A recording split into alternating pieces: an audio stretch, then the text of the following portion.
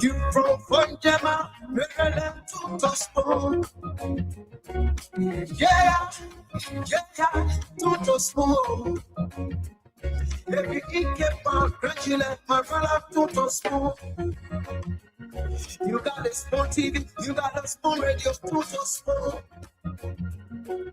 Yeah, to Tospo. You want to get a nose up there, to Tospo. What? Yeah, Rastafari.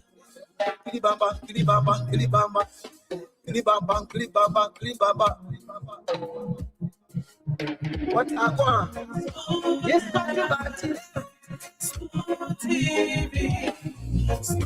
Yes, Fatubati.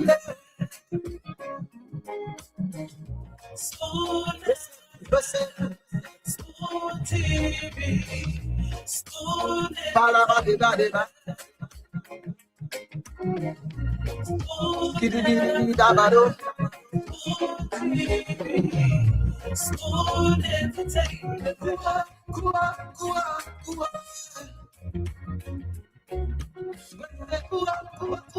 Go to there. Go to there. To the school. Yes, I do. To the school.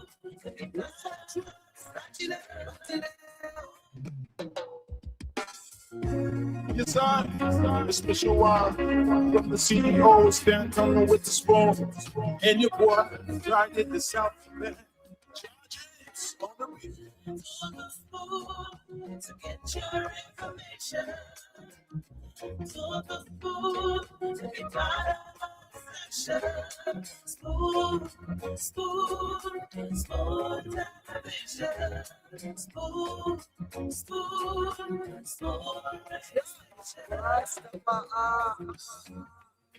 Spoon gonna tell you what is happening in Liberia.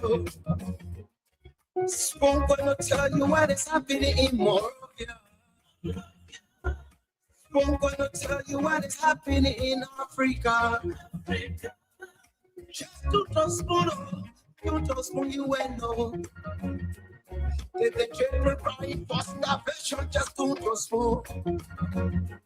You want to get a news update, brother, don't trust Spoon. You want to know what is happening in Moravia, don't trust Spoon. Politicians want to make their decision, just don't trust Spoon. You want to know what's happening in the ministry, don't trust Spoon. Yeah, don't trust Spoon. Yeah. To Spoon. You from Funjama, Maryland to Spoon. Yeah, to Spoon. Every keep on gradually, my brother to Spoon. You got a small TV, you got a small radio to Spoon. Yeah, to Spoon. You want to get a nose up there, to Spoon. Yeah, Rastafari.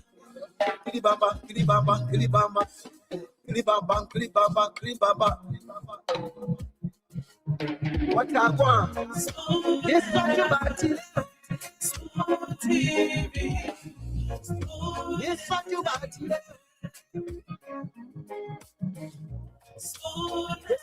Listen. TV. Balabadibadiba. Skididididabado. School entertainment.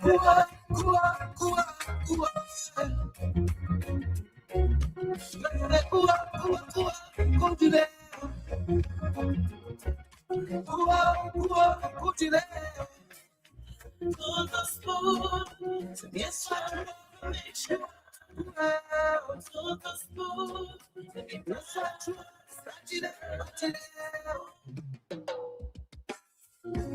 Yes, a special one from the CEO, stand coming with the spoon. And your boy, right in the South Bend. Charges on the beat. To the spoon to get get your information. So the spoon to be part of affection. Spoon, spoon, spoon dimension. Spoon, spoon, spoon dimension. I'm gonna tell you what is happening in Liberia.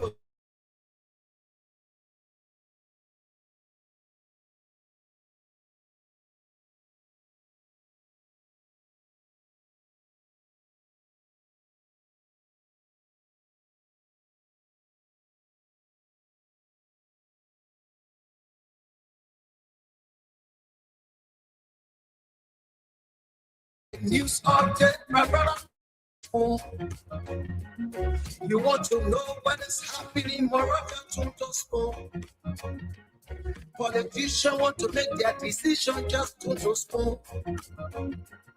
You want to know what's happening in the ministry to spoon. Yeah, to spoon. Yeah, to spoon. You from Jama, Maryland to spoon. Yeah, to spoon. Every ink man, graduate, my brother to spoon. You got a spoon TV, you got a spoon radio to spoon. Yeah, to spoon. You want to get a news update to spoon. What? Yeah, Rastafari. Kilibamba, kilibamba, kilibamba, kilibamba, kilibamba, kilibamba. What I want? Yes, somebody. TV. Yes, somebody.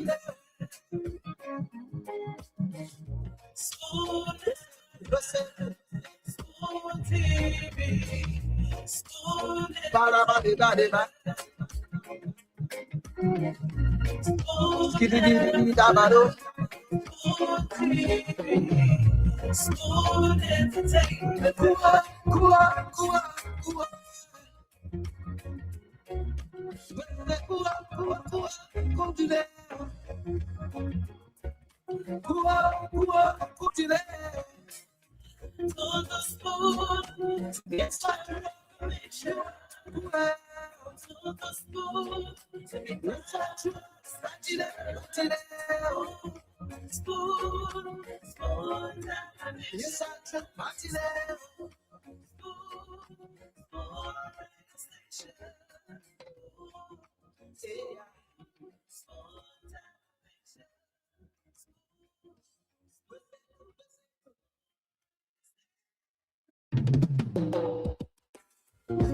Yes, a special one from the CEOs, then coming with the spoon.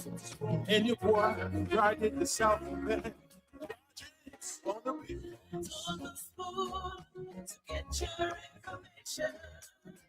To the spoon to be part of affection. Spoon, spoon, spoon dimension. Spoon, spoon, spoon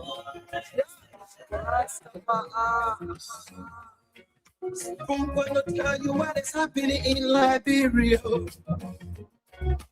I'm gonna tell you what is happening in Moravia. I'm gonna tell you what is happening in Africa. Just to trust you will know. If the children cry for starvation, just to trust. You want to get a news update, my brother, to spoon. You want to know what is happening, Moroccan to spoon. Politicians want to make their decision just to spoon. You want to know what's happening in the ministry to spoon. Yeah, to spoon. Yeah, to spoon. You from Jama, Maryland to spoon. Yeah, to spoon. If you eat kebab, regular, and total spoon. You got on TV, you got a spoon radio, total spoon. Indeed, you're from Von German, you're from Maryland, you're from Sino County, you're from Rabasport, just tune to spoon. This is where you get the news. This is where you get the updates, the analysis, the views.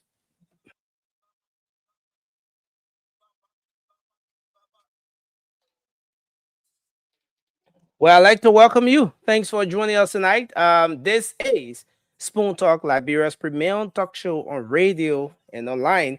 I want to welcome all of you tonight. I'm Nelson Collier, and as always, Spoon Talk is where you get to express yourselves. We dedicate the first segment of the program to you to express yourselves, to share your thoughts, to talk about the issues that matters most to you. Is it about health, education, politics, just anything that's of concern to you? Spoon Talk is where we get to have the national discourse. So I'd like to welcome you. We are live across Liberia on several frequencies, Spoon 107.5 FM. We're live on Fabric 101.1, Super 95.5, and several other frequencies across the country. Thanks to Voice of Liberia 104.1 for making sure that Spoon Talk is heard across other parts of Liberia. So thanks for joining us tonight. We're going to go to the phone lines and take your calls. Let's hear what's on your mind. Let's hear what is it you want to talk about tonight. Just anything that's of concern to you. You can wait in your thoughts on the program tonight. Well, while we're opening the phone lines, one of the major issues, one of the conversations that are taking the stage, that's taking the center stage of recent, has been the ongoing AFL, the AFL recruitment exercise across social media. A lot of you saw that. And the exercise has raised so many questions and has left so many people talking about different issues, especially so the educational sector. Education in Liberia, especially when the flashcard was being displayed. And those who are desirous of serving their country through the armed forces of Liberia, having slept in the cold, woke up as early as 1 a.m., 2 a.m. The guys were out there, slept right before the BTC, awaiting the exercise, so they get to sit the test and possibly get the opportunity to serve the country.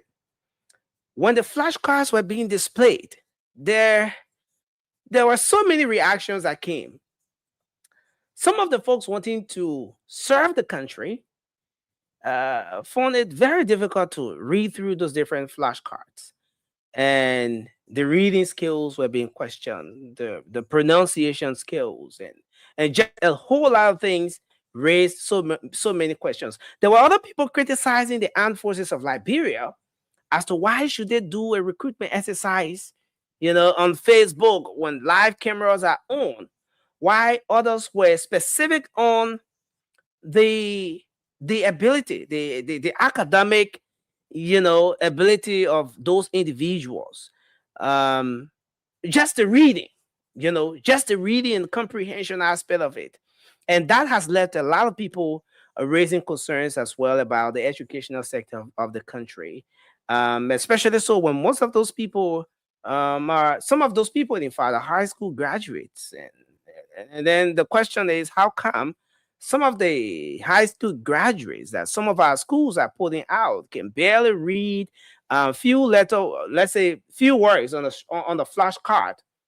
And there are others who are pushing this argument that at this point it should be about patriotism. It should not be about whether they make it read or write. There are some people who do not have the ability to read or write, but they're patriotic. They can serve their country. And once you join the military, once you're successful, there are different trainings you have to go through, and you can be now put in the right category where you belong, whether you're going to be a medical doctor in the army, an engineer, or whatever. So there are others who are pushing the argument that, look, at this point, it's not about having the degrees or knowing plenty of book. It's about beefing up the strength of our military. Well, there are different sides of this conversation now. And this is one thing that a lot of people are talking about. But what do you think? What is your position on this one? Should we just open it up where Liberians who are desirous, take for example, when the situation happened at the Salumba port of entry, we went there, we interviewed some of the young people who said they want to defend their country. They have so much passion.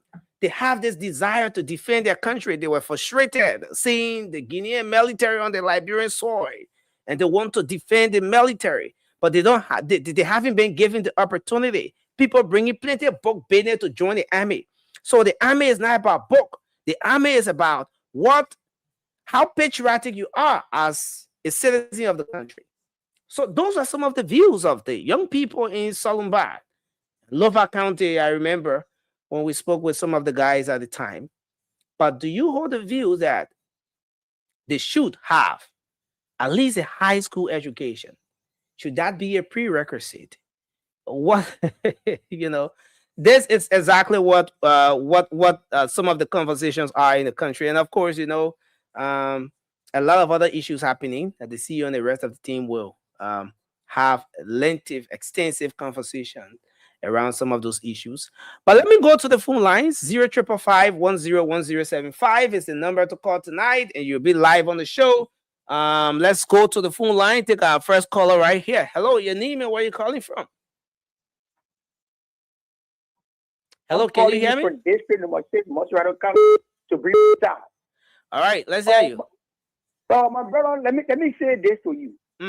It's pathetic and it's disheartening. And that alone denigrates the school system. But the thing here is, most of the children, you can call yourself a high school graduate. Why you got a necessary credential? Then you follow perform beyond the level like a third grade. But wait, the school system or the individual who you were putting on? The reason is very common. Most of these schools today, you see, they only after money. They will set all the good criteria, first entry, second entry. Even the children, they can't even pass the entry.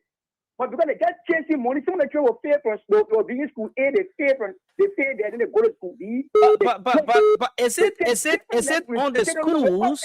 Hello, can you hear me? The school system, they ask them for documents, they can bring documents. All right, thank you. Let's take another person here. Hello, your name and where you joining us from? Let's hear you. Thank you, Colette. And this is I'm the mother referring to visually impaired. The pushing for the return, President. We are a proud member of Concerned Liberia for Justice. Go ahead, let's hear you. Yeah, look, Colette, there is no way that we can take people in our army and you say, let's just take the people because they are patriotic and nationalistic. People get passion. They get passion.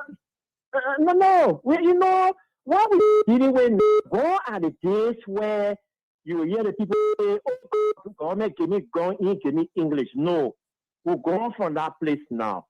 When at least whatever is saying, get at least basic education, high school, college, you want to come here, they can receive you.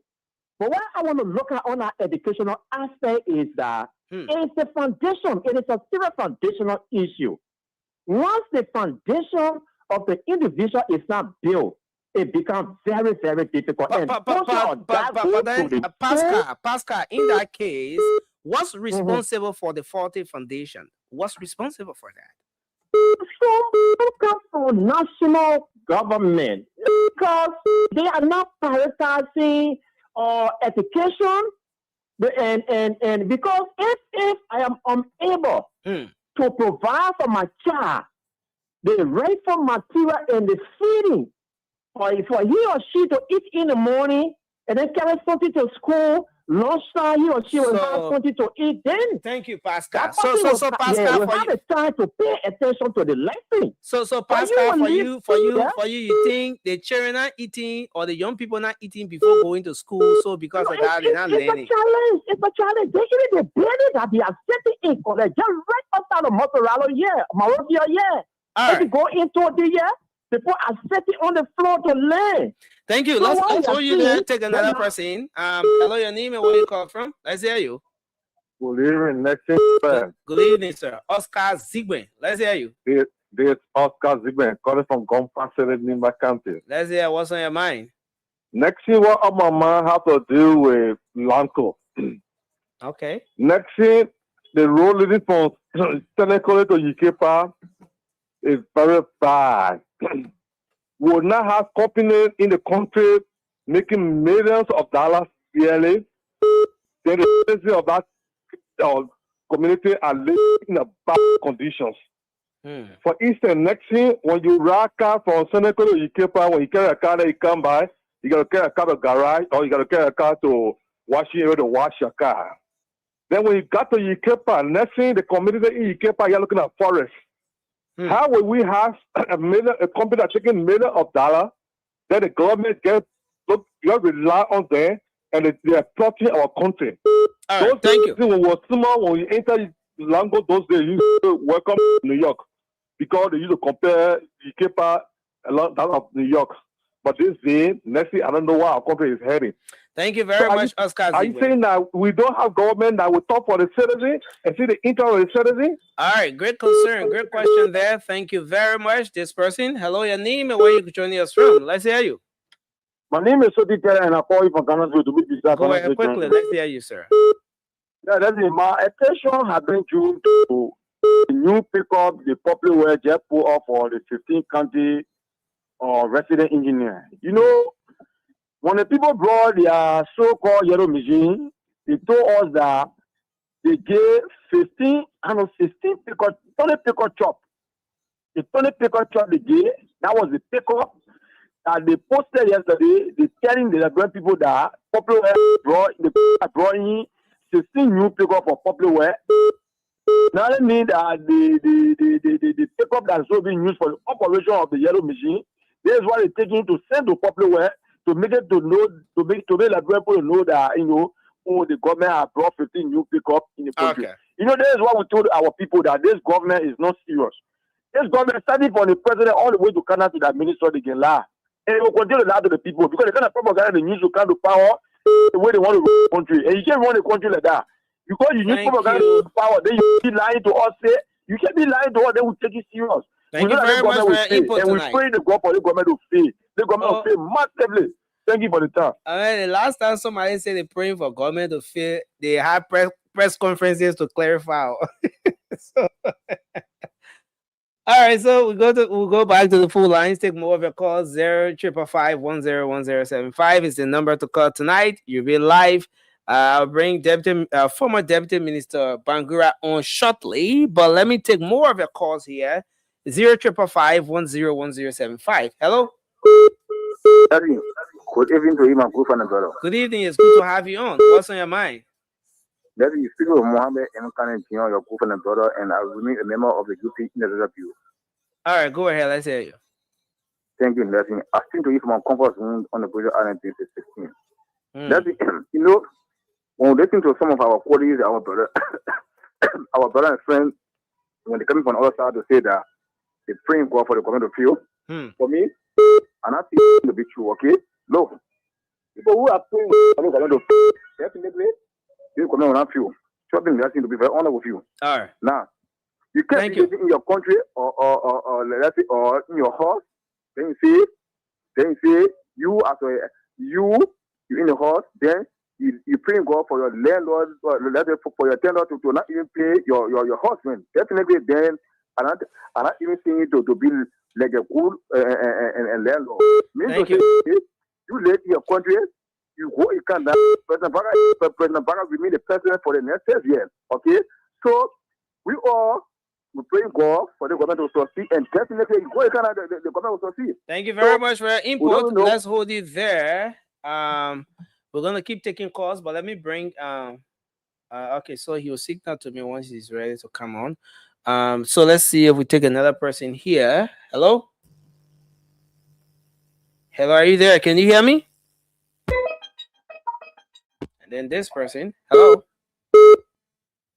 Hello? Yeah, hello, you're live. Let's hear you. Yeah, good evening. My name is Emmanuel Sando Chino, 221 District. Emmanuel Sando, what's on your mind? Let's hear you. Yeah, what is on my mind? Even though for me, I support the AFL of LI High School graduate to be part of the armed forces of Liberia. But our president told us things that didn't happen before it will happen. Well, I'm first time to see for the type of industry to be live on Facebook, where we are looking at our education sector to be our education sector is very messed up because our president is things that didn't happen before will happen because while we are seeing the ever putting of flag to tell people how they can read or not. It's a disgrace to the EFL and disgrace to our country also too. Thank you. Thank you very much for your input.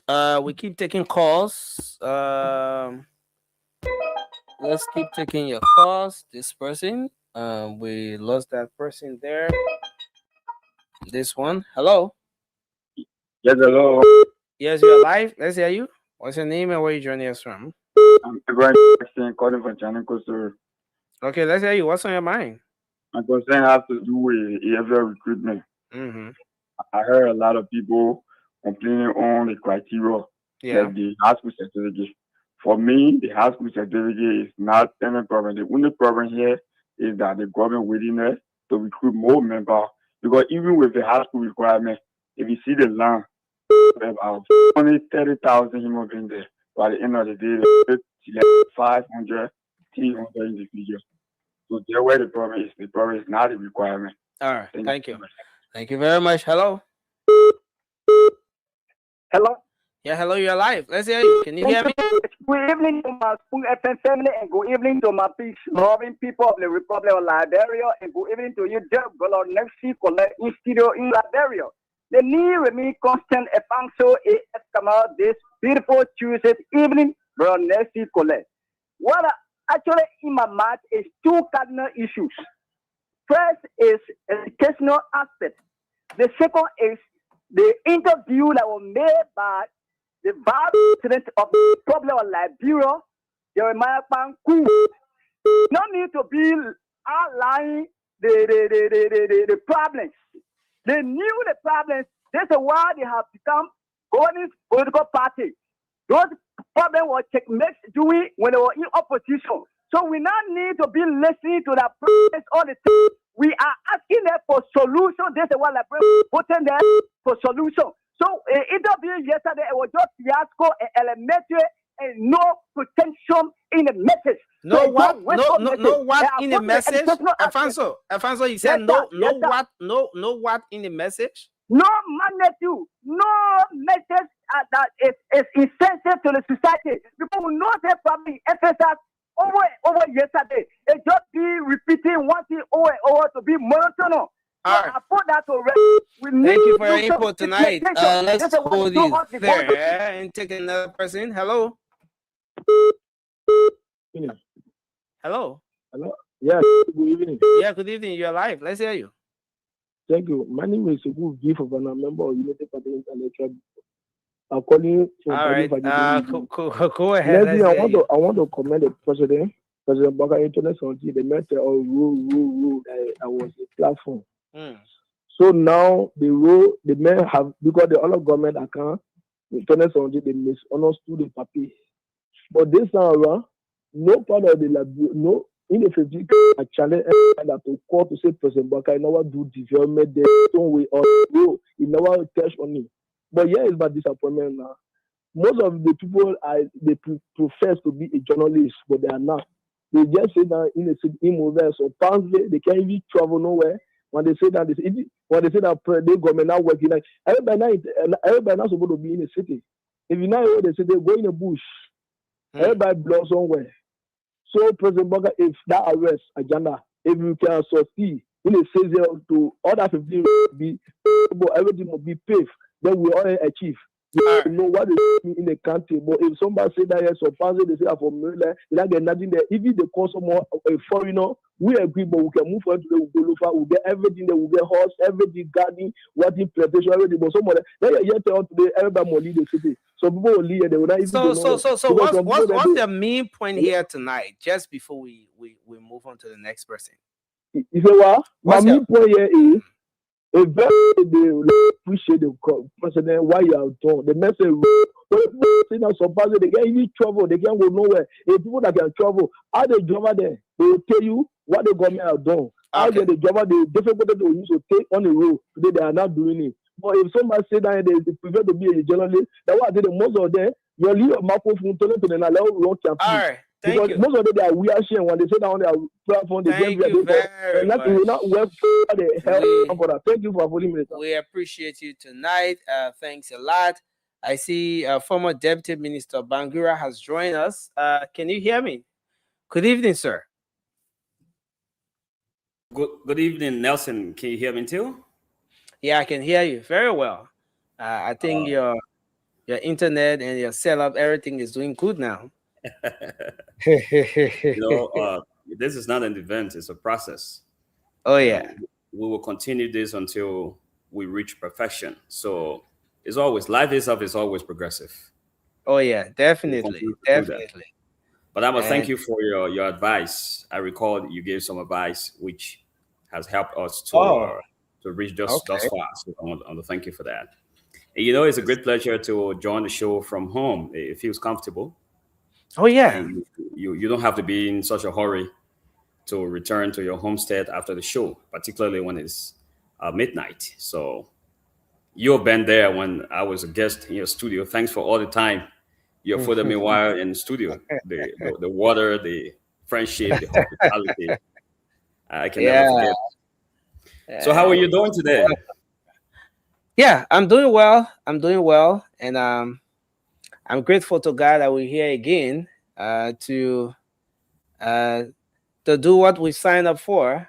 And I'm here producing tonight. I know once the CEO come on, all of you will get to start the show officially. I've just been here making sure that I laid the very foundation, and then the rest of the show will take off from there. Yeah, absolutely. Anytime you want to have a very solid building, the foundation stone is very important. Yeah, you always want to make sure that you build your infrastructure, you're building on a very solid foundation, because once the foundation is not strong, you're going to have a problem. When there is a wind, an earthquake, or any kind of shaking, the building is going to collapse. So no wonder why you're one of the foundational pillars of Spoon FM. So thanks a lot for your contribution, everything you're doing for the network. I follow your reportage religiously, and I see how you will get yourself completely embroiled with your narratives. It's helping to change society, and we look forward every time to listen to you bring the news to us. So thank you so much, Nelson. Yes, sir. We keep doing what we can do. And basically, we're taking calls at this point, and just trying to hear from the Liberian people as we get ready to start the show. It's a very important segment too, because at this point you get to hear Liberians talk about the different issues that are confronting them. Interestingly, the media has the power to set the agenda, but then unfortunately sometimes the very agenda you set doesn't get to be that thing that's affecting someone in Grand Julia County, for example, in Maryland County. So a segment like What's on Your Mind provides the perfect opportunity for all of the folks to just express themselves. And sometimes they get to talk about issues that maybe the agenda setters are not even concentrating on. They're not looking at all. And I would like us to go back, unless if you want to say something. I just wanted to make a small submission on that note. Nelson, I entirely agree with you. Of course, in all of public administration, we are taught that the media helps to set the agenda. It's one of the key pillars. And also from the Westphalia Treaty of the 1800s, the media was designed as the fourth branch of the government. This is why you guys are called the fourth estate. Yeah. So this is the branch that watches over the other three branches, because we know that there is a likelihood for out of the branches to conspire against the people. the legislature and the executive could conspire against the people, or the judiciary and the executive may conspire against the people. But the group of people that are going to be there to blow the trumpet and to say, hey, what are you guys talking about? What are you guys doing? It's the media. So you are the fourth branch of the government. The only question has been, while you are watching over the three branches, who watches over you? Yeah. So who watches over the watchdog? Who watches over the watchdog? Now you're mentioning the word dog again. People will not say it's an idiom. I hope you're not causing the media tonight. So please go on with your calls. I will be here waiting for just before I go to the calls. Interestingly, I remember when I decided to become a journalist, and then getting admission into Lincoln College at the time, 2013. I remember the first, I think it was Introduction to Journalism, something. And one of the lecturers said, he mentioned watchdog, and I felt so offended. I mean, like, can you call me, a dog, watchdog? But then he tried making me understand that. And from that point, especially now, looking across society, the media is frequently being referred to as a watchdog. I adjusted and accepted. So yeah. So when the whole dog parable came up recently, it just reminded me of the situation. It doesn't mean you guys are dog now. It's an idiom. It's an idiom. It's a figure of speech. It depicts the same work that a dog does. It watches over the home of the master. It blows alarm, and it raises alert when there are strange movements, when there are uninvited guests, and when there are concerns that the dog itself cannot interpret. It raises alarm, and then its owners take note of what's happening. So similarly, the media is situated to raise alarm over mixed signals, mismessaging, messaging, and any other thing that may appear anathema to the society. So you guys you're doing a very phenomenal job. We depend on you to help society stay alert and stay progressive. So you may continue with your call-in session. I will be here. I decided to come early tonight just to listen to the callers and to follow you, at least on this first segment of the show. Yeah, definitely. So I go back to the phone lines. You can keep your calls coming to 0555-101075. That's the number to call. And you'll be live on the show tonight. Let's take this person. Hello. Hello, Nelson. Yeah, hello. You're live. Paco. Is this Paco? Yeah, there's a Paco. Paco. Okay. Paco, go ahead. And thank God to Mr. Spoon. And thank God to you, Nelson, to do the Liberian people work. Let me tell the Liberian people, we all got to pay their country. And what happened in our parish, it will be bigger. It will never be PAE. Some people are in learning, some people slow in reading. Now everybody get the Mendura to pick up soon. So that thing, that's so they, you can't solve it. When your parents going for your father, your mother going for training, the parent can be when pray for that daughter or that father. So Paco, what thing will not happen again? Let me tell you, they were now good to get camera and record someone. Some people will slow in picking up, some people slow. The education is different. They were not with people. They were with people. People look at journalists, some of the journalists go up. Some on the government, some of them go up. So you put on the training ground. It's a secret hole. You know, get camera to record. And to the next topic, the people who say that the vice president, that's so well. God bless your home. But thank God to the vice president that the vice president and the president, they went together. But the power government will never see it before. So how they are in fear on the July 10, the country over. Okay. The former vice president, the president, everything and I have been Thank you. And the president went together. Thank you very much. Thanks. It's not come on account. You are the yellow machine. But all yellow machine going in my country, we was going Grand Crew, going Buchanan, we use it. When you say no senator, no senator, control that yellow machine. Thank you very much for your input, Paco. Let's hold you there. All right, thanks a lot. This person, hello, your name and where you joining us from? Let's hear you. Hello, Nelson. I'm Jeremy Berman joining from Babolu. Yeah, go ahead. Let's hear you. What's on your mind? My concern have to do with the company issue about Chico. Okay.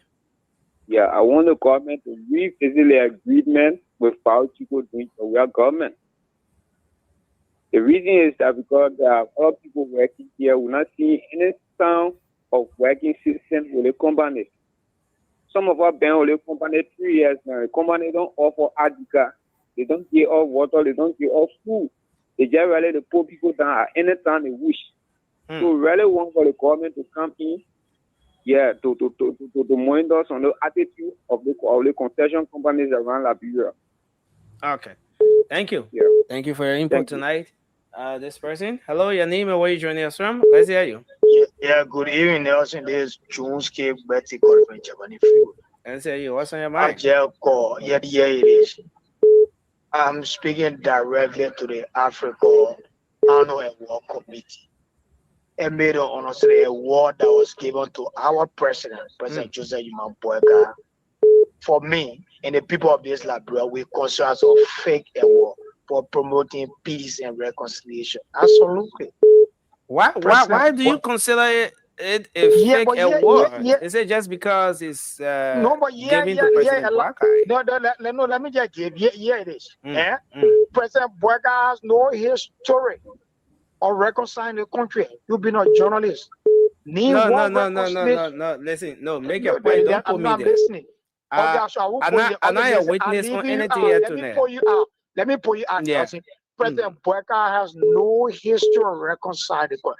President Boyka has no history of peace. We have numerous examples here. People went B.M. Martin to protest B. Martin. They were murdering cold blood. University students talk on peacefully to protest. They were whipped. The president.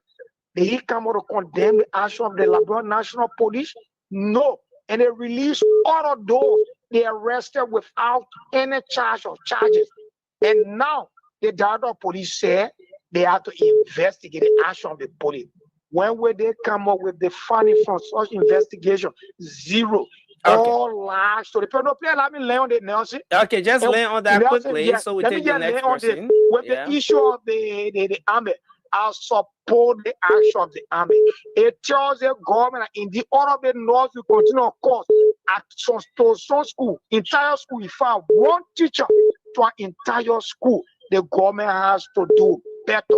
They have to support the process. They have to pay instructors good salary where they will be motivated, and students should eat while they are in school. And this government should ensure that those instructors are checked and where the innocent that they are well paid. We cannot get people making $50 $25. You expect them to put. Thank you very much, Jules. Thanks a lot for your input tonight. We appreciate you. We go back to the phone lines. Talk to this person. Hello. Yeah. Once again, let me call. I've never been an education aspect. No. Hello. Sorry, there are a lot of people on the line. I can't take you twice. I'm sorry. I just can't take you twice. Yeah. Hello. Yeah. Hello. I'm George calling from Broadway Highway. Yeah, go ahead. Let's hear you. Yeah, I would tell Laverne people, Joshua, we are catching everyone. The people are in power. They were the first today to work in Georgia. They saw all the things they saw. They do Western Georgia. So I just want to catch also. Thank you. Thank you for your input tonight. Hello. Hello. Okay, we take this person. Hello. Hello. Yeah, hello. You're live. Yeah, go ahead. My name is Medekase. I'm calling from the Soak in the Ofilu Stata. Let's hear you. What's on your mind? Yeah, my boy, is about our lawmaker. Yeah, you see, buying no people can after 3 years is a waste of money. People work the professional role. All the places are quota. Last time all the same for because when you get good role like I say, you for 6 years, it will still be new with you. What it means of buying another 45,000 car while we dying here? We are in here, then they say health ministry. It's not health ministry, it's health ministry. We are dying. So I'm just calling my fellow citizens that if I have opportunity today, I want us to protest, reduce the tenure to 4 years and 6 years. Thank you. Thank you for your input. This person, hello. Hello. Yeah, hello. You're live. Let's hear you. Yes, I'm Josh Howard. What am I gonna do with the recruitment that going on? Yeah, go ahead, Josh. Yes, they got down when that when they put them in and they put key, they can say, oh, the comment say they need faster. In case some people no, come back with that. No, hello, can you hear me? Can you hear me? Okay, are you one of those persons who turn up for the recruitment exercise? We are saying when there, but the way the program, recruitment as well, and again, no fair week. Okay, so what happened when you went there? Okay, when we went there, they tell us that we should fall in line. We go straight into the yeah, we saw all that line. Let go straight inside. Yeah. Okay, let's get to the point. The other day, after the process, we get on the line, and then when the men came out, the men said that, oh, just because of the mistake that they're making in there, so that so if you not get, from 5 or 6, so that will not be, compulsory for you. If you not get 5 or 6 subjects, yeah.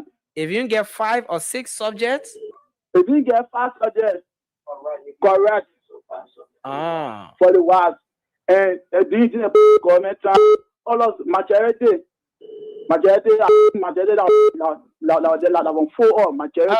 So thank you. Majority left the land. Thank you very much. Great concern there.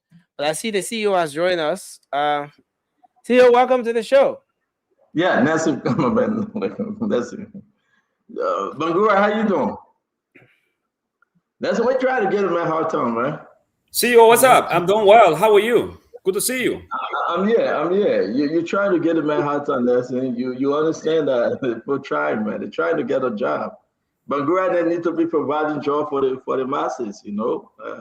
It's a good thing they are willing to join the Liberia Armed Forces, you know, something we try over here to do, to join the U.S. Marine, U.S. Army, and we ran. You only joined for 24 hours. Don't disrespect my enlistment. It was for 72 hours. 72 hours. You joined for 24 hours. 72. 72 hours. Yeah. You cannot disrespect my enlistment hours. I have 2 fitness. So are you a reservist, or you can be quiet at the time? No. Even they call me, said maybe I will check on. But on the show, we want to know. Tell the Liberian people why did you stay for only 72 hours? But I have said that story over and over. I said it. I want to hear it. I'm just asking. I've never heard it. You have to pay for me to tell you. I mean, your journey just come. Over. Were you asking us here? You can pay us? No, but I didn't tell you not to listen. Then ask the people that know the reason why I left. You got to be built for this kind of job, right? Sacrifices like those, joining the army is not fun. Going to boot camp is not fun. Going into basic training is not a joke. It's something that you should be willing to do. So we come with experience. What experience? We're not built for this kind of jobs. The guy got drafted. What experience? 72 hours experience? No, so Bangura, you don't understand, right? Leaving your home. Let me give you step by step. Okay. Right? Okay. So the process they want to take you to go and register and take the exam, everything. You got to take a test. Mm-hmm. You got to pass. You got to go through everything with your recruitment officer. I had Sergeant Padella, from the Burlington area. He came to the house, spoke to the family, and I was in Zico to go. I was saying, yeah. One day I will find out. I'm trying to find the picture then when I was leaving. It was a great time, a good time, you know. Mm-hmm. And they will pick you up. You get your stuff ready. You say goodbye to your family, and they're going to take you to a nice hotel. At the time, it was Quality Inn Hotel. Mm-hmm. You know, you got food, young people coming together, everybody speaking, you know. And it was good. Went there, so you guys want to eat, you eat. Yes, your room, you know, your bed. And we'll wake you up in the morning and get ready to go to Fort Dix. Fort Dix is one of the biggest bases here in New Jersey. And where you're going to do your medical. It was good. Went to bed, chilling, laughing, eating, you know, no cell phone. Cell phone wasn't like that, you know, to call your family. You're using the landline. Everything was fine. Oh, you know, you there? Yeah, we happy. Yeah. Then the phone rang in the morning while you think you're going to bed to enjoy your sleep. Imagine it was a winter time. It was snowing, right? And it's your first wake-up call. This is your first wake-up call. All right, the first call, you know. By what hour in the morning? I think it was around maybe 3-something in the morning. Then every 40 minutes or every hour or so, then they call you again. It's disturbing my sleep. I ain't used to those kind of phone calls. You're ready to get to sleep, eh? Yeah, this is your second wake-up call. So the third one, I was still sleeping. Everybody got up, got ready, and I was still sleeping. I said, hey, you got to get up. We got to go. Go where? So I thought that was safe. I didn't know I was going to Fort Dix. Well, okay, you know, fine, you know, wake up with my short pants, you know, say I would make it, Emmanuel. I would try my best. Let me get this experience. It's about the United States, the few, the proud, the Marine. You know that name when you come from Liberia, you're happy. You want to be in a Marine and put your uniform on and salute and say yes. Semper Fidelis. The few, the proud, the Marine. What is it? They came, they gave you a bag and gave you every yama, yeah, and there you da. So we woke up the morning, we got in the van, took us to Fort Dix. Now, yes, this is the main thing that discouraged me. Mm-hmm. The main era there now. The main thing in the show, I don't know what I'm talking. Okay. Imagine we got out of the van. We are looking at the building on Fort Dix, where we should go in and wait. Because we got that early, right? Like 6 o'clock, 6:30, like that. Thinking that we were going to go in and chill, they will come and do medical and your physical whatsoever. They kept us outside. It's snowing. And the door, I'm looking at the door. It's like the door is right in front of me. And why can't we just enter? No, they kept us online. So what happened 2 days ago when people are recruiting and they say the AFL, Lano, everybody, it shouldn't be that way? No, that's how it is. Welcome to the army. They kept us outside, man. It was snowing. I started shivering. I was like, what's going on? And this guy came with, you remember the small blue Bible? Yeah, the small size Bible, yeah. Small size pocket Bible? Yeah, that Gideon International Bible. Yeah, there you go, Gideon's. They start giving it to us. So the other guy come and I said, oh, but I mean that they give the Bible here, you went to the war, maybe you went die. Excuse me? I ain't even John Amber yet, they gave me Bible. I see a live prayer. Yeah, I John Amber yet, they started distributing Bible, seriously. And I was shivering, man. I think the sergeant knew that I was very cool. And then he began to scream and began to yell, this is not your home. This is not what you want. You will experience something worse than this, blah, blah, blah, blah, blah. But only one thing I was praying for, Emmanuel, please God, they should open that door. And I know when I enter in there, I will tell people, say, I'm ready for this thing. So they open the door, we enter here and there, you know, verify your information, your social, your name and everything. And we did, but thank God I saw my recruiter and I said, Sergeant, I can't make it.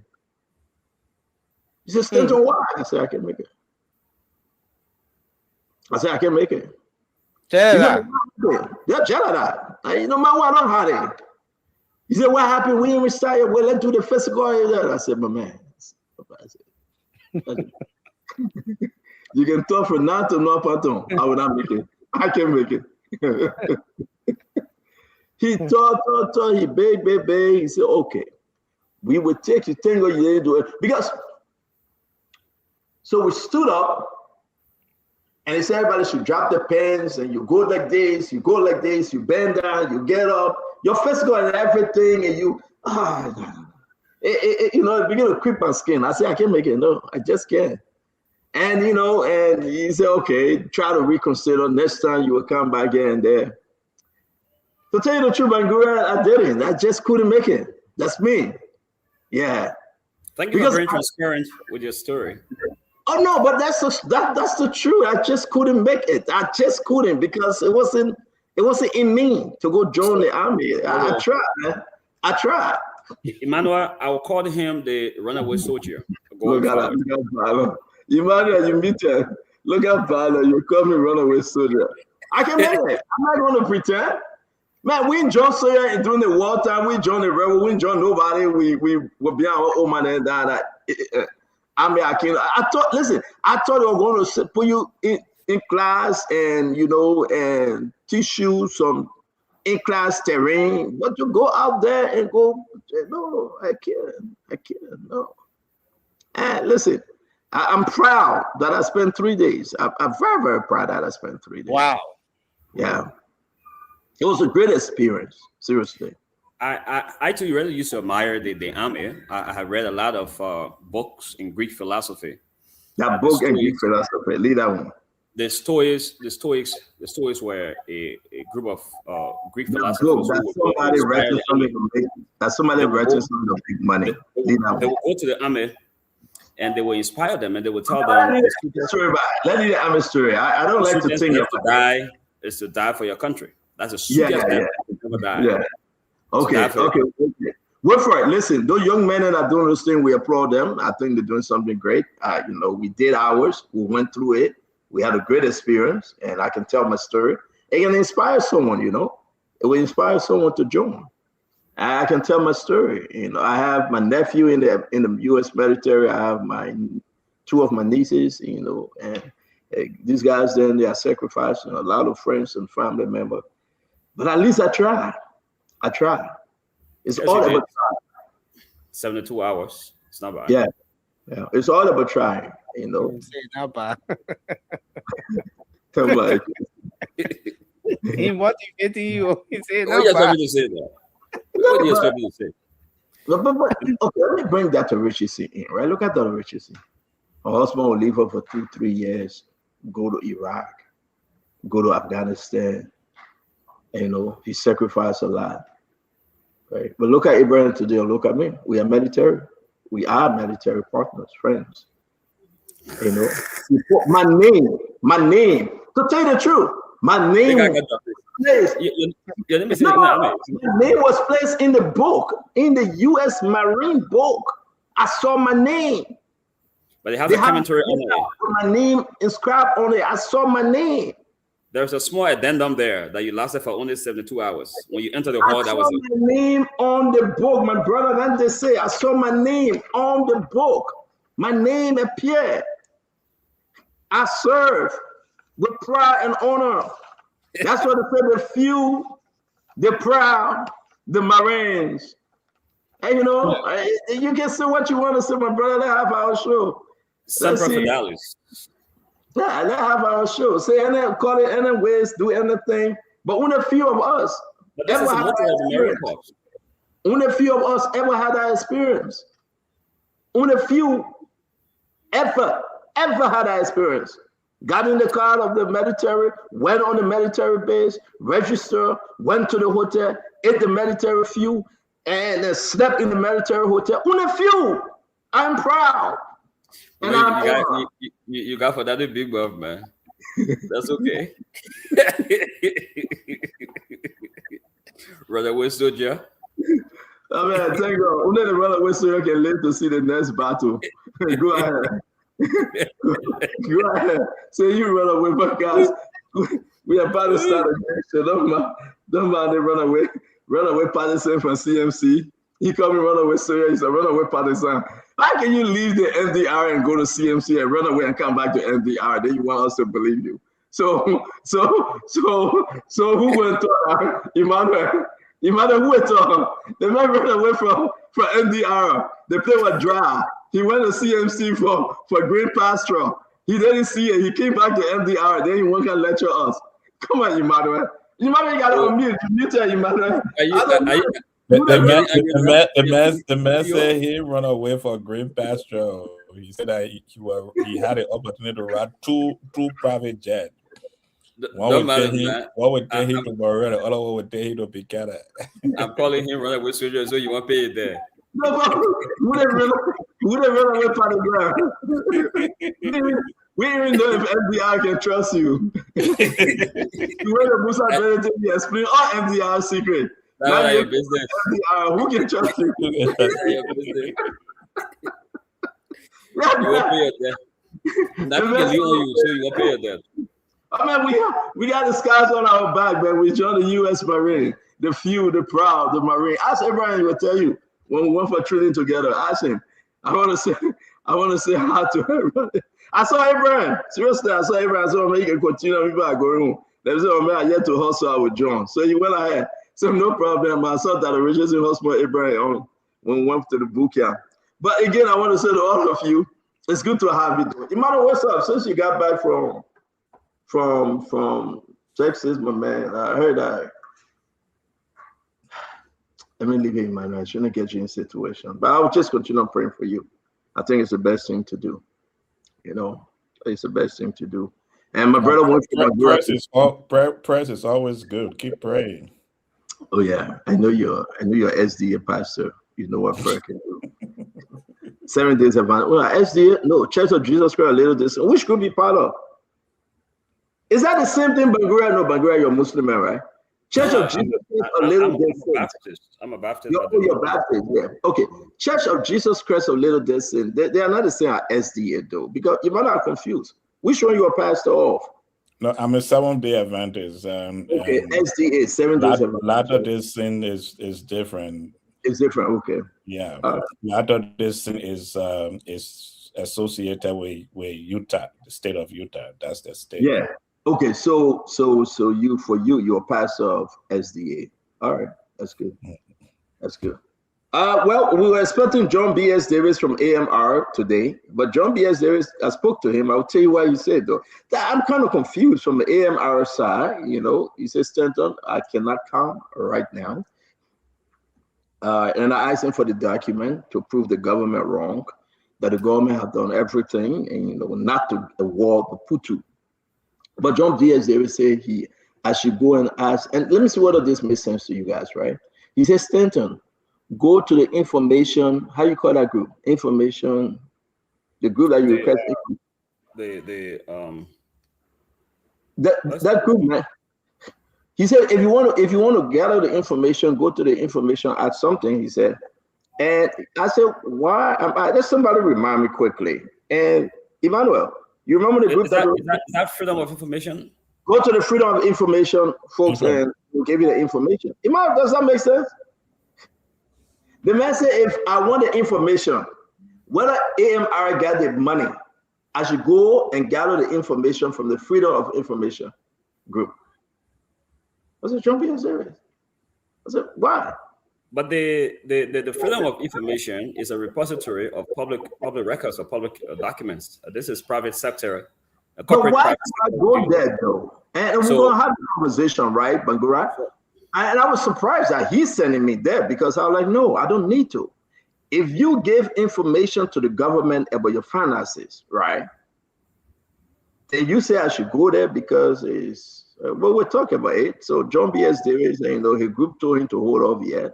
He told me that Richardson, he said the group said he should hold on. Yeah, maybe they have other plans, and we're going to talk about that. But this thing about the back and forth, let's talk about this back and forth for a little bit. Whether Americana committed a crime here. I see a lot of people still running over Yantu and still pushing this thing, that issue, investigate Americana. Let's talk about it. And we are hearing that somebody has secured $200 million for some kind of agricultural climate project. Seriously? Who are those groups? Where are they from? We don't know, but the information is out there.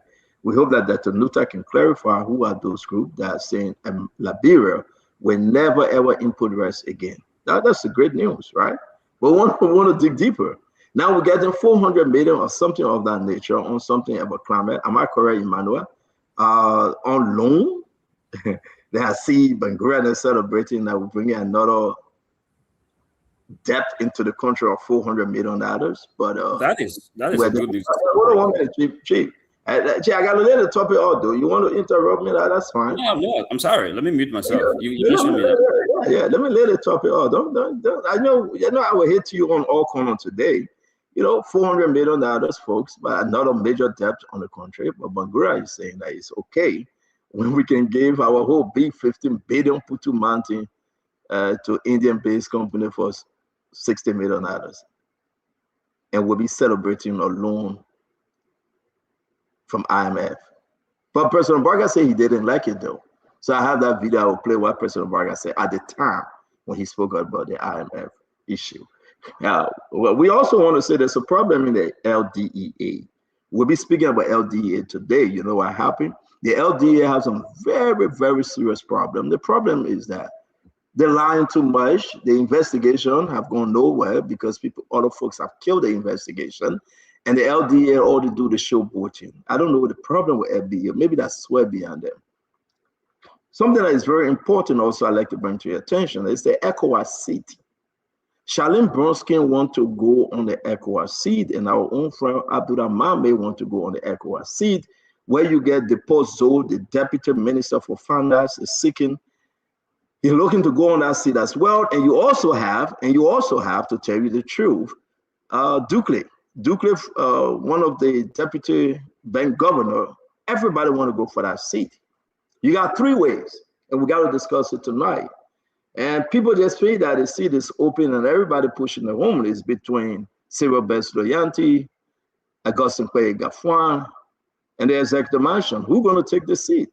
Everybody recommending their own. And I also want to add, what's this thing about Chana Union and the representative then from Bon County? Let's talk about it today. Who eating what? Chana Union and those representatives. This is big, folks. Chana Union have refused to make the payment as per the NDA with Bangura. And lawmakers, the last time under CDC government, you had Chris Onininga, the ECOMA Nigerian guy, who is the board chair for tourism. He signed certain document to represent them as a consultant. And those guys don't walk away with millions of dollars. We have the check. And they are coming back to tell Channel Union, you cannot pay this money the government wants you to pay. We found a way out of this. We got to discuss that. It's very, very important. We also want to discuss MedTech. Emmanuel, the senators make the recommendation about MedTech, Emmanuel, MedTech. But I'm surprised that 3 years in this government, President Bwaka is silent on MedTech. Now, folks are asking why. Why the president is silent on MedTech? Why beyond the MedTech thing that president is so quiet? Who's benefiting? You remember it's the situation with MedTech that led to Amin Modal job, right? The president fired him and he said he resigned.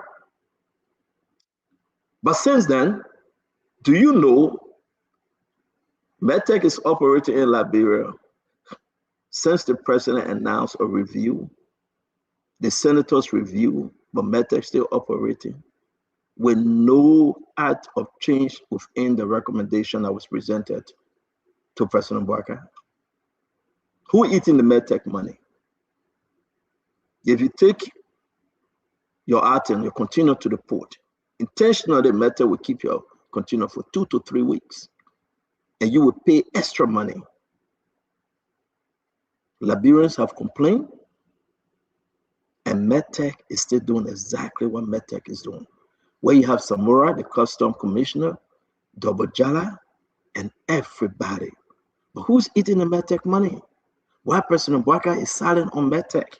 I will share some document with you and we'll discuss it. And lastly, I really want us to touch this thing, which is important. CTN.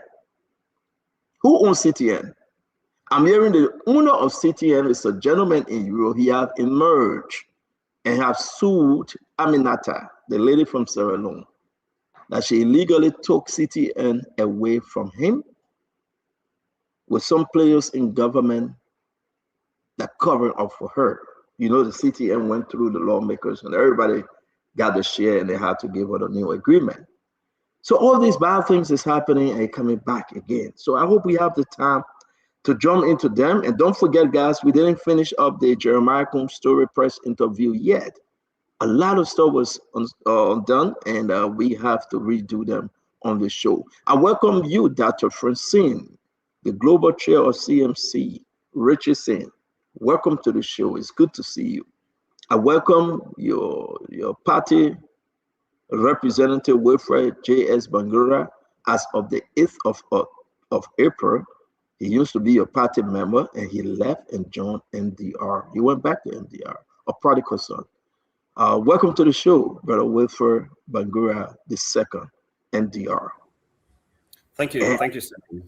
Yeah, I'm going to bring in the Global Chair, CMC, Emmanuel George, Global Chair. Sorry. You know, you're confusing me with all this C. ANC, Emmanuel George. AMC Global Chair, Emmanuel George. I'm going to welcome him to the show. It's going to be a great one today. A lot of stuff is happening. And I'm seeing the CMC, Jacob Jala, coming in the back as well, facing the shirt collar, you know, and looking like a mean bad man. I have to demote you, Wilfred, because you're joining Jessica. Seniority pays on this program. You know, you stay on a probation. So I will have to pull Dr. Emmanuel George. Jacob likes that. Jacob likes that, right? So I want to say welcome to all of our followers. We want to say it's good to have you. As always, continue being who you are. You know, just don't cause anybody mind, anybody power. We'll call Chief Justice Wese on you. If you do, just discuss the issue. If you want to be part of the show, we can send you the link. You can come on and be part of the show. If you want to sit in the back and watch, sit in the back and let's have a great show. To my friend and brother, like every day, Fede Bala, it's good to have you. The name is Blaise McKay. Blaise McKay, it's good to have you. Simcoe Governor Foya, that's the name. Thank you very much for joining us. Prince Davis, Zukato Jr. is here. Zakba Kadi is in the house. Otero Swa is here. We want to tell you it's always good having Arthur Robert Jr.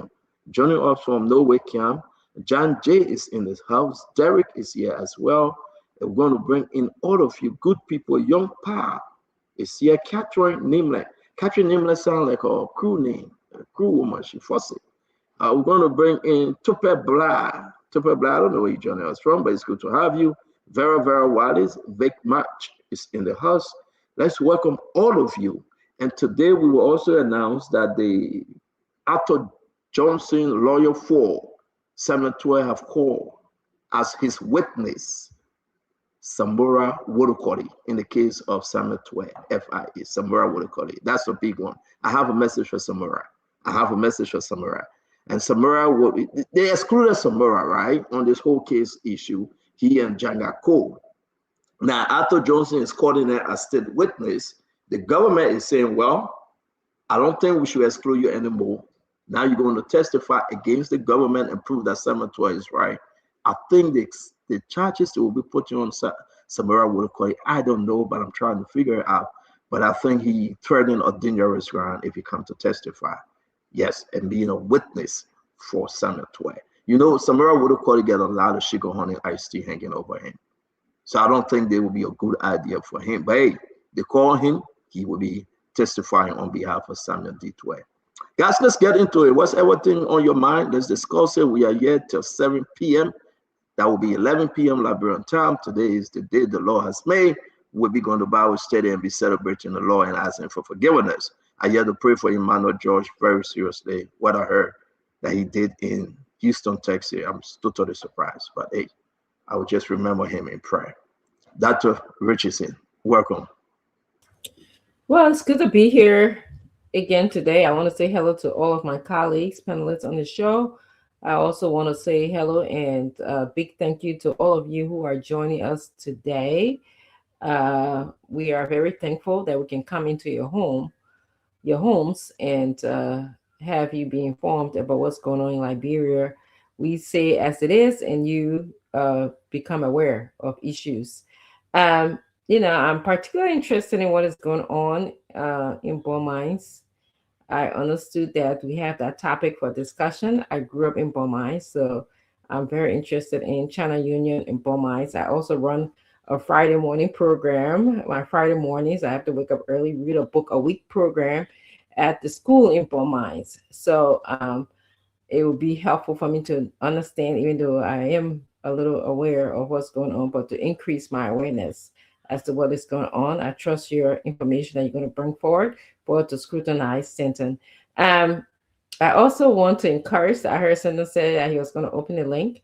I want to encourage you women out there to please join us, and let's come and have a conversation and be among these brilliant men as we discuss the issue relating to Liberia. There's a lot of brilliant women that I've encountered, and please join us. Lastly, CMC is also having a program, if you allow me, Stanton, this weekend, May 2nd, and it's going to be the induction ceremony. We are putting a chapter together in this area, and it's going to be grand. There's going to be significant singers of Liberian descent that will be participating, and also making sure that the program is fun. It's not just all speeches, but it's going to be fun. So if you're out there and listening to my voice, please make sure that you attend. It's free for everyone. So I look forward to being there, and I'll get to meet you. You can ask for Dr. Richardson. I'll be glad to meet you. Or Mr. Richardson, my husband will be there as well. So thank you. Thank you, Stanton. Your husband, he joined CMC? Yes, my husband is a member of CMC. What's his rank? What do you mean by what is his rank? Oh, what's his position? I'm sorry. I'm thinking when we're in the military. What's his position? No, you say you're thinking about when you're what in the military? Look. Yeah. What's your husband's position in CMC? My husband is an advisor to me into the political party. Your husband is an advisor to you. Yes. To God be the glory. You in your family, eh? Winfred Russell, fiancé that his campaign manager. Then your husband is advisor to you. It's like the family. Yeah? Now how you get you say, let me say this. Sometimes I come on this show not to irritate. The cousin-in-law, Winfred Russell, ran an election in Brooklyn Park. The campaign manager today, he married her. He turned the woman to Liberia to be a financial advisor in Liberia. Then Dr. Richardson said, her husband, that was advisor. What kind of family thing we're doing here? So, Emmanuel, let's hear who your advisor, Emmanuel? Lord have mercy. Thank God. Let me also ask you, the best advisor is your spouse, isn't it? No, but when I was not your best advisor. Let me ask you now. So you like putting people. Let me never out being in the house, and yeah, you tell us that she is not your best advisor. No, but not like you or Russell. When I'm running for a political office, Laura will not be my advisor in the public. In the back. She should be an advisor in private, but not in the public. It's better like that. It's better like that. You know, she have given me one of the best advice ever that have changed my life. So I'm happy for her. But for your husband to be presiding over CMC money and advising you how to presiding over CMC money. Oh no, that's what I heard. I didn't know that. That's what I heard. My husband was presiding over. But you said that he said advisor to you now. You're the global chair, and you get a bank account. So I have the bank account. No, CMC does not work this way. I think Jacob and Mr. Billy get back to our topic. But just one person is what more. I don't know who keeps that. I don't know. We have. But that just like get back to our topic. I just saying that the thing your family. Emmy, rather the thing in the family. Wilfred Russell, our cousin-in-law here, Vassal that his girlfriend. That the Richardson husband that Vassal was seeing. So what kind of trouble would that Paul saying? Emmanuel George, like who I am. He said she'll be your advisor. Who Emmy can't stay, I beg you. Emmy will be my advisor, he can't stay. Go ahead, Emmanuel George. Well, good evening, everyone. It's good to be on the show tonight. We look forward to the conversations that we're going to share with the Liberian people. Let me also greet those that are joining us on Facebook, YouTube, by way of television in Liberia and the various radio stations that you are listening to us on. So I look forward to the conversation this evening. Mr. Cummings has returned back to Liberia, Emmanuel? Do you know? Or he's on his way here? Yeah, Mr. Cummings is in Liberia. Okay, when is he coming again for that program? He should be here in June, all things being equal. Yeah. And the program is in June, right? Yes. You want to tell us a little more about the program, if you care to? That secret. You guys not allowed to announce it yet, now. Yeah, this one in June is restricted. Hey, girl. Hey, Wilfred, what kind of political party? Wilfred Bangura, what kind of political party that we get so? Your own ANC own that secret? You say a restricted. Jacob, what's going on? What actually going on? Jacob, I hear that. Are you telling us? You inviting people to a program, but it's restricted and a secret. Can you further explain? Well, it's not an event that we are calling everyone to. It's an event that is planned for a specific reason and specific conversation, and so that's why we don't have it out in the open. Unfortunately, you want to put it in. What kind of event is that, Emmanuel? If you care to tell the Liberian people, listen to you now. Mr. Cummings is coming, but it's for the select few, not everybody. And that society event now, that Jade talk, you're coming to talk. But you're telling me it will be in June. Now the people's ears are open. Can you tell us what kind of event is that? Oh, every political organization and every organization has events that have selected people attending to have that conversation, a strategic conversation. It's deep conversations that have to be with. So why say on Spoon? You don't want to say it on Spoon. Let me say it on Spoon. You don't want to say it on Spoon. I'm not the one saying it on Spoon. Bangura, welcome. Let me hear you, and please talk to Miss Spoon on this one, though. Regarding the classified program, classified meeting we're going to be having. Yeah. Well, I think they have got a choice to open the meeting up or to keep it closed. And in this instance, Dr. George has informed us that this gathering is going to be a closed door gathering, and that's just it. That is what they have chosen. He says it's for strategic reasons. So we cannot superimpose on them to open it up to the public. So we respect that. I don't. Anyway, my issue is that at the end of the day, though, let us get everybody's view. Welcome to the show, Bangura. I'll go back to Emmanuel. Something is not adding up. You announce a meeting coming up, and you say, well, the meeting I'm announcing is not for everybody, but I'm just announcing it. I did not announce a meeting. You announce and ask a question, answer the question. I did not announce any meeting. Oh, okay. Bangura? So he says it's not for me. I don't really have a problem with announcing a closed door meeting. I think the information could be good for the public, for your partisans to know that there is a meeting happening, but it's not open to the public. So there's nothing wrong with announcing a closed door meeting. Not every member of ANC will attend. But Fenton, look at it this way. You know, this is political party. When you are having a closed door meeting and you do not announce it for the rest of the partisans to know that there is a meeting, although it is an executive meeting and it's closed door meeting, And, they gather information.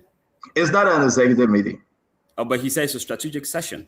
But it's a strategic session. So it could be a planning meeting. It could be there's some kind of meeting. There's something they're meeting on. Am I invited? And we deserve to know after the meeting, what was being discussed. I think they can make that disclosure to the public. But with respect to the right to meet behind closed doors, there's a reason for that, perhaps. Let me leave Manuel alone. Jacob, welcome to the show. I like Spoon Talk. We dig, and we get some truth to the story. So it's a beautiful thing that Emmanuel telling us that yes, indeed, there will be a meeting held in June, and the meeting is not open to everyone. It's just a select few. So those of you that want to attend the meeting, you will not be able to attend because it's just a select few. And I'll beg again the terminology select few is from Stanton for those of you who are listening. So it's not from the ANC. We have here a strategic section, and definitely most of you who know about everyone not invited though. You are not inviting everyone, so therefore it's for the select few. Right, Jacob. I didn't do English 101 and Literature 101. I skipped them because I couldn't do a 10 paragraph to pass that exam. So I skipped it on a technicality, right? That's why Emmanuel telling me, yeah, he didn't invite everyone, Jacob. He saying it's for few individuals, and I says the select few. He's saying I'm wrong. Jacob, can you help me? Welcome to the show. Yeah, thank you. Yeah, I think select few, but I think political parties, or maybe Dr. George is running away from that phrase select few because it can tend to mean something way more than just what it means on paper. I think that's what. But what do you think? The ANC is an elitist party and all that kind of stuff. So when you say select few, I'm not going there. I'm not going there. We pass that. ANC that good party, but I mean, very low. This meeting for the select few. I'm not going there. Am I low? Did you say I'm low? No, you're good. Yeah. You're good. You're good. But go ahead, choose not to hear you. That's the business. Go ahead, Jacob. Yeah, no. So yeah, basically that's it, man. But yeah, I think it's normal. Political parties have different kinds of meeting, many different types of meeting for different kind of stakeholders at different times. So it's not strange to me. All right, thank you very much. Wanto. Welcome to the show, man. It's good seeing you. Yeah, thank you, CEO. It's great to be back. I'm excited to see how the conversation goes today. That's it? Oh, I thought you just a welcome. I mean, you did great with the. It's good to see you, Wanto. Dada Richardson, let's get into it, guys. Welcome to the show. We left off with Jeremiah Kuhn, some of his powerful messages out there during this interview. We can either brush off it, just give it your last thought. We had to leave yesterday because we ran out of time. But I mean, you went back, you listened to the Vice President Jeremiah Kuhn. Is there any other thing you want to point out that you couldn't point out to yesterday that we can just brush it off today? I mean, we talked about the border issue. We talked about the we spoke about the Putu Mountain. A lot of stuff is not yet clear, but we think it's very clear today that when we invited John B.S. David from AMR to come to the program, but John B.S. David said he couldn't make it. He would reschedule because we asked him to show the document. He promised to share those documents with us, but later on he told me, Stanton, we cannot. If you need it, you got to go to the Freedom of Information Act to request it. Because these are non-disclosure documents and we cannot share with you. And I said, John, do you have the money? Have you shown the government that you have the money? He said, yes. Who did you send the document to? He said he is non-disclosure also. He cannot tell me. So I'm confused. The question remains, now the government have to move on with Putu Mountain, Dr. Richardson. And AMR saying they presented everything financially. And the government said, no, you didn't. Where are we, Dr. Richardson? Because the government is taking a position to move along with Silver Star and give this to Planet One. So Stanton, I went back and thought about the vice president's public comments that he made. I thought about a statement that he made about 2 or 3 guys in a country that can go into a city or another country and, you know, practice some sort of warfare. I wasn't clear because there's a question about whether he said besides or in addition to the army, or there's a possibility that there are people in the army that can fight, or I mean in Liberia, I'm sorry, there are people in Liberia that can fight for love of country. I wasn't clear on that. And I actually think that there could have been a better way for the public's sake so that there won't be any other interpretations of his comments, okay? He could have stuck to the reason why we are engaging in soft diplomacy. He could have also talked about, you know, that yes, indeed, they explored, or maybe they did not, they explored taking military army to the border just for peacekeeping sake. They could have explored that, but we didn't hear that. As it relates to Putu Mountain, when I left the show, a lot of us seem to have been promoting the concept of Liberianization, okay? And I also understood from the vice president that they have already awarded Planet One the contract. You know, the question I have about that is what happens to the Liberianization policy, number one. I also thought about it just didn't seem right to me. I just thought, like, given what happens when you tell the credibility of the country, because someone was talking about credibility when I left the show, the credibility of issuing contracts to people. What happened when our government says, I'm going to give you this contract, and they take it away from you and give it to somebody else? You know, does that make a good business environment? Does that increase the credibility of our country? So those were things that I was thinking about one night. But overall, I think I like the fact that the vice president said that people curse him day and night on social media, like they do with many of us here. And he practiced the idea of not even responding. He practices the concept of not even responding because of the responsibilities that he has based on his job. So I that was one of the things that I really appreciated him saying. So that's what I have to say. So let me go back to the Putu Mountain issue. Thank you, Dr. Richardson.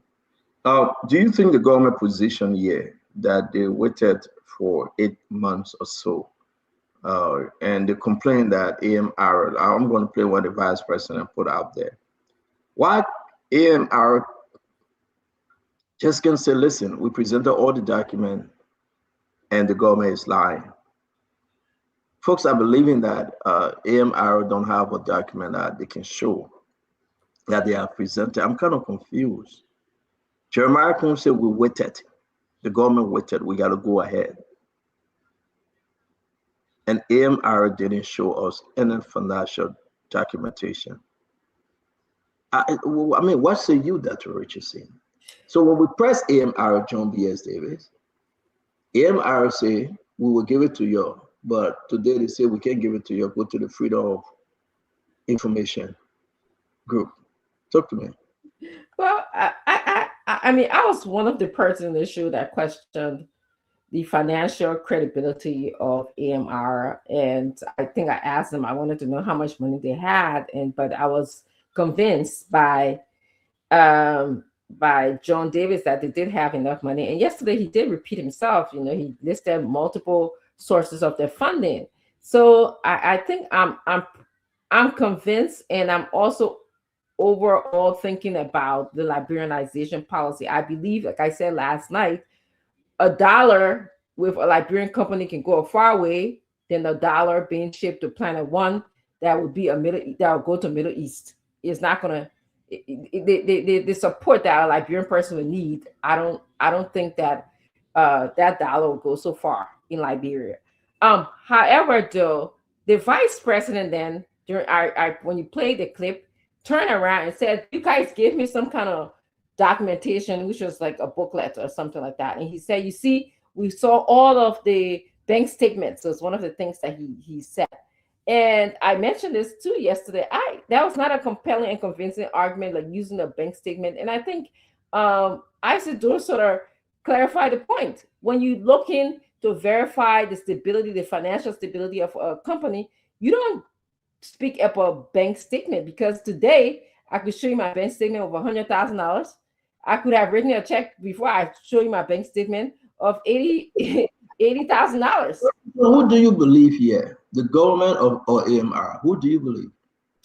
In terms of what? Believing in terms of what? Believing that whether AMR have the money and the government lying, or whether AMR lying and the government, saying the truth. The government is saying the truth about what, Stanton? What is so let me go back, and that's what I want us to focus on, please. AMR is saying every financial document the government asked for, we presented to the government. The government saying, no, you didn't. We as an independent network, you and I and everyone else, saying, where are those documents that was presented to the government? Because the government saying you didn't. AMR has promised us on 2-3 different times that they will show us the document that they presented, but today they say it's classified. It's non-disclosure. So John B.S. David told me he cannot come on the show. He cannot speak to it. So I'm saying to you, Dr. Richardson, my question, who have the burden of proof here? Well, I mean, the burden of proof would be on my government. I want my government. That's why I mentioned my government only look at a booklet or financial statement to tell me that, oh, they have all the financial documents. You are the one who telling me that the government has all the financial documents. I'm sorry. But AMR is in a rock is between a rock and a hard place. That's how I feel. And I thought about this last night. You think they're going to tell you that the government is wrong? They can't tell you that. So why can't they? Well, because they're in Liberia. So the same reason why you can tell some of the people on this show, oh, in Liberia, you can talk. Thank you. Let me come to you, then we'll go to Dr. George. And I think it's very important, though. We're going to talk about every other thing here. It's very, very concerning. If documents were presented to the government, this sticky thing, the reason why the government saying they agree with Planet One, why not AMR say the government lying, these are our documents, our financial and everything? What's the problem? Why are they allowing the government to fly with this one and win the argument that you didn't give us anything, so therefore we move into Planet One? Stanton, let me say good evening from my end, and let me say good evening to my colleagues on the panel tonight. I just want to tell you that AMR is not going to come on this show because it's not worth it. And AMR is not going to give you any document because they do not have it. They have been trying over the months to secure the financing and the technical capacity to develop the concession. And they cannot deny that the government, particularly the president, have had some very soft spot for them. So this is common knowledge within government cycles. His goal has been to pooch the Liberian First agenda, to have a Liberian concessionaire taking over this concession. I sent you 2 documents, if you don't mind. I want you to please put up the one from the Ministry of Lands and Mines. Please put it up for the benefit of the public. I want you to kindly put that up. There's a rationale for that. Do you have it? Okay. So that document, when you put it up, you will see that it was a letter from the Minister of Lands and Mines to Silver Star, asking them for update to bring the government up to speed with this transfer, of this change of control. And there was a reply sent to that communication by Silver Star. So I send those 2 documents to you. If you can access them and put them up, that would be fine. Then I can explain them. The reply coming from Silver Star. Why upload this document? Because I'm just seeing them. Let's hold you there. We'll come back to you. Let me go to Emmanuel, then you'll talk to us about this document. It's very important. Right, Emmanuel, just off the suffix, even. Again, not that I'm angry, but I'm kind of confused. If AMR presented any document to the government, why would the government be lying and say they have not seen any document, financial document from AMR, you know, and therefore this contract is, I mean, the concession as agreed upon by Silver Star will be given to Planet One. Amen. I don't know for sure.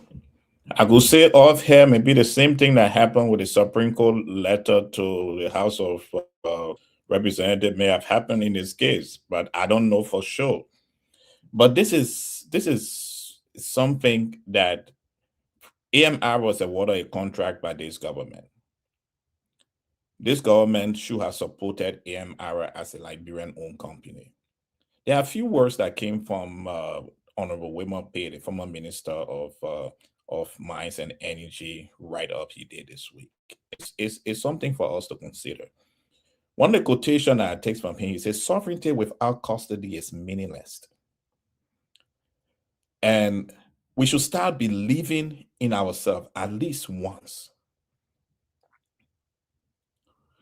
When will our government start believing in us and giving us all the tools we need to succeed in our country? A Liberian company baited. A Liberian company has been running the mine for a while.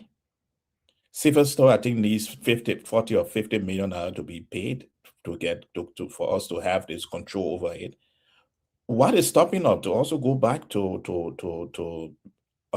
former Minister Pate's argument? What stopped the Liberian government from paying 40 million to take control and working with a Liberian company to take control of that mine and supporting a Liberian company in the process? All these monies that is on paper that my brother Wayfair is talking about, these are monies that companies go to banks and ask them to support the project in their country. Once they have something that shows that there's a possibility that they are going to run this. Why is it we can do it in our own country for our own Liberian company? Now every time we have people from all over winning contract, we can win anything in our own country. We're going to another Indian company, Planet One, wheresoever they're coming from. I think this is wrong. I think there was an opportunity for us to have custody over our mining, over Putu mines, and supporting a Liberian company through the process. And allowing ourselves to understand that in the future, when we are negotiating with other companies, they will see that there's a striving Liberian entity, a striving Liberian company in the mining sector, and they will think twice. These people are taking billions of dollars out of our country.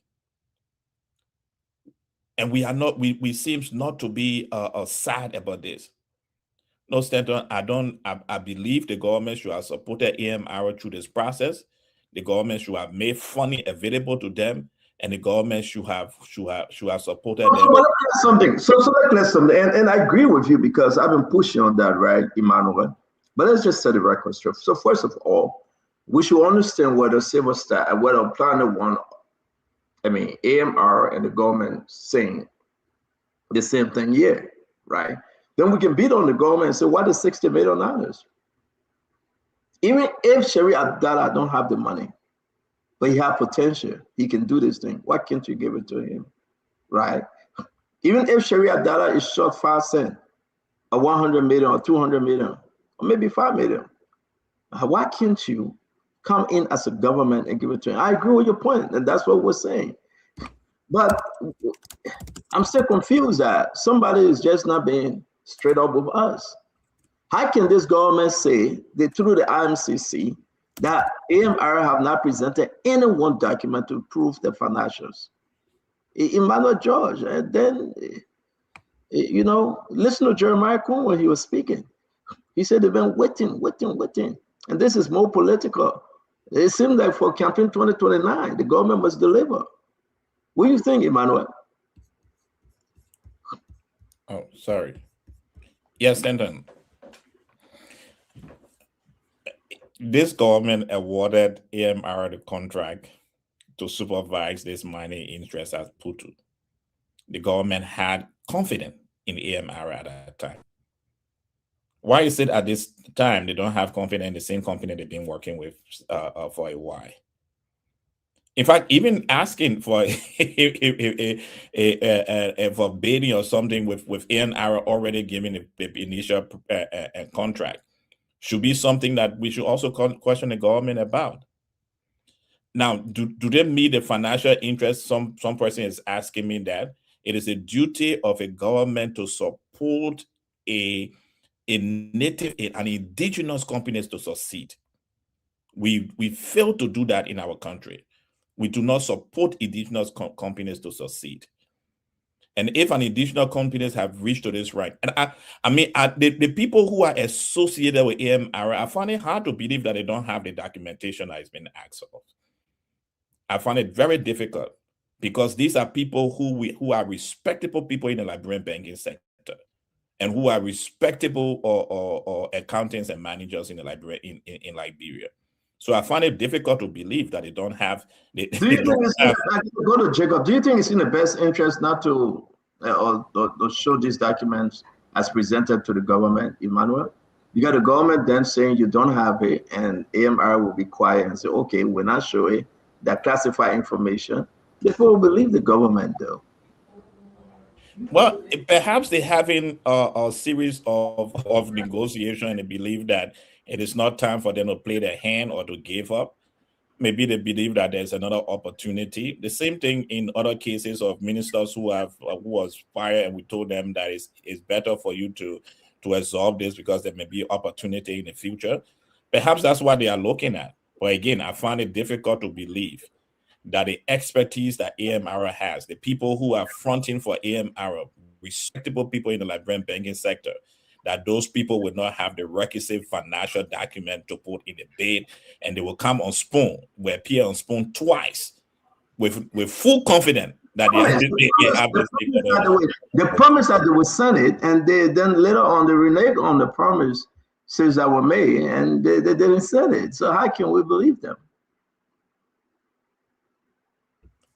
Well, Stanton, again, it's an African political environment, and sometimes people feel that they have opportunities. Someone may be talking to them. I don't know the background thing, but being around this scenario and these scenes before, someone in the back may be having conversation, and they believe that it's better for them to absorb the shock they have now than to bring the government to public repute.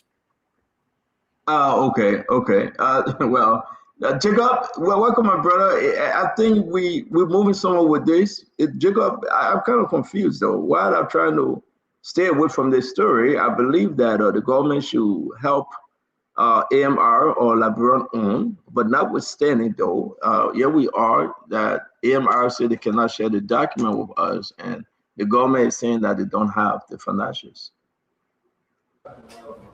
Yeah, I've been listening, but the first question I would like to ask to clarify your question is that when you say the government is saying they haven't received document, I mean, which part of the government? Are you talking about the Coon Committee, or are you talking about the interministry? Because of course, AMR, we saw here on the show, went through a full process to the extent where they were issued an award letter. So you don't go through an award letter competitive process without providing all your supporting document and your financials, because those would be the ones that will qualify you for the award.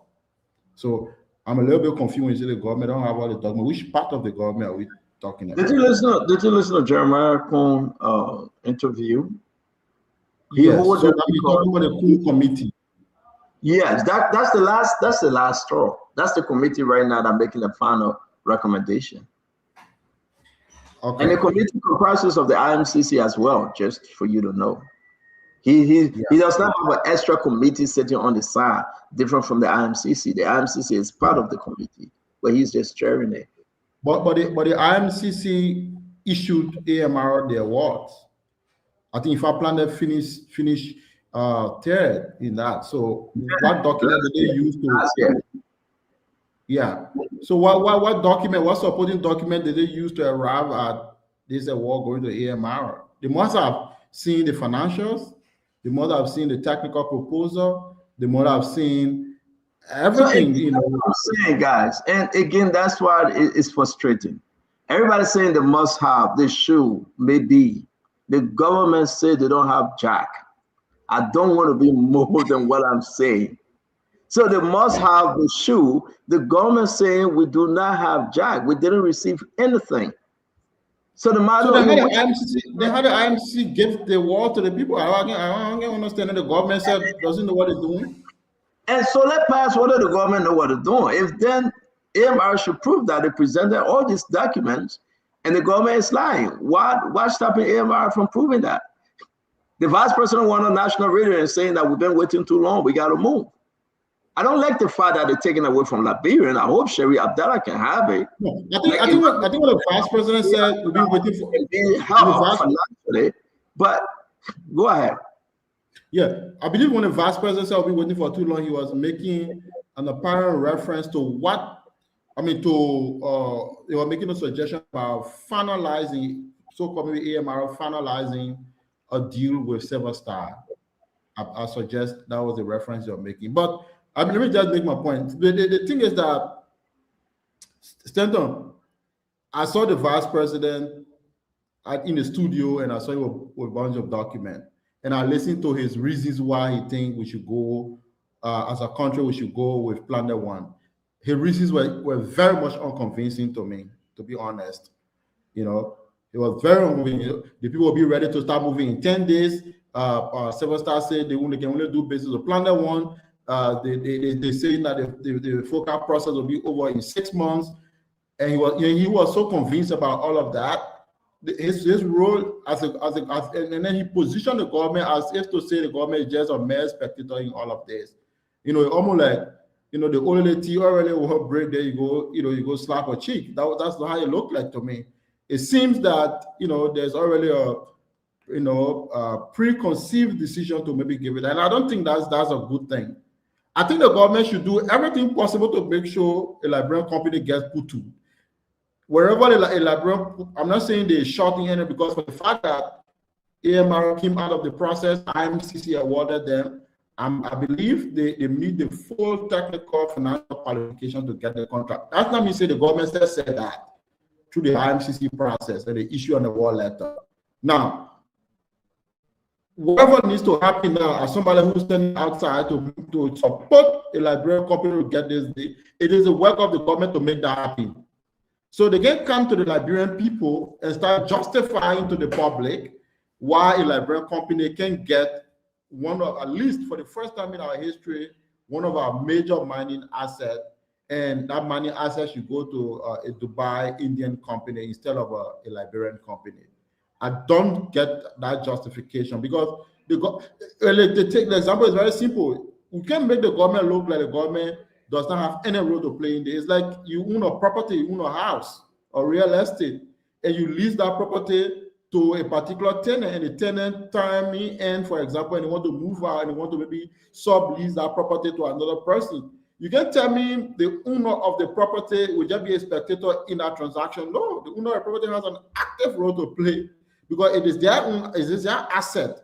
The asset originally belonged to them. The asset was just contracted under an agreement to another person who wants to turn over the asset. The government can play a powerful controlling role in that process. Don't tell me the government is inputting in the whole arrangement. So the government needs to play that role to ensure that to ensure that a Liberian company gets it in line with what the government has said as a matter of policy for their Liberianization.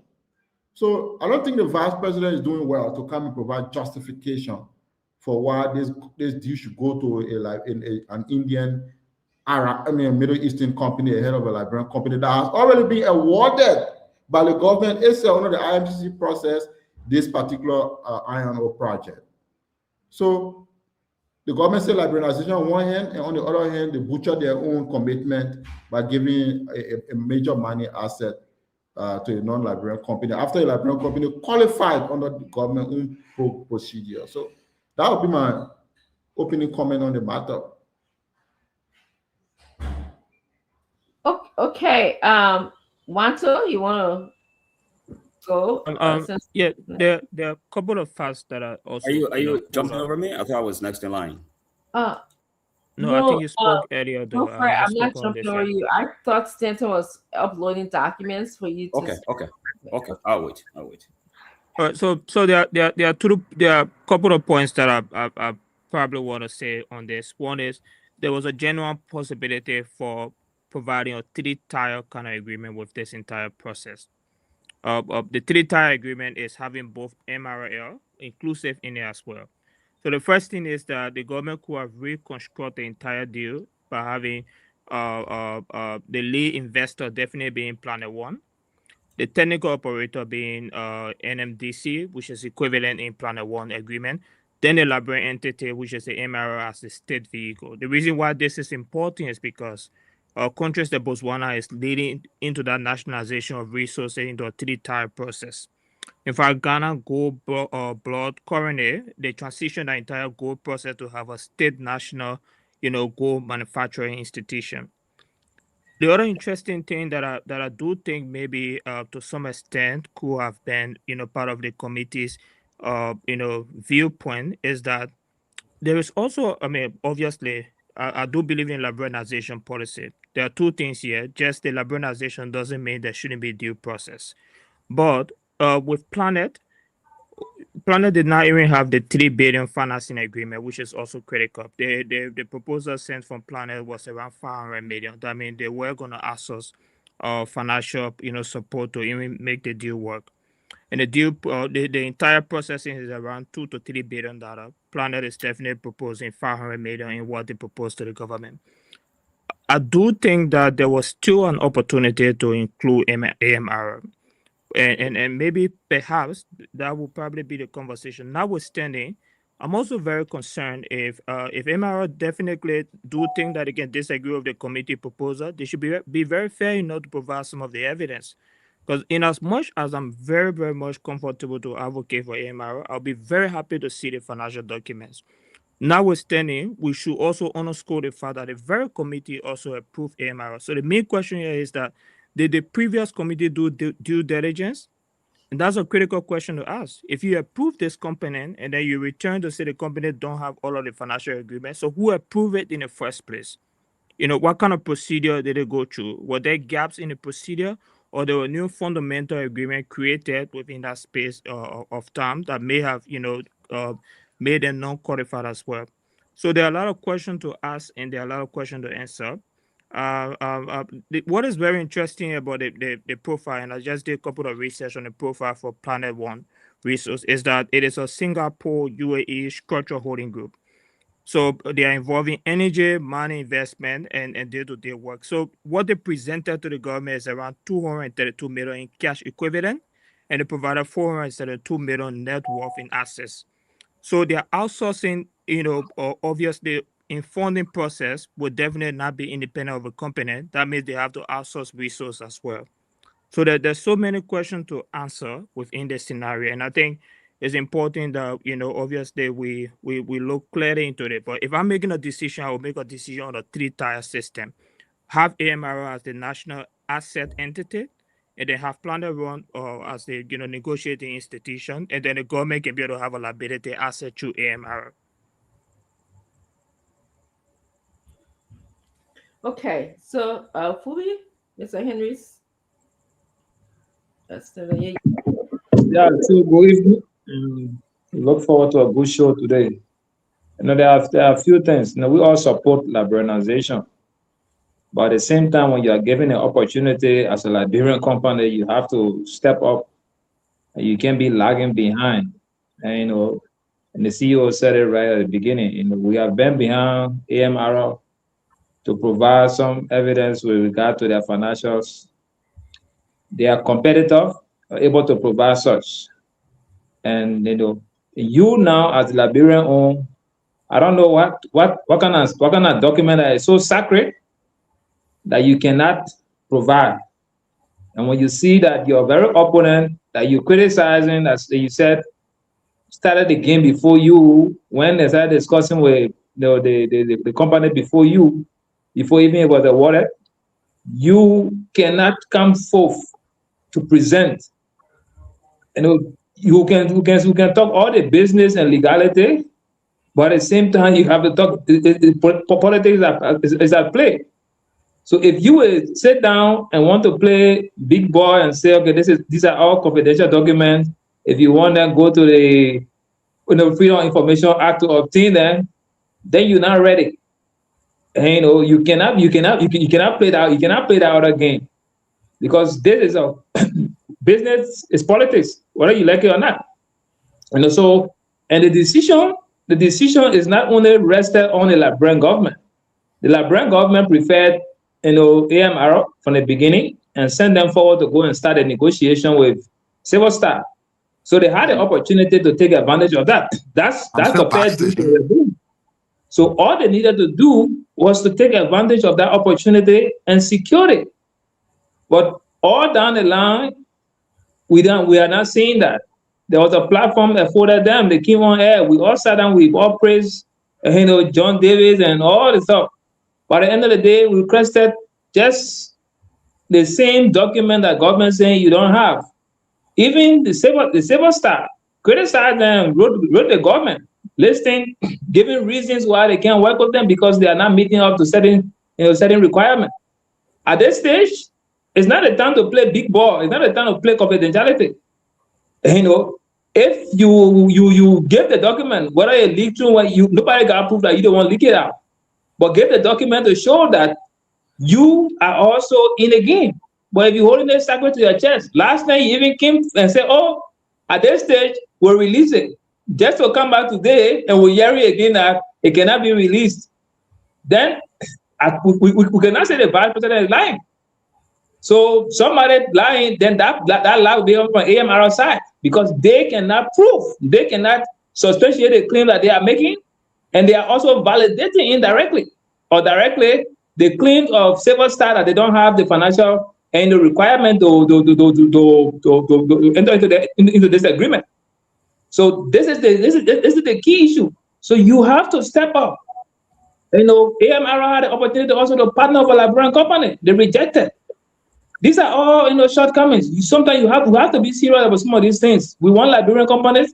You have to push. You have to give everything that you can, so that those that are making a case for you can also beat their chest and say, yes, this is what it requires. Just to show that you can criticize. Let's say I heard John Davis criticizing comfort letter from Afri-Exim Bank.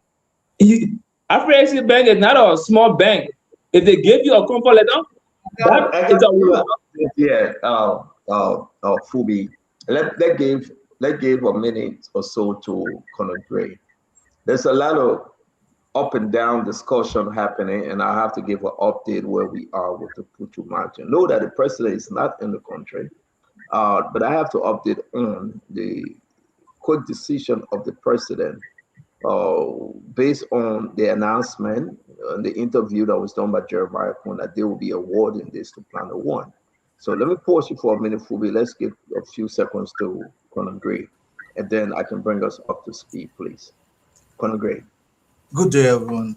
Doug, how are you tonight? Stanton, I think the problem is AMR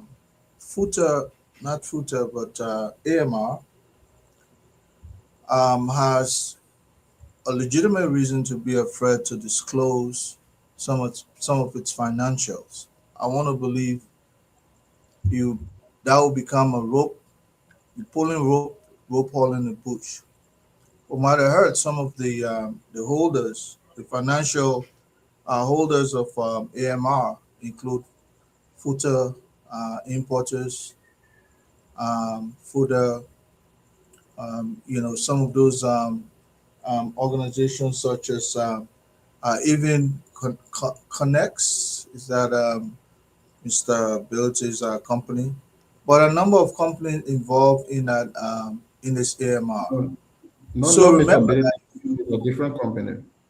Okay, so remember now, if you go to work and you expose your financial, of course, then will be subjected to review. Let's not forget that Silver Star is the original leaseholder, and his lease extends up to 2035.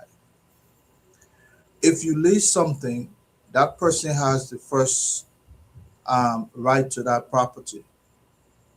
Anybody that decides they want to sublease it, unless they pull out of the lease, which is they break the agreement, they still have a say, the largest say. And let's not forget that people can be pre-financed. You can come, I can give you a good note and say, I'll sell this property. If it's a house, commercial building, I say, I'll sell to you based on your credit history and so on. But then I have to verify before closing that you have the financial to even procure the home or the house. That's how this is. So I hear people are saying, why government, they awarded them? Probably government came in through their intervention. They were interested in a local company getting the bid, they got it. But now they can follow based on some of the requirement. That disqualifies them. We give loan all the time. We know exactly how that works. Thank you, Colonel Gray. I think people are afraid to bring some of those documents because and that's what I want to know. That's what I want to measure, right? It's very important to also get this, Colonel Gray. And I don't know who said it. Maybe it was Dr. George. There's a reason why, because of the non-disclosure clause in this document. Okay, so some information is coming up. So let's just put it out there. One, Dr. Richardson, they have 3 years. Document are probated and notarized. Non-disclosure document. Now, if AMRO put this document out, whether the government or AMRO, they pay a huge amount of money. Fine. 3 years. And based on those 3 years, AMRO position, they were not. But AMRO have locked in. AMRO have locked in.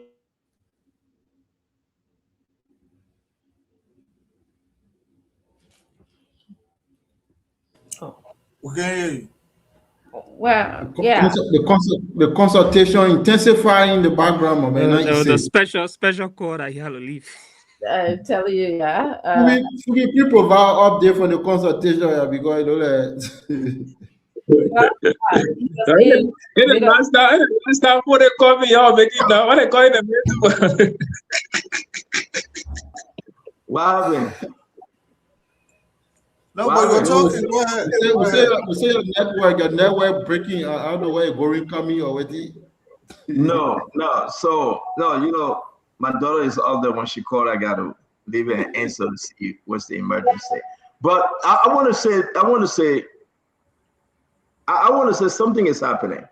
So AMR cannot disclose those documents because they have been notarized for 3 years. It's not only about Liberia; it's internationally approved. And if this government, this is important, if the government go ahead now, and maybe Isaac got information, I see he's shaking his head, to give this to Planet One, Liberian government said would be sued and the whole thing will be stored for 3 years. For 3 years, it will be stored. So the whole bus transit that Jeremiah Kuhn, the vice president, is saying, we have to give this to Planet One, and Planet One saying, Silver Star have agreed legally. That's why you see it look like AMR is not in such a hurry. Because AMR believe that they have something on the side, that they can go to a lawsuit, they can go to arbitration, they can go ahead and make the case and they can win. So we heard, and yet to be confirmed, President Biden said, hold on to everything, no signing ceremony tomorrow or this week till I return, for us to look into this and see how we can negotiate. Because now the government have to negotiate and bring everybody on the table. So while I'm talking to you guys, I will be on and off this phone because it's very important to note that if this is exactly what the president do, then the decision to hold on to everything Emmanuel George is a unique one, that they can come back now to see actually whether it was only because of financials that they have taken this thing from AMR or whether because of some other reason. Because the president himself saying, no, I am not in the country. There should be no signing ceremony upon my return. Let me review the recommendation. So then I asked our sources, then why the vice president came up to speak like he did if the president have not reviewed? Let me bring you, Isaiah. I believe that you are not driving, but you're in the car. And I gather more information on this, but we got to let the Liberian people what this is. Now, this thing is taking a whole different direction because the largest part of the backing here is with AMR now. So that's why AMR is playing ball. That's why AMR said we don't have to do jack because we got you guys already. Maybe it's true, maybe it's not, but our sources telling us, and I can say, they got a document that was probated and notarized, and that document stands for three years, starting October, Emmanuel, of last year. So you're talking about 2025 to 2026, 2026 to 2027, 2027 to 2028. They will be in court, not even court in Liberia, international court as well. While the mountains sit there and there will be no work. I say, is that what you're hearing? I say, unmute yourself. Let us have this because a lot of people now, part of this whole thing, I'm not calling names. They're calling me, I will be in and out. They are telling me this information. But the smart thing of the president, Joseph Yema Boakai, to put everything on hold upon his return. But then I asked the question, was he informed of the decision of the committee prior to the announcement? Isaac. Yeah, Stanton, thank you so much. I will start up like I ended yesterday, and I will say it again. His Excellency, the Vice President Jeremiah Kume spoke yesterday. I can guarantee you, Planet One would not get any deal from Putu Iron Ore. Even if the government tries to push it through, they will not, because they should not. So, you know, one of the most hurtful things a professional person can get is to be told you should have known better. And this is where I think I am so satisfied with how AMR has conducted itself so far. They have shown professionalism, they have shown an entity of integrity, and they have given us everything we need to know of a company, that they will not just be pushed around because of public sentiment. They would rather do the right thing. And the right thing is just what they are doing. So let's go back from the genesis very quickly. Unfortunately, one of my friends on the show yesterday was yelling that they didn't do any competitive building, but we can forgive them because that was like something they didn't know about. So what happened? Severstar, the company, had this Putu Iron Ore, got sanctioned, could not work, do anything for more than a decade, had all of the liabilities on their head, could not pay the government taxes, could not pay the affected counties. They couldn't do anything. It was from that angle the government said, you know what, we have to act. Since you cannot do anything now, you cannot keep piling debt and the country money, we have to make sure something is done. It is from that agreement, Severstar and the government agreed to find a suitable company that can take over the concession. And let me tell you this. How would the government or anyone determine that a company is suitable? They have to look at the company's capacity to handle the project. They have to look at the company's capacity to finance the project. It is because of that they went ahead and requested expression of interest. 8 companies returned.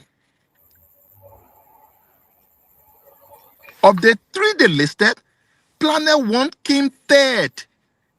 Planet One did not even come second. My people, how do you award a project to a company that came third from the competitive bidding process? How do you do that? Severstar came first. They did not come first because they were tall. They came first because they provided every requirement the government needed. And I can tell you this, as a man who understands very great deal of negotiation, no serious company will come and be putting their documents all outside while they are still in negotiation. No serious company. And also, you cannot have a company giving you bank statement as a requirement or the document showing that they have the financial capacity. Again, I like to make my own in the simplest form for our people to understand. Your bank statement is your money. In a real negotiation, you have to have a guaranteed of credit. I said we heard that yesterday. You said that yesterday. I said, let me ask you a question. Yeah. The information coming up now that the president is saying, hold on to everything here, and when I return to the country, we got to review this thing over. What say you? Because so again, this is scheduled to sign tomorrow. You plan one for scheduled to sign tomorrow with Silverstar and the government of Liberia. On that, the president will have no choice, and the president should do the right thing. The truth of the matter, the president knows that anything other than doing the right thing will put the country, the government, and individuals in big trouble. The trouble here is Silverstar is a sanctioned company. You cannot circumvent the process simply because you have personal investor interest into the company. That's the reason why I earlier on stated that AMRO should be appreciated for the fact that despite all of these crooked things we are hearing, they've decided to go by the process and do the right thing, even if it takes them longer time. And the president calling his people and said, no, not so fast. Hang on to this. We have to do the right thing. We have to go to the right people. It's the right call in the right direction. Everybody here knows I'm not a fan of the president because I don't buy in his kind of leadership. But the truth is, doing the right thing calls for a right leadership. And in this, hopefully he follows through. Not just to say, and then at the end of the day, they do what they want to do. But I would think, Stanton, just to quickly end. Just to quickly end, I would think the people of Liberia, the people of Grangele deserve a project that will bring job to them. And that project should happen quickly. And the only way it will happen is if the right thing is done. If this were to ever go to Planet One, you bet you're going to have lawsuits, you're going to have delay. It's not going to take a ship until 2030, 2031. We don't want that. That's why we are asking the government, please go by your own agreement. You have an agreement. You have examined the capacity of the company. Give it to them. I want to say thank you very much. This thing is turning around. Before we get to Dr. Richardson, Dr. George, let me bring you in because you alluded to this. Oh, but I haven't spoken. I haven't spoken. I don't know. So I'm just being had here. I'm sorry, you're right. I took you away. So come back. Talk to us. I sent you a couple of documents. I want to come back. Let me ask you about this new development, though. What say you about that? If the president is saying pull hold to everything upon my return, we'll review these things, right? The president want to call Planet One and AMR on the table and see where they can meet for the sake of the country. What do you think, Wilfred Bangura? Now we pass this whole thing, and but Silverstar don't have financial document now. Silverstar is playing hardball because they know the position, know the document, the probability of the document that is in their favor. Well, if the president says that everything should be put on hold, of course, it should be put on hold because that's the president. So the president is interested in understanding what is going on. I mean, my question is that, of course, then I will have to beat you. Chief. Let me hold you right there. So, I mean, what was the communication between the president and the vice president prior to the vice president coming up with that announcement? Well, are you asking me to answer that question? Yeah, why would the vice president come up with an announcement of such that they will be awarding this thing to Planet One, as if to say the president had approved it, but now because of the backlash, the president saying, no, wait. I mean, what kind of message is that? Well, I don't know the source of your information, but I know that both the president and the vice president are talking. So I know that both of them are on the same page with her. This is his boss. So I know that they are communicating. There's no breach of communication subsystem between them. So if you said your source says that the president has asked that everything should be put on hold until his return. But the vice president, did the vice president inform the president that this is the decision that we're making to award this to Planet One? But this is his boss. How would you think that he did not communicate with his boss? And he approved, and the president approved the announcement to be made on the state radio. But now the president is back and say, ho, ho, ho, ho, ho. Stanton, this is not my cup of tea. I know how government works. It's a cup of tea. I say everybody question you. Why you getting mad at me, man? No, I'm not getting mad at you, but how do you expect me to answer the question? Because you are here representing the camp of the vice president. Well, I can tell you that I know the vice president is not going to work in isolation with his boss. It's not going to happen. It's never going to happen. What's the message here? Did the vice president, did he speak, prematurely to this issue? I do not know the source of your information. All the information you've gathered tonight, I do not know the source of it. I do not know how authoritative they are. And so how do you expect me to admit them into evidence and even use them as a basis to make any further comments? I'm not inclined to do that. I cannot do that.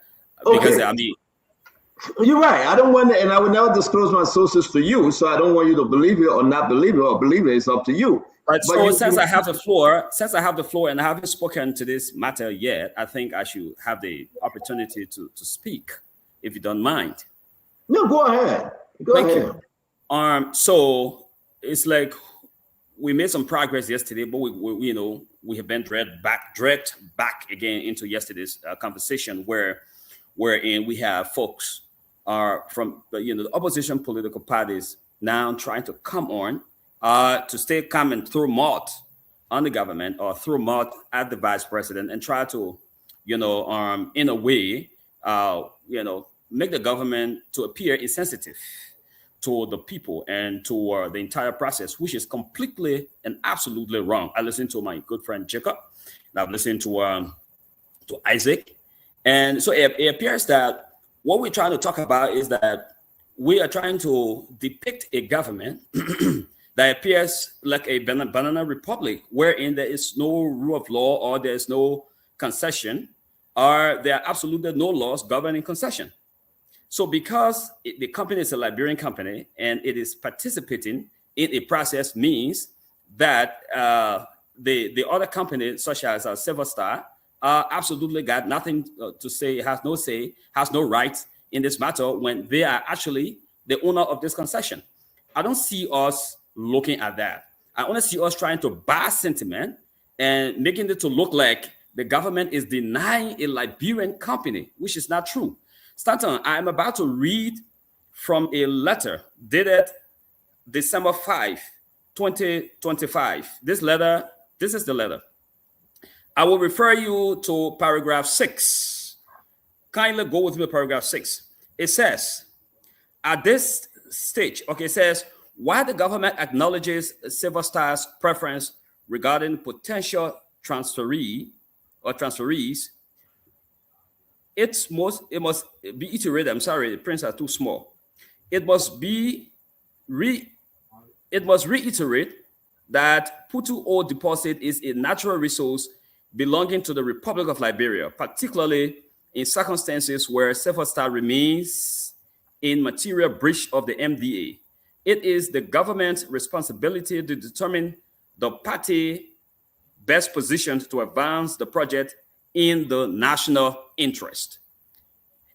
In the national interest. It resembles the Liberianization policy to me. It resembles a strong endorsement.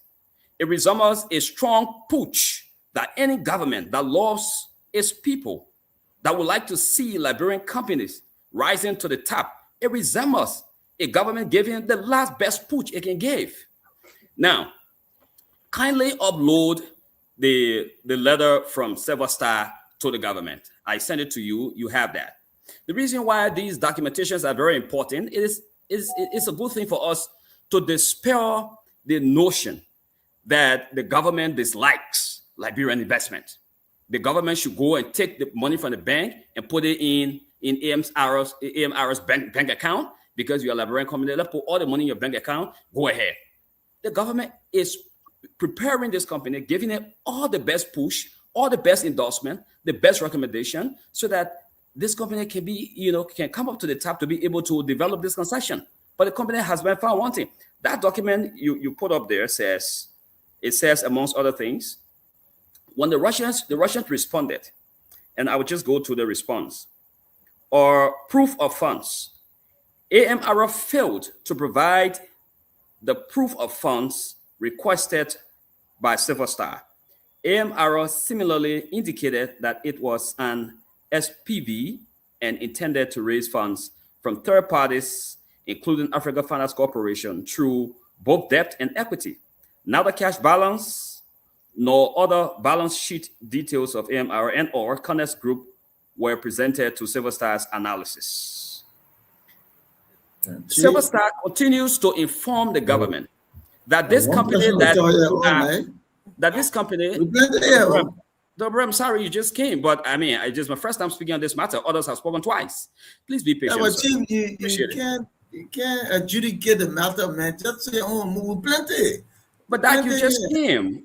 Just be patient, please. I have been patient all this while. Yeah. My documents were the problem will be we've had this discussion before, so I think Wilfred, you rehashing and Wilfred, you're not following the case. I think you just make a point. You're not. Wilfred, I think you lost. You follow the case. You know what's going on here, Wilfred. Guys, I will not do that. Stanton, I think Wilfred should go back, learn about the case, and come back. I think he's not following the case.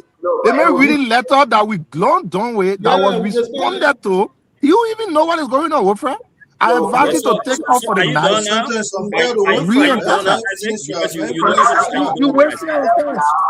Isaac, are you done?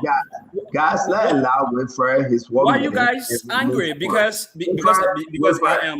Can you remember, Wilfred? Nobody angry, my brother. You don't know what you're talking. But you know what you're talking. Isaac, do you really think you really know what you're talking? 1 minute. That letter was responded. I said West one. Wilfred, you got 1 minute left. Please go on. Don't mind Isaac and my friend Jacob. I'm boring holes in their arguments, and so their attempt to make it appear as though the government is supporting foreign company over against Liberian company. Now we bring the documentations to prove that this is not the case. They're angry about that.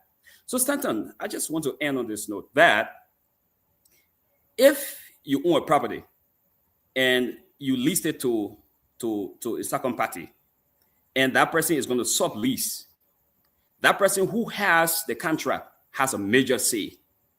That person has a major say. We cannot make it look like Silverstar does not have anything to do with whomever this particular concession is going to be subleased to, or the contract is going to be subleased to. No, that is not the case. Look, everybody wants Liberian company to be on the top there. And nobody wants that more than the government. Nobody wants that more than the government. You can come in and say all you want. You can come in and say the vice president misspoke. You can come in and say the vice president doesn't know what he's doing. That is your business. But the evidence does not show that. So you can use the platform to spill out sentiments. I have presented documents to you. Not a single document you presented. You just relied on sentiment and misleading information and trying to play politics. This is not about politics. It's about concession. Concessions got rules. They got regulations. So let me just end on that note. Thank you very much. Wilfred, before I bring in Dr. Bople and Dr. Richardson, Dr. George, I'm kind of confused when you started this conversation. I put this up and you read something different. What you were reading was you got another document with you that you were reading from? What is the date of that correspondence?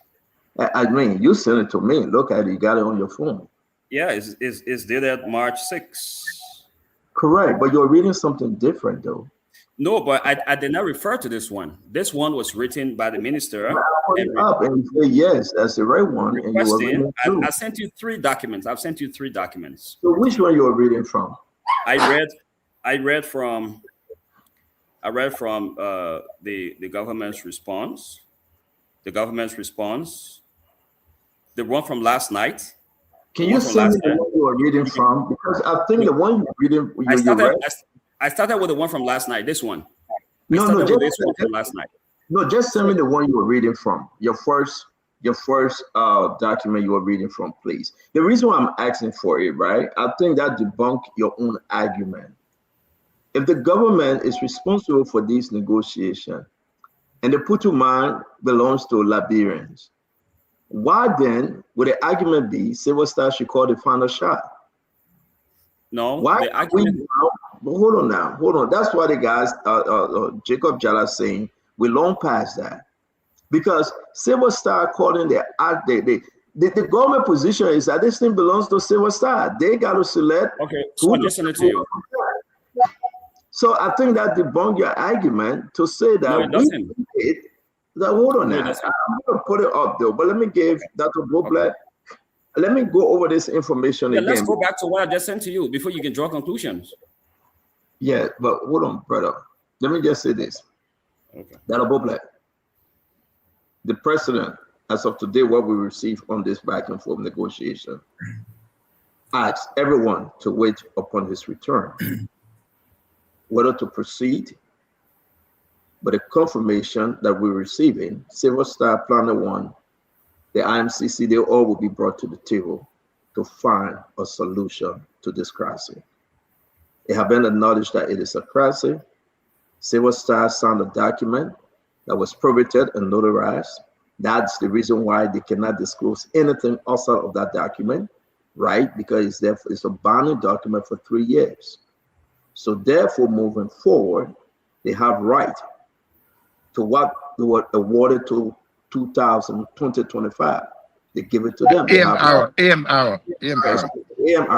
So if anybody takes this away from them and give it to another company, it's a lawsuit, and AMR will be in the right to proceed accordingly, legally, not only in Liberia, but internationally. So therefore, the president was advised, pull hold to everything, go back to the country, call everybody on the table and find a solution to this. So there will not be any signing ceremony on this deal as announced by the vice president.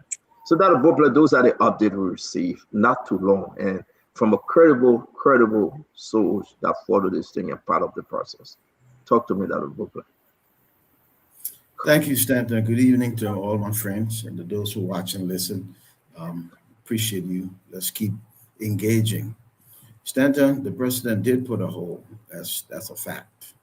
I found that out today, and that's true. I applaud the president. That's wisdom. He did the absolute right thing. I would like to add here that this particular project is huge, this Putu Mountain. It is actually a turning point in the way we have been doing business and the future strength of the Liberian economy. You know, we can use our smarts, our education, our intellectual capacity to rationalize and justify all of these things, and then we still shift control of the economy to non-Liberians. Or we can do bold things like the Ghanaian just did, and by December 31st, if you surface mining, 100% Ghanaian. If you below surface mining, 50%.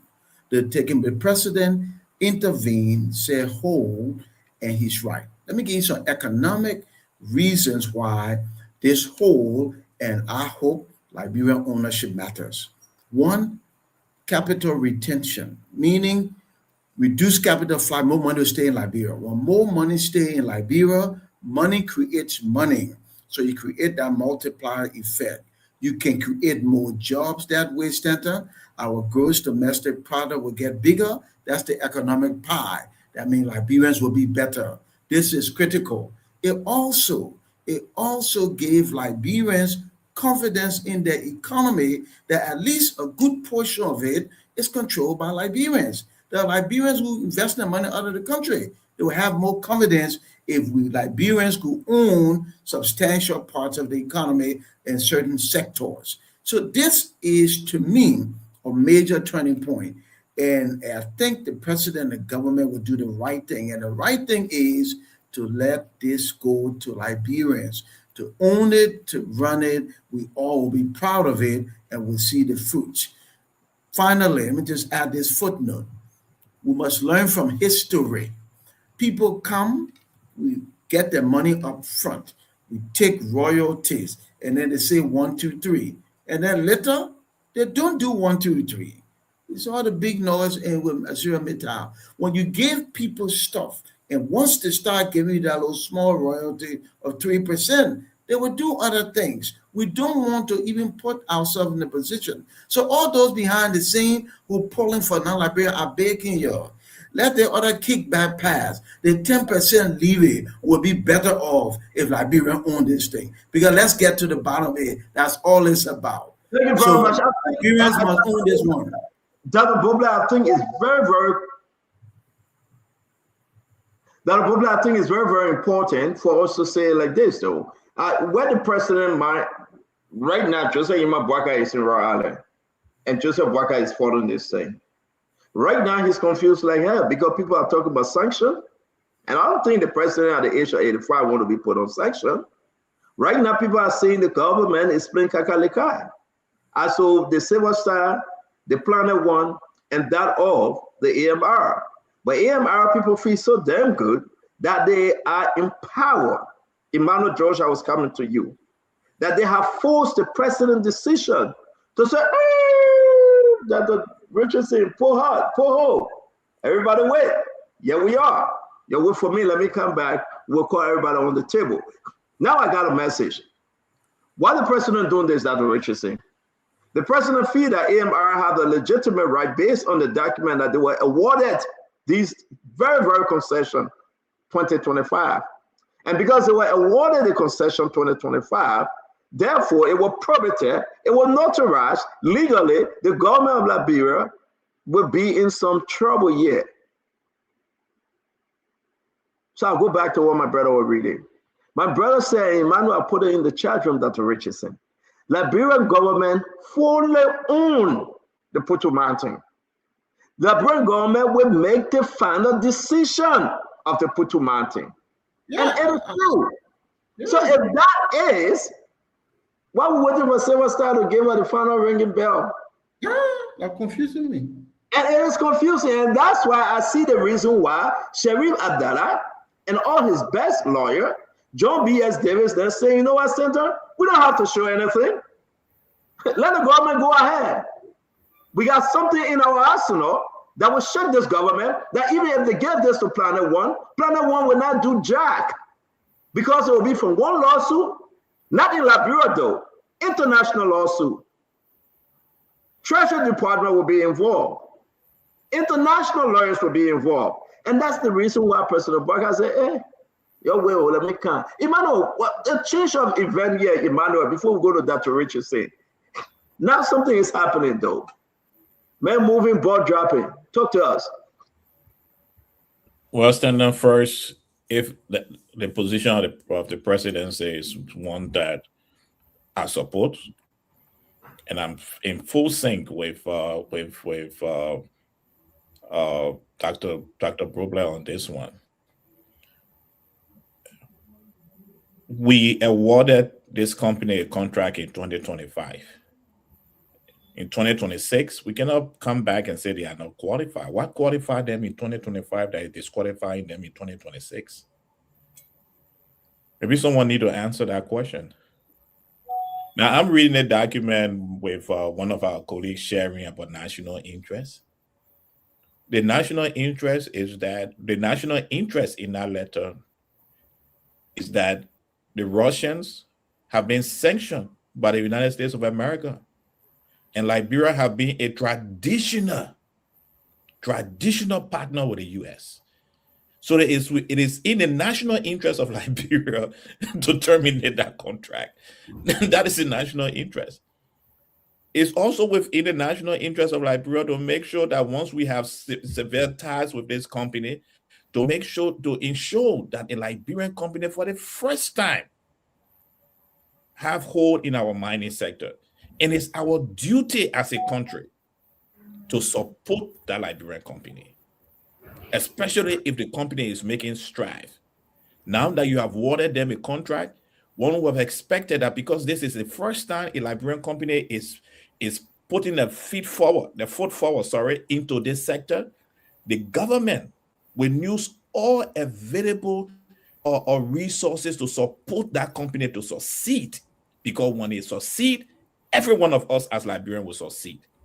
When it succeeds, we will speak in other countries to say we have a Liberian interest here, and this is the story of our success. That is what the national interest is all about.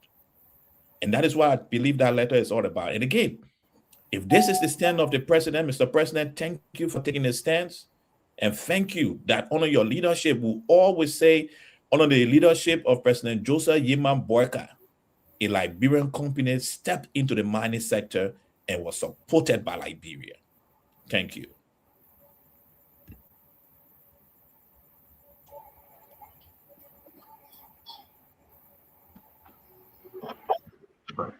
Dr. Richardson, let's hear you on this. So while we were having this discussion, this friendly discussion, I kept on reading the whole words like credibility. So the Liberian government is definitely exercising credibility here when the president put a halt on awarding the contract to what's the other people's name, Planet One. So definitely the Liberian government is saying we are not going to award a contract to Planet One because Seven Star is telling us that we should, because we know Seven Star is unsanctioned. Number two, we know that Seven Star didn't pay us taxes. So why should they have a saying, a larger saying, in who should be awarded a contract to work on Putu Mountain? So the credibility of the Liberian government is at stake here. So I'm happy that the president is putting everything on hold until he returns. And even it is helpful to our country, as somebody said, that we can now see that Liberians are able to benefit from their own resources. Over the years, we've been doing it the wrong way. If we own Putu Mountain, like we own B Mountain, like we own Bone Mining Company, why should we be then giving our resources out to other companies? Let them take it out of our country. Let Bone Mining Company take the mine, send it to Germany, fix it, their steel raw, whatever they fix, sell it around the world, make plenty of money, and we get little money. That does not add up at all to me. So yes, Mr. President, I'm happy that you put this contract on hold until you return. But yes, it leads me to wonder how you and your vice president are on the same page or not, because you should be communicating this matter to the vice president, or the vice president has to come back and say, well, I misspoke. That's what I have to add. Thank you. Emmanuel, you have not Emmanuel. Jacob, let's hear you on this. Let me say something. Look, Stanton. Jacob. Yeah. You nailed it. You nailed it. The vice president, Jeremiah Kuhn, and the president looks to be out of step with each other. And I think the vice president is kind of like, I don't know, running some kind of graveyard for Liberian businesses. I will re-emphasize the point yesterday I made. The ABK, Yellow Machine, went to Chinese. He presided over that process. Putu Iron Ore, Liberian company involved. He wants to give it to Indians and Middle Eastern. I have nothing personal against foreign investors, but I'm just making the point. And we've always heard stories about how, Musa Bede, Shrimex was affected and all that kind of stuff around those things there. So this Honorable Jeremiah Kuhn, who's a young man, I heard he in his 40s, so we're a crowd of boys. He will be a friend to me with excellence, with all due respect. But who wants leadership in the future about crucifying Liberian businesses at every opportunity? For me, it's scary. And I think he's blowing a massive hole in his record when it comes to treatment of Liberian business. So in the future, if this man becomes president of this country, if it ever happens, that means you give this entire country to foreign people.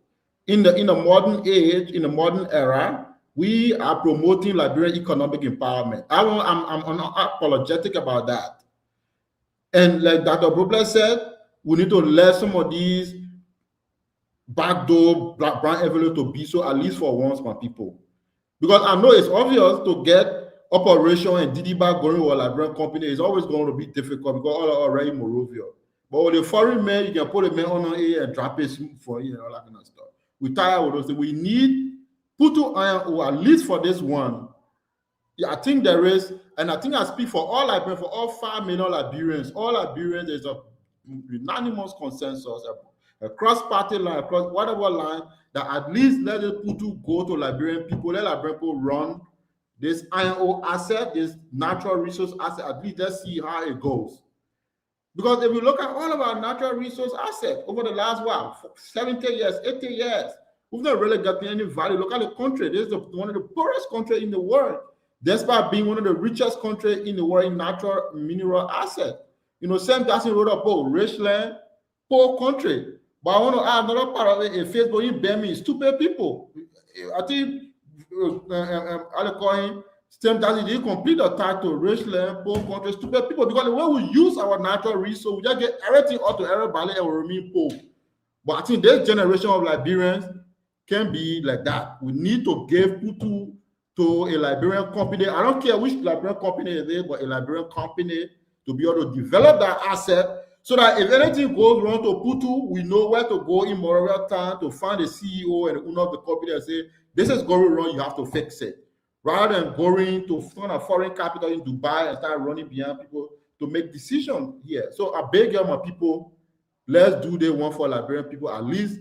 So we try now 25 years. If they don't work out, that's a question. Because what we hear is that now these are some of the suggestions that were put forth before the president, right?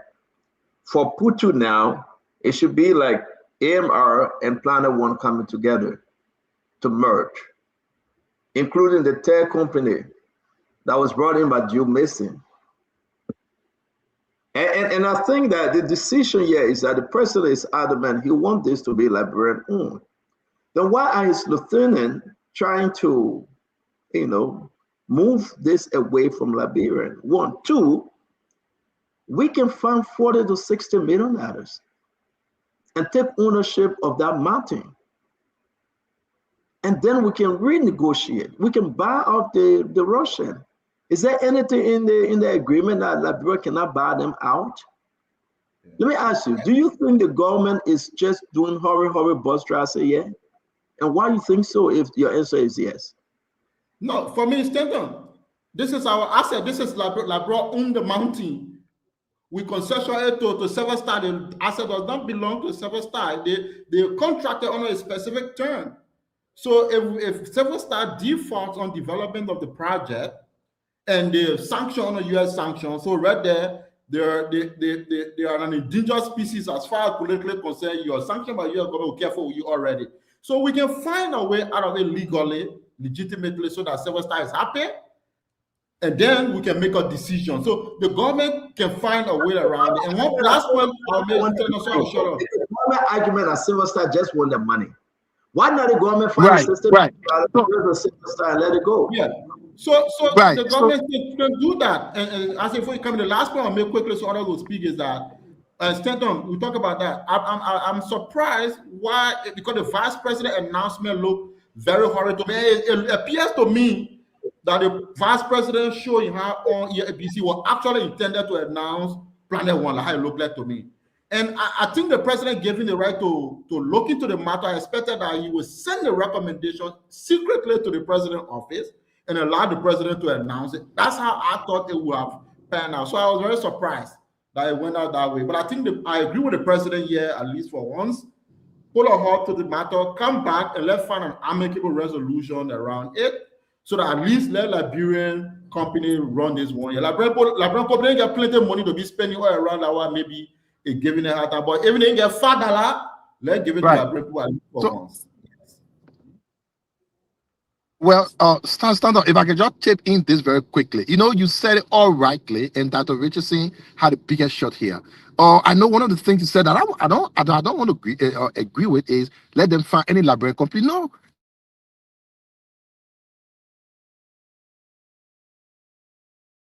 Already found a Liberian company. A Liberian company that have shown the capacity to finance the matter of moving forward. You rightly put it. Why do you want to circumvent an entire process that has been completed? Even someone told me that women paid extra from government has something to do with this. Because women pay wanted to do the right thing. Women pay wanted to ensure Liberians benefit from their country resources. And he had all of the pushback. That's why the president got rid of him. Because at that time, the president had not really understood what was going on. But it is a good thing now that people are telling him what's the right way. And the right thing to do, give AMR the due, because AMR proved that they have the capacity to run the project. Like Stanton asked, the president had asked for pause. I will ask that the president go beyond asking for pause and order his people to allow AMRO proceed, because AMRO has shown everything. They have even shown integrity, but not going with public pressure to release document. Now we have the other people showing is bank this the way we're statement. running the show now? We have the other people showing bank Is this statement how here and we're there. running the Simply, show? oh, my brother, hold on. Jacob, Don't think it could be me, about it. but the gentleman No, is just hold speaking on. But you uncontrollably. can talk different things. Hold on 1 minute. Let me end. When I end, you can talk the whole day. So This is again, we disappointing. have another But company. you don't have the We right have to stop the- to speak. It's not your turn to speak. I thought you were going to make Oh, tell us brother, something. stop crying here. Stop crying, baby. Hold on. So again, like I This was is not saying, David. This is about order. you got another It's about company. order and you violated it. This is Brother, about hold on. order. It's not your time to You speak. got Okay, well, you 30 seconds hear the of boss. rejection. You just keep talking and talking and someone is discussing it. Okay, run the show. But now, why you That's your can't show. wait now? No, It is it not was your my turn to turn speak, my because good friend. I'm interrupting Jacob, you because you're just talking. after Stand down. Jacob is my turn, my man. You This is a just different spoke show after tonight. me. I tell you. So, hey, why the boss? Because yesterday, when I left the show, the brother was dealing with me. The new Simose So for la again, business, for the me, man I know very the vice president, the vice president did this speak yesterday. You There really want is me to tell you no who the way. new Simose is? There is no way. There is You really no want me way to tell you the who the new vice Simose president. is? There is no Huh? way the vice president. Mama, let me end now. There is You are the no new way. corona Oh, for the new the you see, Simoses boy. for Liberian I mean, businesses. As So, a the vice tell president, Bangura, I the know. boss man are new Simose for la business. Just the vice president. Let me end now, please. I said, go ahead. Let me end. So the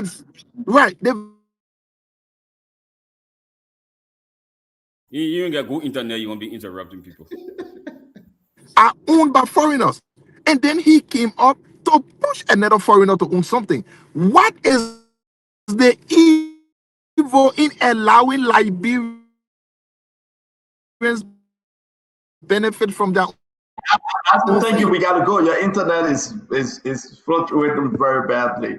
Let me bring in Heron Fubi and Not just in Liberian. Is Planet One drinking? I said we gotta go, my man. Let it be so now. Fubi, go ahead. Hello? I say rest more. Say rest. I have time. We are safe. But man, that keke got similar problem, man. The man hacking my network. Wilfred Bagura hacking my internet. The keke got similar problem, man. So go ahead, Fubi. We gotta open the line. Let's hear what's going on here. Yeah, so few points.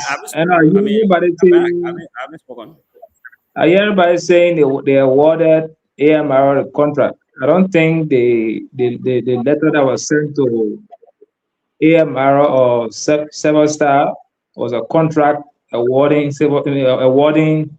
AMRO the deal. And it's a negotiation process. And we all want to see a Liberian company run the show because we believe in liberalization policy. But we also got to play by the books while we make the case for Liberian company. And the issue about notarizing a document, I don't think that notary, because when you say, look, go and negotiate, it's a negotiation process. That is not a commitment to say that you own this. Have you seen the letter awarding this to AMR? Have you seen that letter? I'm reading the one that you sent for the road to Silver Star. No, have you seen the letter that they wrote to AMR that they have awarded this thing? When they wrote 3, have you seen that letter? No, I'm not saying that. The Silver Star one I'm looking at, where they give the different commitments. Say they should begin negotiation with AMR to see how they can finalize that, because government preferred that entity. That's the one I'm speaking to. And I think that's why I'm saying it's not a formal contract to say that this is signed and signed in stone, because you still have component of negotiation. So it's a negotiation process that the two companies needed to go through and present all their details and finalize. So there where I was criticizing, like we all criticize AMR for not providing certain information when the politics were being played.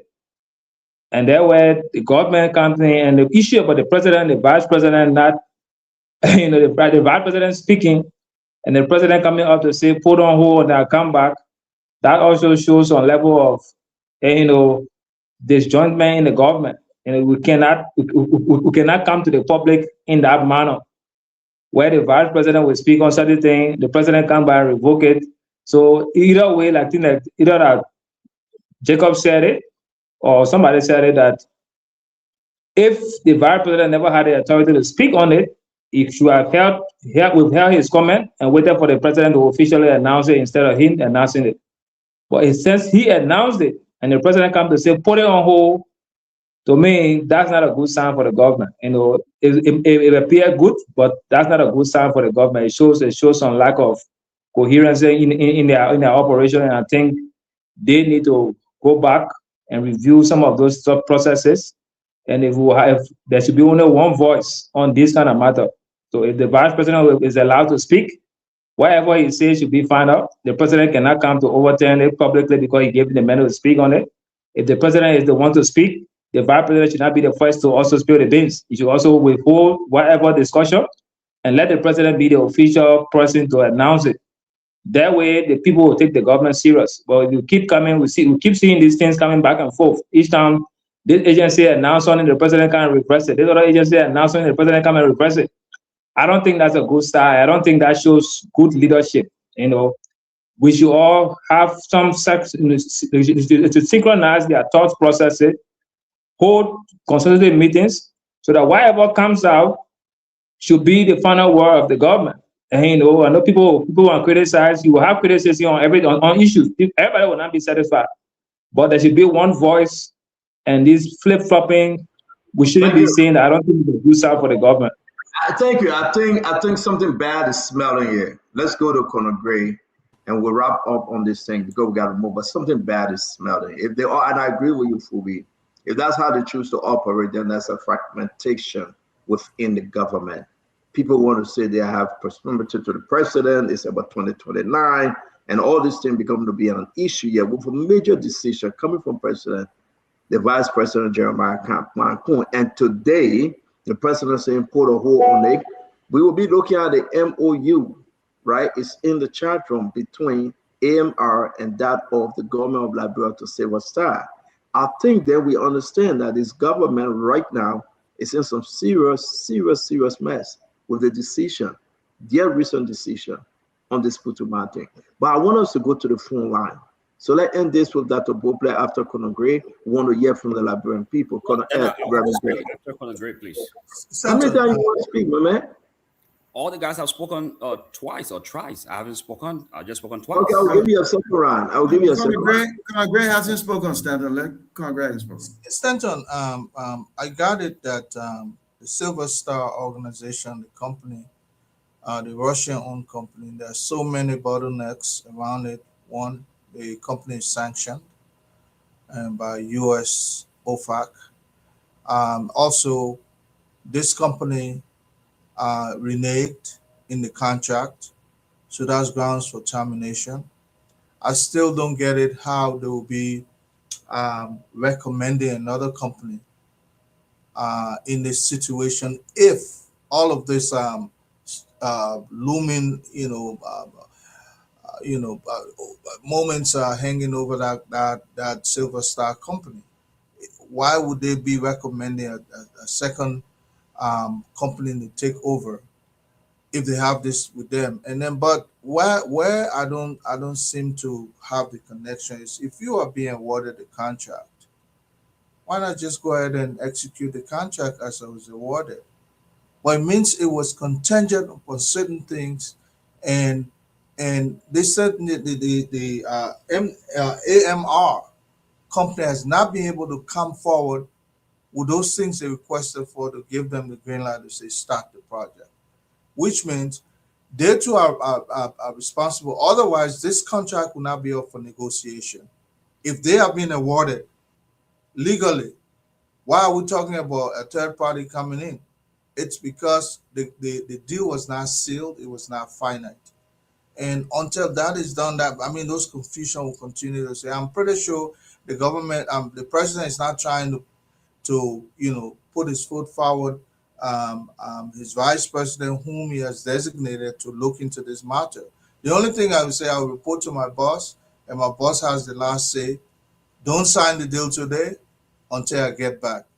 That's not something that you should be seeing as confusion between the head and the tail. It's just a matter of somebody was given me a responsibility to execute, come back to me, report back to me, and then I will have the final say. The president has the final say, put everything on hold till I get back in country. That's not a division between the two, Phoebe. I don't think so. Stanton.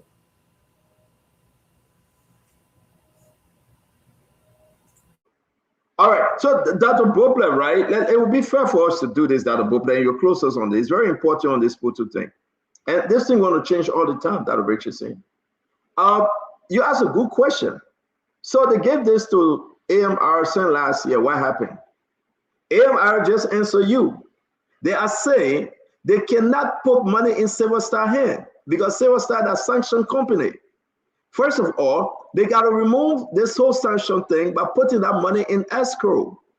The Treasury Department got to approve the transfer of US dollars to Silver Star, who is under sanction. So for them to move on, they got what they call a claims number from OFAC. And it would take 6 months to almost a year to reach a solution. And so in the meantime, they are recommending to the government of Liberia and Silver Star, we have your money. We will put it in escrow. That'll play. And after this is resolved, go and get your money. Because if you put the money in escrow, it's there waiting. So Silver Star said, we're not going to do no cocoa here. We will not give you money. You are under sanction. If we give you money directly, all of our international company will be banned and put on sanction as well. So we will have to agree with the Treasury Department. But the government of Liberia is saying you are wasting our time if you take that route. If you follow that direction, you're wasting our time. So I hope that answers your question. So AMR saying they are moving by the book because this is a huge, big concession. So where we are today, we got to calm down and be very careful, or else a lot of people will be in trouble. So when you find these guys then doing all these businesses, they cannot, and they should not in any one way mess themselves up. It will harm them. Let me move on to what we have here on the MOU. This is it. This Putu Mountain thing. There you go. The MOU, the agreement, made on the 18th day of December 2025. This agreement here. Okay, it's very important. The government of Liberia represented by the Minister of Mines. Now, look at the representation here. Minister of Mines and Energy, Chairman of National Investment Commission, and attested to by the Justice Minister. Very high, powerful people. AMR, which they call them the African Metallic Resources Incorporated, a private limited liability company incorporated under the laws of Liberia, having its registered office on 17th Street, Cinco. Let's go down. They say each a party and together the parties. Let's read the next one, which is so important. Whereas the Putin Old Mountain concession is located in Grand Jide, that's the location, holds the mineral right under the Putu, Southeast Liberia, and JSC Silver Star, the current concession here, holds the mineral rights under the Putu Old Mountain MDA executed with the government of Liberia. Whereas concession has been dormant and non-operational for several years under the current MDA. So this is very important. I want you to read that though, my brother Bangura. Yeah, this is the reason why if you read, and everything is in the chat room, Bangura, you in the chat room, all the documents are there, you will come to understand that they gave this thing over to AMR. Why now they're taking it from AMR? I want to rest with this story. Can anybody give us one of the main reasons, just one main reason they are taking this from AMR? Not too much of talking, just give us your main reason and we'll play the Jeremiah clip. Why you think they're taking this from AMR, Dr. Bopler? Why? 2029. Yeah, 2029. Why are they now taking it from AMR? Who is taking it from AMR? Well, the government said they're taking it from AMR and giving it to Planet One. Where you be? Who is? Where were you when we? Has AMR been able to demonstrate that they have to I called Dr. Buckland. I know you asked us very sorry. important. Sorry. Yeah.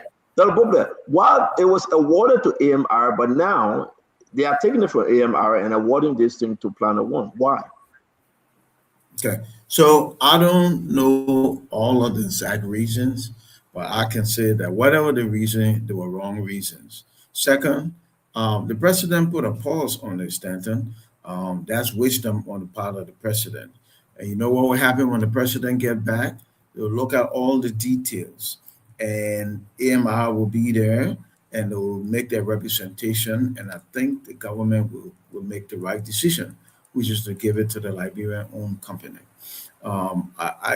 Look, in this climate, let's just be real.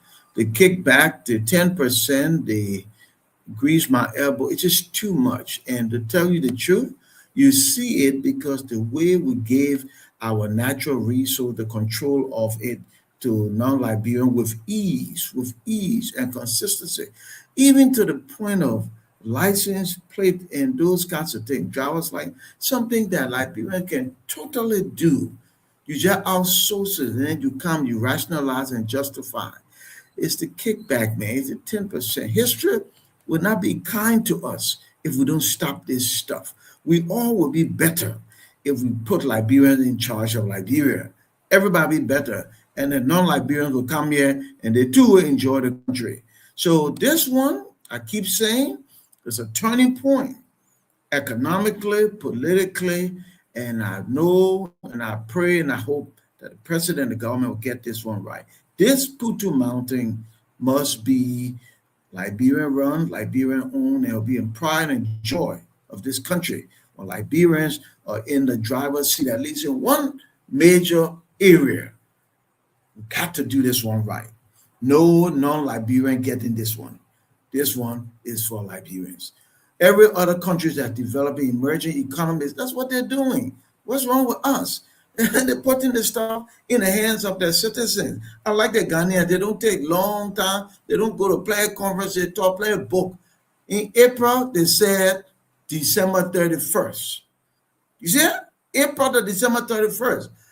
Surface mining, 100% like Ghanaian owned. Under the ground mining, 50%. You don't like it, that your business go. They say if you try to not follow, they will first find you and then they will close you down. I applaud them. Those are the countries that when we go to standard, every time we get there, something better. No, man. But again, I know everybody's kind of frustrated, but we got to go to the full line. Ask the Liberian people. Yeah, let's do that, please. Richard, you're Liberian American, but let me ask you though, what's that one reason? That one reason why they took the award from AMR to give it to Planet One today? I just want to get to somewhere here. The only thing I can think about is 2029, looking to look favorable in the eyes of the Liberians, trying to get money out of foreign companies and to, utilize it for elections. That's the only thing I can say. It's not in the interest of the Liberian people, but in the interest of a few members. And I applaud Dr. Brooklyn for all that he has said is about Liberianization. It's about us trying something different. It's about the credibility. The president said put a halt, and I think it's a good thing. But we have seen somebody said time after time, the president has said one thing: traffic control. Minister of Transport put a halt on that. President had reversed that decision. We have seen this contract with CMC political leader Musa Hassan Bilili. They reversed that. Okay. Now we see AMR. They awarded the contract to AMR. They reversed that. So it's about credibility. Okay. And it's about the country government ability to protect and promote Liberians. And everything we've done in the past has not been protective of Liberians. It has not promoted Liberians. So let me ask a question, because we'll be going to the phone line in the next, wow, the time flies, so it's 7:11. But we're hanging around for another 40 minutes, right? If you have the time. But Emmanuel, why you think? Because what we're talking about, the vice president said this government is very interested in empowering Liberians. Have you seen any sign that the government is interested in empowering Liberian-owned businesses? Have you seen anything? Maybe that Richardson skipped that one. Have you seen anything, Emmanuel? Well, it's at the minimum. There are signs, but it's at the minimum. Again, I will note what the Honorable Women Pace said. It's time for us to start believing in ourselves at least once. I think the primary reason is that at the higher level, we try not to believe ourselves. Believe in ourselves. And I think that's the situation here at play. When our neighboring friends come in and other comes, we believe they can do it better than us Liberians. And that is not true. So hopefully, when Bangura go to office tomorrow, he will have a good consultation with the vice president. And with the president putting a hold on this, that our consultation... I do not work for the vice president, please. That consultation will lead to the fact that there will be a full understanding that a Liberian company should take over. So our brother Bangura will carry the story with him tonight as he goes, and as he consulted with the vice president office.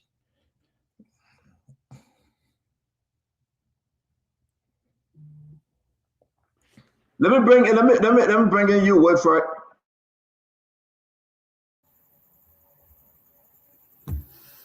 Thank you, Stanton. So, Dr. George, I do not work for the vice president's office. You said it yesterday, so I know it's deliberate. And you're smiling at that.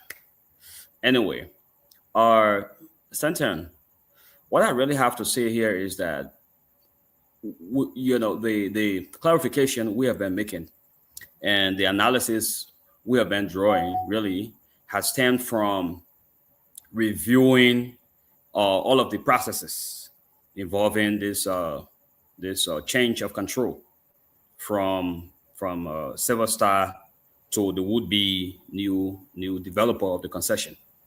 And we have been very keen to look at available paperwork, documents, paper trails, because the works of the special committee basically has got to do with analyzing all of the paperwork, all the letters. So many letters have been written amongst the players. So our analysis has been looking at all of those letters, and we have been able to produce the letters written and made the right analysis that the government has been very keen on prioritizing like the liberalization policy by looking out for a Liberian concessionaire. There has been deliberate effort to do that. We were able to share the documents with the CEO. He put that up.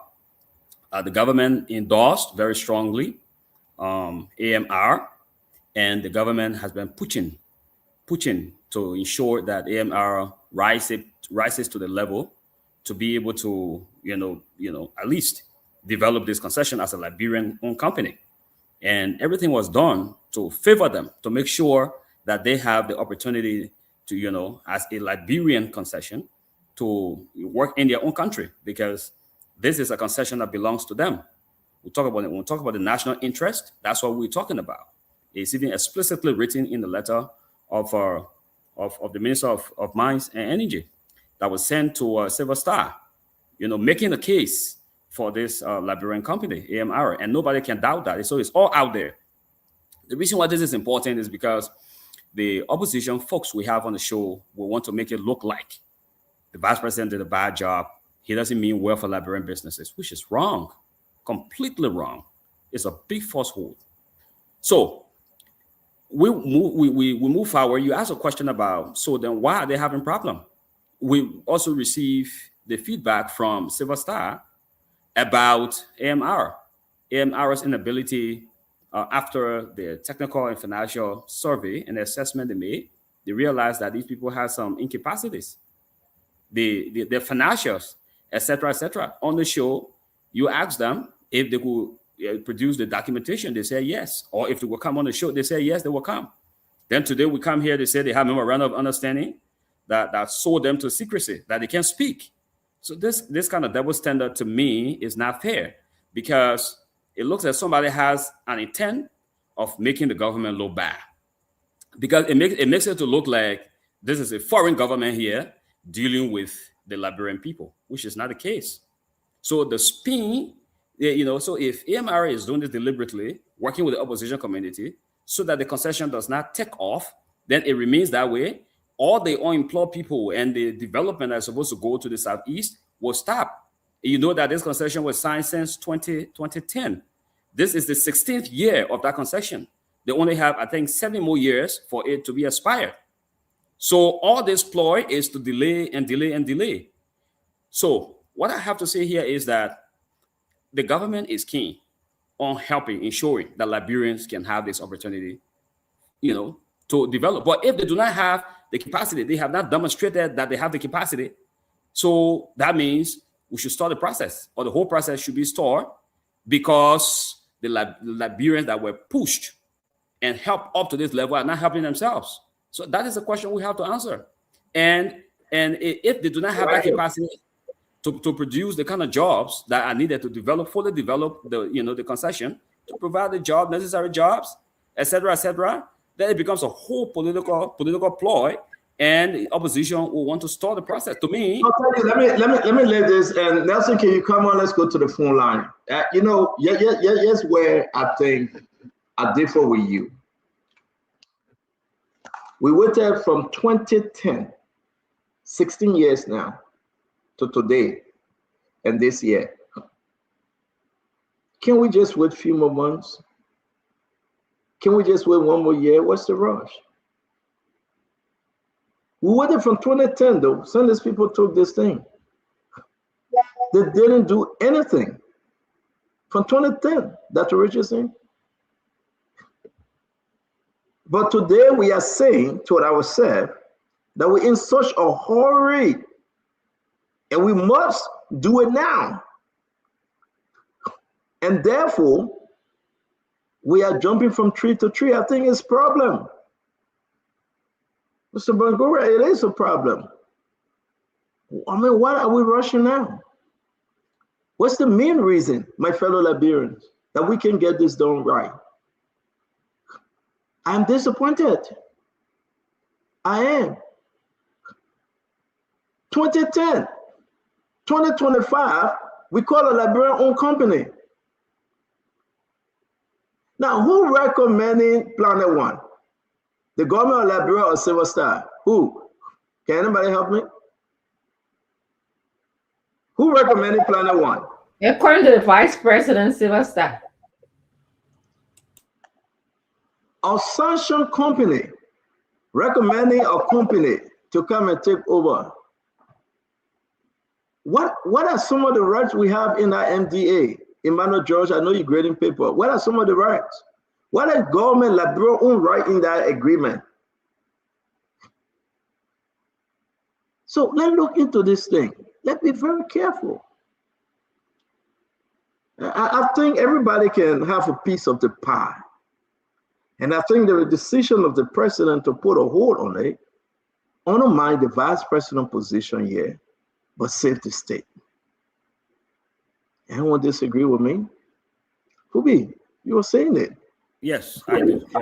You said Fubi, the president said, hold on, wait, let me come back. I'm in Raleigh, I'm chilling. I'm enjoying myself. Let me come back. Or I do my physical, whatever it may be. Let me come back.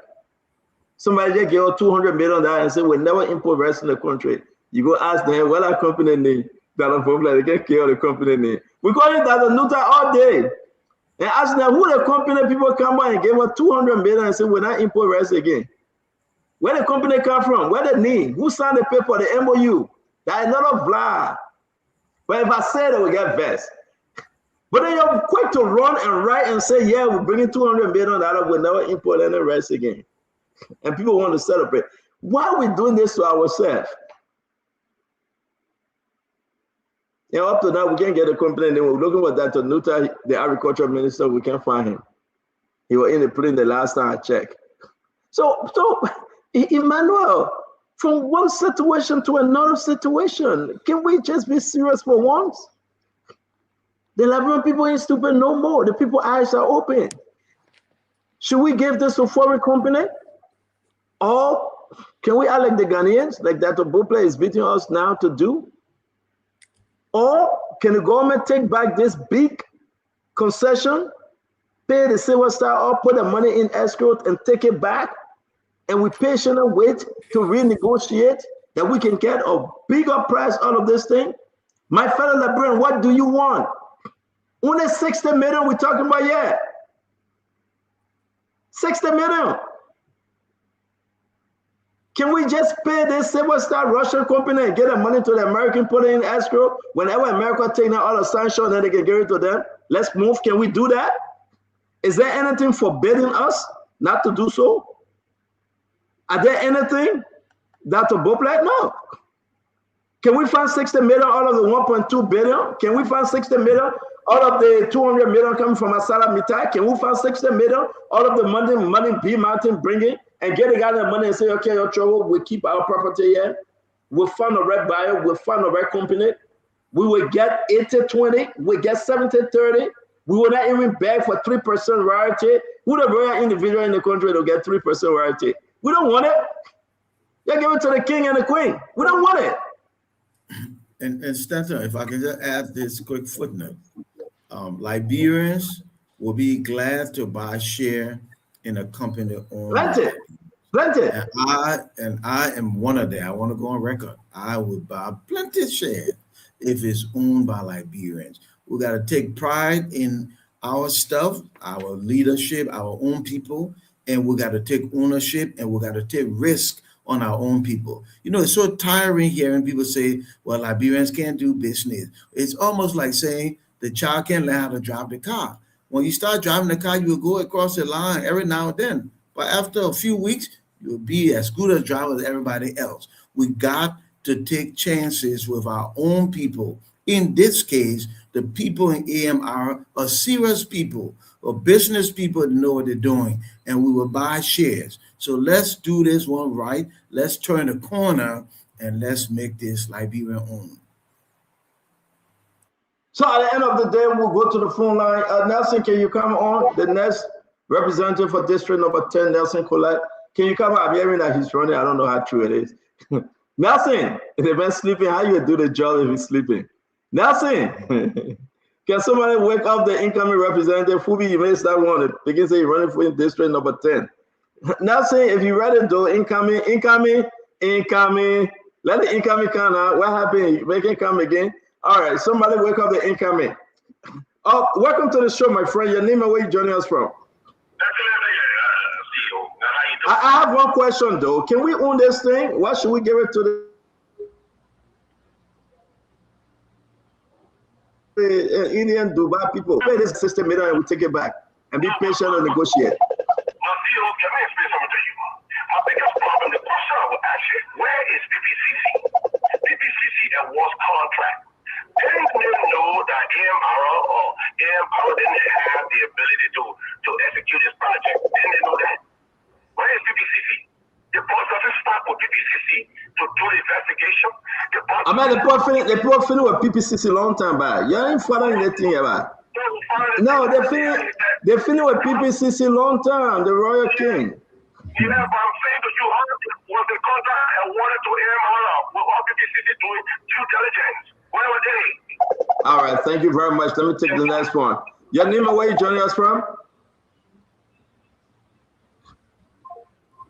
All right, Nelson, let's go ahead. Let's go to the phone line. It's good for the people to contribute. It's your time. The question just simple, though. Can the government just take this thing back, give the Russian the money, and we just move on? What's the problem? Why can't we just own it and renegotiate the whole thing? Why are we begging around for $60 million? $60 million, why? Let's talk to this person. Your name and where you're joining us from, please. We don't have enough time here. Just get to the point. Your name and where are you joining us from?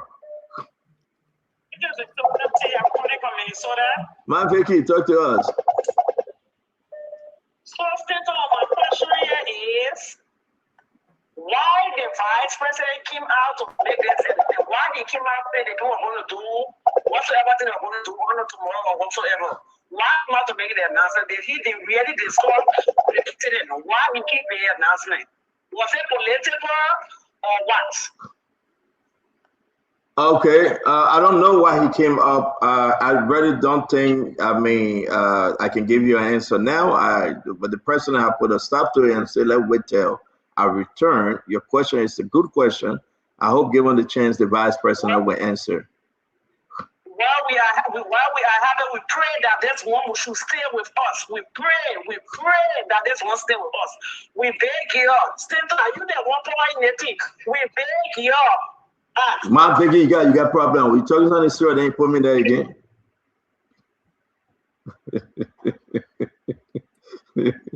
Look right here. Your name and where you joining us from? Your name and where are you joining us from? Your name and where you joining us from? Yeah, my name is Edward Taro Stanton. Edward, talk to us now. I'm calling from Massachusetts. Stanton, look, let me tell you, it will be hard for our own librarians to own that stuff because we are not united, number one. And again, we are jealous of each other. So for them to give it to our own librarians, for them to operate that mountain, it will be hard because they will honor that person. Thank you. Let's go to the phone line. Let's take more call. Can the government buy these people out $60 million and we own it, and then we'll be renegotiating with Liberian? Let Liberian people take it, right? Where are you joining us from? Hey, my name is Louis McCabe. I joined you from Johnson City, Tennessee. Yes, sir. Talk to us.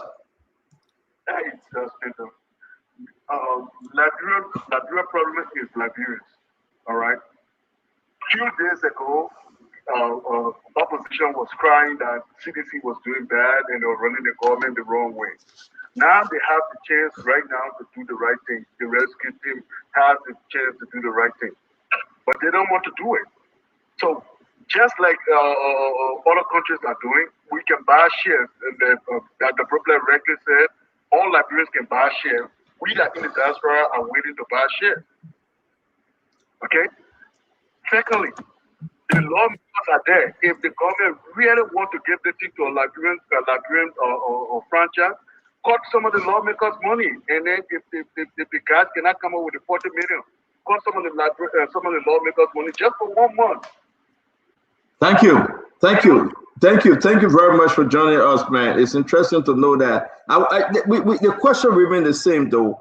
Why should we all the time give this to foreigners when we can pay these Russians the $60 million and tell them go and renegotiate with ourselves, amongst ourselves, and people will contribute? Your name and where you joining us from? Yeah, my name is Nasa. I'm calling from Minnesota. Nasa, welcome to the show. Thank you. Okay, Stanton, I've been listening to you guys. I don't know what's wrong with us Liberians. I really don't know. We're always backing the foreigners. We need this one. I will buy share, like Tate Bupa said, I will buy share too as well. And I will encourage other people to buy share. We need that to stay with Liberians, I mean. Thank you so much. Thank you, Mama. Thank you. Thank you, Mama. Your name and where you joining us from? Yeah, my name is Solo and I join you from New York. So don't talk to us, sir. Yeah, thank you for having me. I always follow your show. Thank you, and thank you for the work you do. And I thought you was kind of biased person, but you are showing to me that you are a true and lovely Liberian for what all you do for our country.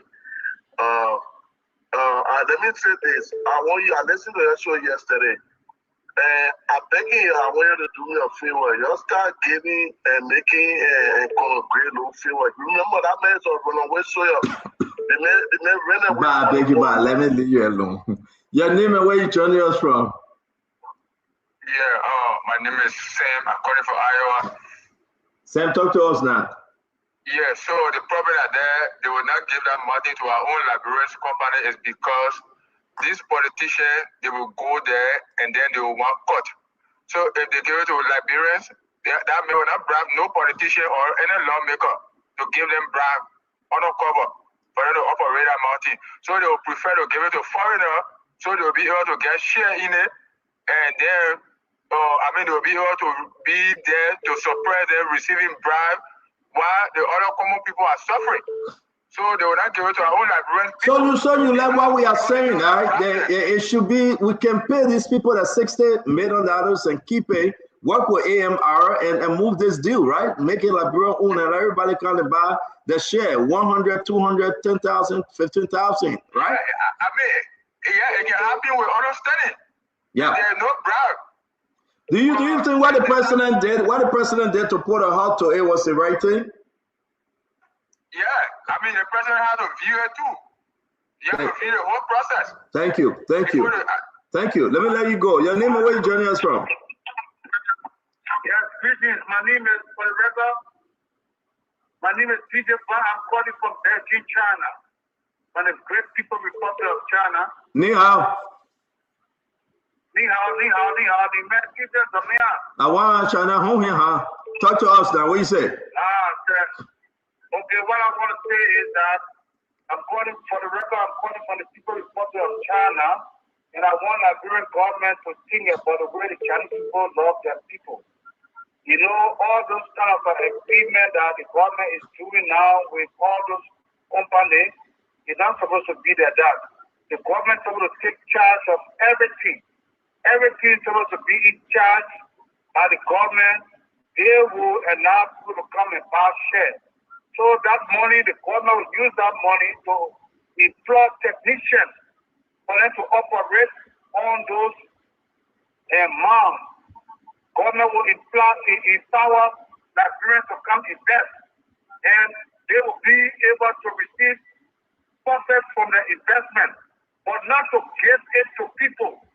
Government don't give the kind of action to company or individual. Those kind of things will be in the hands of the government itself. And the government only employ people. Thank you. Thank you very much. Thank you very much, Ania. I want to say to all of you, it's very important that you know that we're going to be moving to Liberia right now. Liberia, let's hear you. Incoming.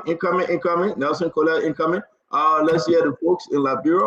What you say, man? This whole Puerto Martin thing, what side you on? Honorable, no food to the hall. No food to the hall. 055-101075 is the number to call, and you'll be live. We take our first caller here. Hello. Yes, Nelson, how you doing? Yeah, we're okay. Let's hear you quickly. Okay, my name is Jeremiah Siawe. I'm the discussion question number 6. Okay. My brother, 60 million is more than. If the lower and the upper house budget can be 51 million, we can pay that 60 million to that Russian company in our mountain, and then we decide who to give it to. We give it to our own Liberian company, my brother. You know, it's not more us. Wasting money here on for nothing. We give 60 million to the Russian company. Thank you. This person, hello. Hello, my brother. How you doing? Yeah, sorry, your background is very terrible. Just walk away from the radio and call back. Hello? Hello? Yeah, hello, you're live. Let's hear you. Yeah, I'm calling from La Paz, Limani. Yeah, go ahead. What I wanted to understand is, what are their own factory to manufacture those things? You say? I wanted to get their own factory, like Green Card Combine, they will get their own factory. Oh, okay, their own factory. Okay, thank you. Hello? Yeah, you don't the background of cover that barrel. Yeah, please go ahead. I think it would be better government because it gives a lot of PAG. Says, bagging some not to energy. Every day on your children bagging some not to energy. So it would be better get the government take it. All right.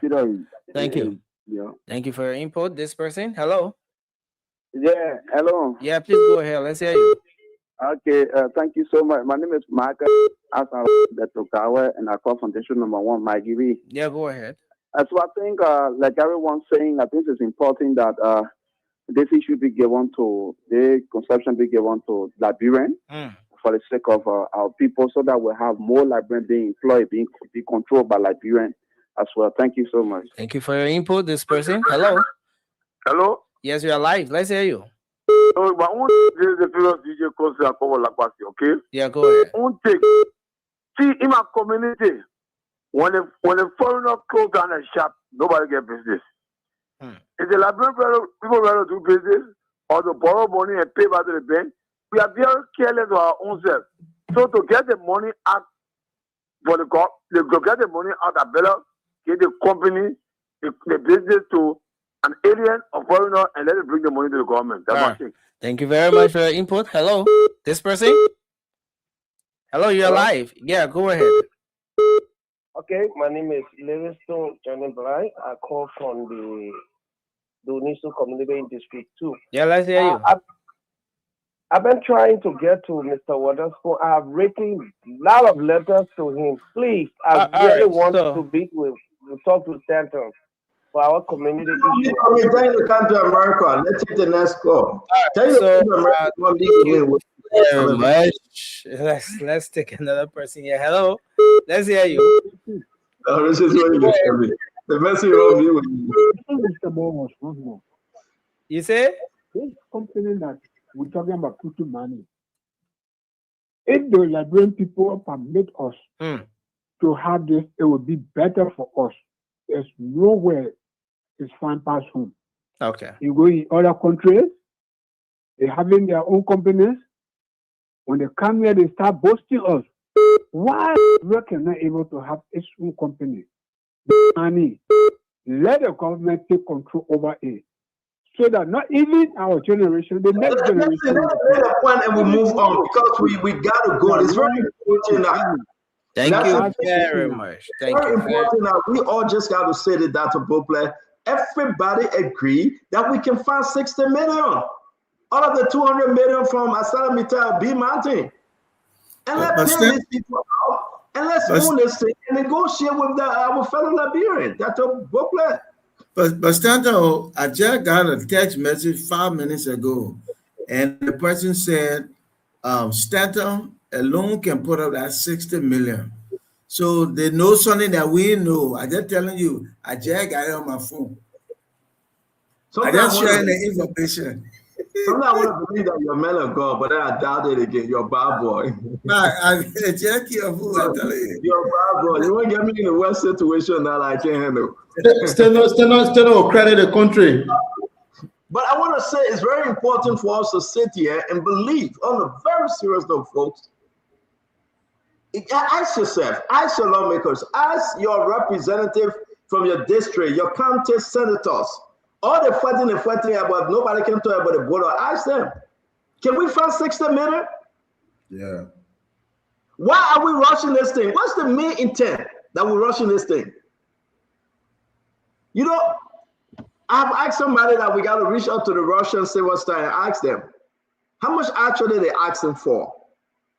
And whether they care who take this Putu Mountain. Do they really care that to Richardson? They just want the money. What the business inside who take it? Check out. What the business inside? You get the man the money, the man gone. Is he coming back? What? I mean, is he coming back to get another back to 3% going back to them? What's the business? If we owe them 40 million, my fellow Liberians, you need to hear this because this will be about the election 2029. And worrying if we give these people this comment and say, I can't do business, if we ain't do nothing, 2029 come. What will be the message? So, Brother Winford, let me tomorrow. You must say our partners, you know, and we're from the same. We're partners in what? Yeah, don't worry. You shook your head. You say yeah. Then you ask me in what after you finish. No, I'm asking. I said partners in what? Because I lasted for more than 72 hours. You lasted for only 72 hours. How are we partners? So the military partnership. Ask for a great. Run away from the army. I don't know how true it is. Like how they make that economy, then they may run away. But again, I want to say to all Liberians though, this will go down. If the government miss the position, how they can retaliate. If they miss that position and they think slip, I don't know. Are we really going to hear from? Well, are we going to hear from President Braga against Vice President Fito again? I mean, is there any need to hear from President Braga? President Braga will throw a Vice President under the bus. I'm a bit bad for me. He will throw a Vice President under the bus quick. He said, "Yo, wait, okay, let's listen to Jeremiah Kuhn because we got to go. Let's listen." Also take another 6 months to 1 year. So it means your people here recommend that they take the feeling with their study and give a proof of fund that they are not done for the last 4 or 5 months. Then we'll start. It could take 1 year or 2 years. When that letter came, we sent it to AMR, Sheridan.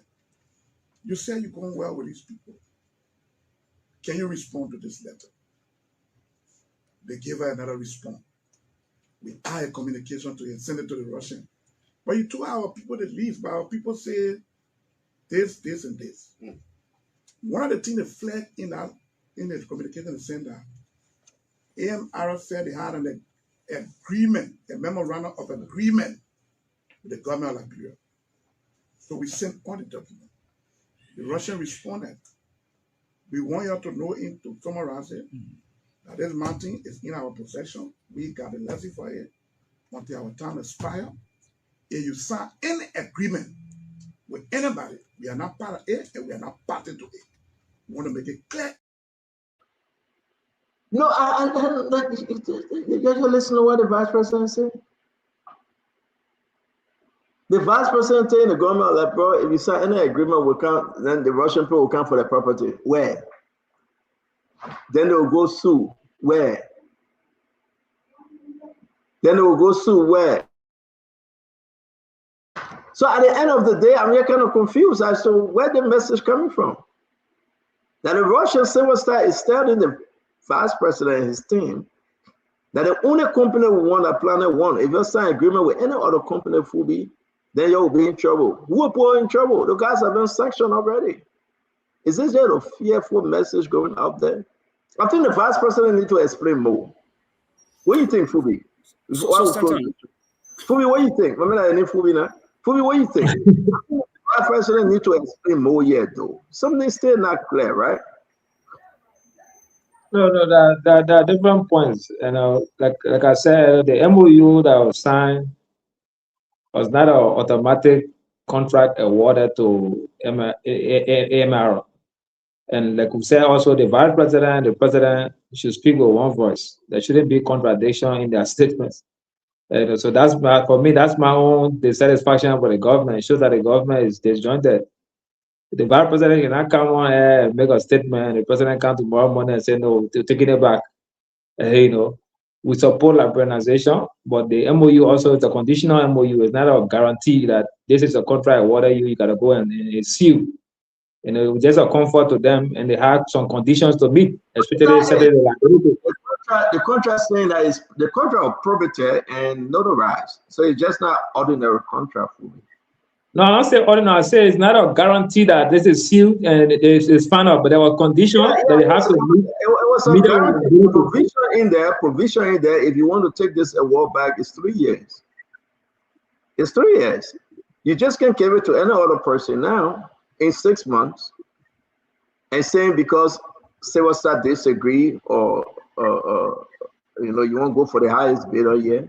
That's the point I'm making, though. Something isn't too clear, Fubi. Yeah, I think the thing civil star also put me.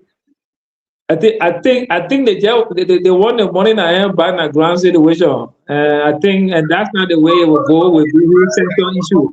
Let me tell you that. If they want money in the hand back in the ground, who's going to give them that money? They are under sanction. The honor section, I said that's the critical part. That's what makes it sticky, you know. So it's a rough stuff for them. So the government just need to find a way to close the deal and move on. The government needs to take ownership, and the government needs to move on. Thank you very much, Fubi. I think we spend a lot of time tomorrow. We'll discuss the other topics because it's very important for us to beat on the government and beat on the Liberian people. But the Liberian people in general have agreed. Let the government find the 60 million and pay these people off. And we'll wait. Is Unity Party afraid they will not be in power tomorrow, so they can wait? Is that the reason why they're pushing the thing so fast? That the Richard say, are they afraid that if they wait, there will be no way to come back? There will be a one-term government, so they must do it and do it now. Because if you look at it in the time, it's now on their side, right? I will come to you, Dr. Richard. So let me ask Conor Gray. Conor Gray, let's get your closing on this, sir.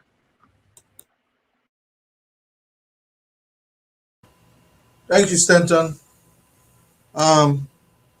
hopefully we'll close on this issue tomorrow. But one of the things I can't understand is that a company that is under sanction, what kind of agreement you would have signed and don't include something for natural disaster or situation beyond and above our control. I think they call it in laws force majeure. So that such that when the other person doesn't have the capacity to execute, they forfeit their right to the contract somehow, because there was an agreement, and then we should go away from signing long agreement from 2010 to 2035. What's the as a country, we have life expectation is so short, but somehow we come up with 100-year contract. And this kinds of funny stuff. So that even when you want to wait, you have a long time to wait. And I think this issue between the Russian Silver Star and Liberia should have long come to an end once they were not able to execute, the contract. And so even they say in who gets the contract from them, even though they are the initial lessee or whatever it is, once they lost that ability, I think we should just find a way to move on. But I will hope that the president, when he comes in, which the vice president in his capacity has never taken a decision. The president uses him to do certain things, and he comes back and report. That's all what this is. Maybe some folks were expecting that the signing was going to be done today. That is the decision of the boss, not him. He has done his job. And as far as we know, when President Barker comes in, it's not going to step on whatever his vice president has said. But that's how people work in cohesion. This is not the George Weah and former Mrs. Taylor's moment. This is a moment where two guys are working together, and the boss always trusts the honorman to say go and do the job and come back. If you make that statement, do you think VP Kun spoke prematurely? Yeah. Now that the president have to say put a stop for everything, because they scheduled to sign this thing tomorrow or Thursday, but the president is saying I'm leaving, put a stop, let review everything over. Do you think something else came up? Do you think he spoke prematurely though? No, I don't think so. I don't think so, Stanton. But he didn't cross all his T's and dot his I's, and he said he wasn't the Well, he might have conferred with his boss, and then the boss changes his mind. All right, let me go to you, Dr. Richardson, and we'll go to Dr. Bufflett, and we end the show with the rest of the guys. It's been a wonderful show. Can I just go? I want to. If you want to go before your boss, no problem. You can ask her. No, because I'm in Liberia now, so it's almost. Not me. I told your boss buying your generator fuel. Yeah, so you can go pick up. Yeah, sure. I mean, thank you. Your boss said you can go ahead, so go ahead.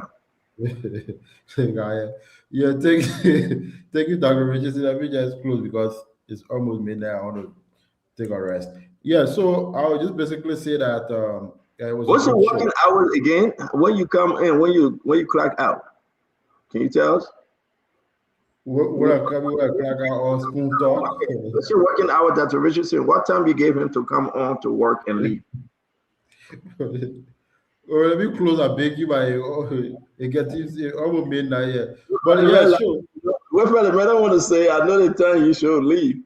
They gave him the time. I think they used to give Wilfred $750 every month. Are they giving you $750 too? I know that the Bubler got to go. That Bubler 1 minute, and that's the reason why they used to get Wilfred $750 every month. Are they giving you $750 too? Nobody give me $750. People owe my money. They won't pay. CMC gave you $750. Nobody give me $750. They don't want to pay my money. Oh, they not. You know the story. Oh, wait. Gotta put that.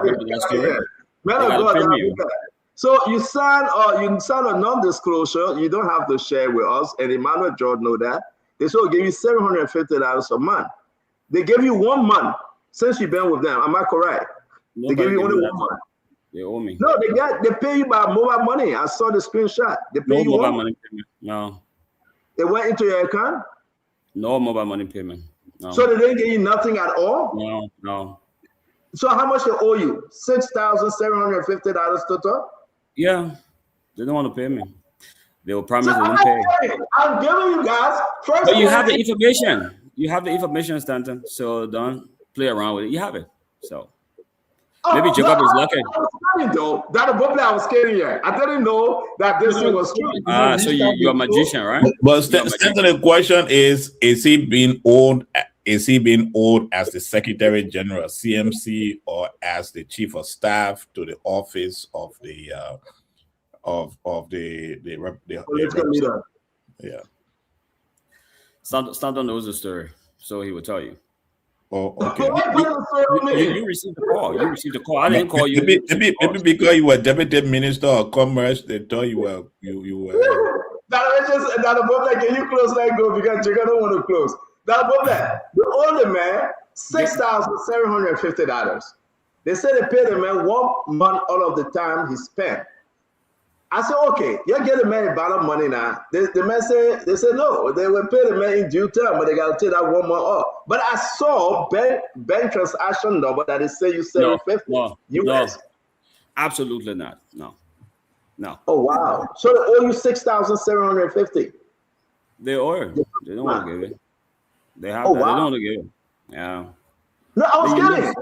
I was just kidding. I didn't know that. How can you a magician? You know the story. Stanton, they call you. I didn't call you. I just say you know the story. You know the story. I didn't complain to you. They complain themselves to you. So for me, I'm quiet. I'm not saying anything. We're 5 protests on the show. That Richardson, I gotta pay the man money. That Richardson, I gotta pay the man money. That boy, go ahead. I know you gotta go, but you gotta pay the man money. The man work hard. Who the man work hard. He deserves his due pay. 6,000. Let move on the show. That's Let me close. I'll go now. No, that kind of book like close, my man. I want him to weigh in on this before you leave. I beg you, Jacob. No, I'm not going to say anything about that. Don't waste your time. The book like close. Your party. I beg you, Chief. I beg you. Yeah, that book like close. 6,750. So thank you for the show. It's good, constructive, meaningful, and it's about a topic that should be of concern to every Liberian. I like how we are progressing. We are staying with it, and as things develop, we'll bring it to the table. We'll inform the public. We'll engage the public.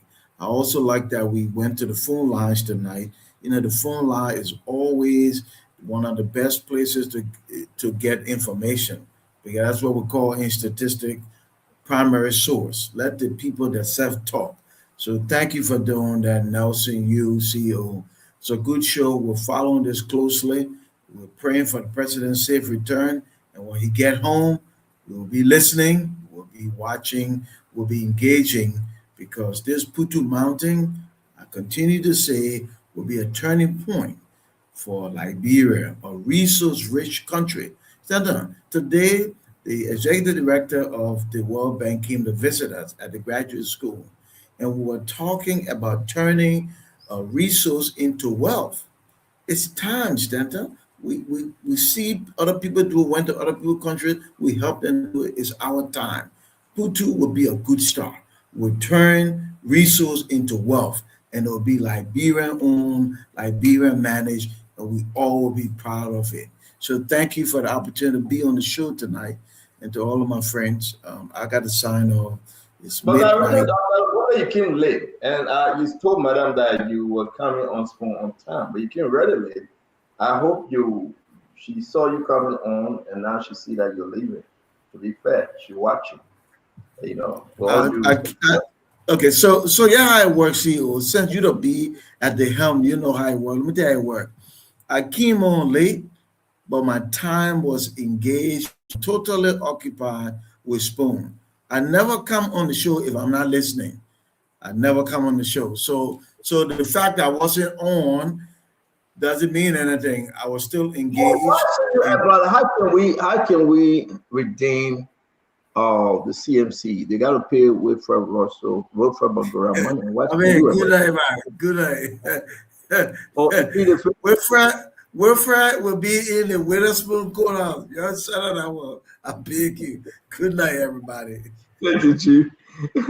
Jacob John, let's hear you. No, I really want to hear from that. Rich is the only one. Jacob, let's hear you. Fubi, you gotta have similar experience. Fubi, they gotta pay Wilfred money. I mean, I get 10% there. If they get a man 6,750, that my 10% at 600. 600. How much will be my 10% again? My 10% will be about $675. $675. So I need my 10%. The man agreed, so I got to advocate for him. Jacob. On the Putu discussion that has been. But Jacob, can you confirm whether you guys owe Wilfred? I know you want to go to Putu. Still, I don't know. I just hearing that from you on the show. Jacob, I told you. How can you say you just hearing that? I told you. You called me 2 days ago, and I told you. Who you told? You didn't tell me how we discuss. We never discuss anything of that nature. Jacob, I sent personal information, and you say you're going to look into it. How can you do this to the brother Wilfred? I will look into what we talk. No, but on the Putu team, and to be honest, yeah, the Dr. Bubla raised a particularly important point. And I think a lot of Liberians called, especially from the diaspora, I talked about that, about Liberian participation, owning shares a year and all of that. I think that was a good one, because at least for one, we can try something of that nature to get Liberians to own shares in their own mineral resource. And I think when John Davis came on the last time, I think maybe a week or so ago when he came on, he talked about that. I think he talked about government free carry interest, and then he also talked about Liberians having the opportunity to buy shares. So that's one of the things that kind of caught some of our attention when John Davis was talking about the different structure and the arrangement available for Liberians. So they already have that in a way from listening to him, capture in their investment vehicle, which sounds good. And I think this is something we have to explore, and that's why some of us back, Liberian participation is in this economy. So yeah, that would be my comment for tonight. It has been a very good show. Tomorrow again, we'll be here to share our views on national issue. Thank you. Again, Jacob, thank you for joining us. Thank you very much. Dr. Richardson. So it was a great show. I truly appreciate all of the women that called in. Your points were valuable. I have written down here, the issue is credibility of our government in our country, or disjointment in the government. Someone said that when the president says something, put it on hold, and the vice president is making a compelling, convincing argument of not putting it on hold while we awarded the contract to this particular company, is an example of disjointment. When the vice president is telling us, this company that has not paid taxes to the Liberian government for months, years, okay, but yet and still, we should still award a contract to this company. So it says to me, there are a couple of things going on. Perhaps people are not thinking about Liberians.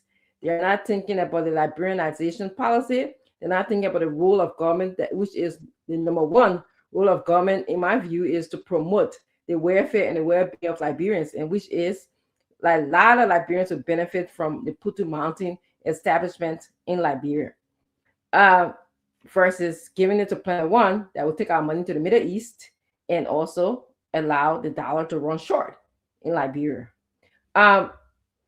Lastly, I just want to say that the government should be able to promote the welfare of the Liberian. I want to say that Liberianization policies should be in place, even if the current government is going to get brown envelope, or the past governments have gotten brown envelope. Let's do it differently this time around. Let's make it in the interest of Liberian people. And several people called that said they will buy a share in the company. If I have to, I will. Thank you.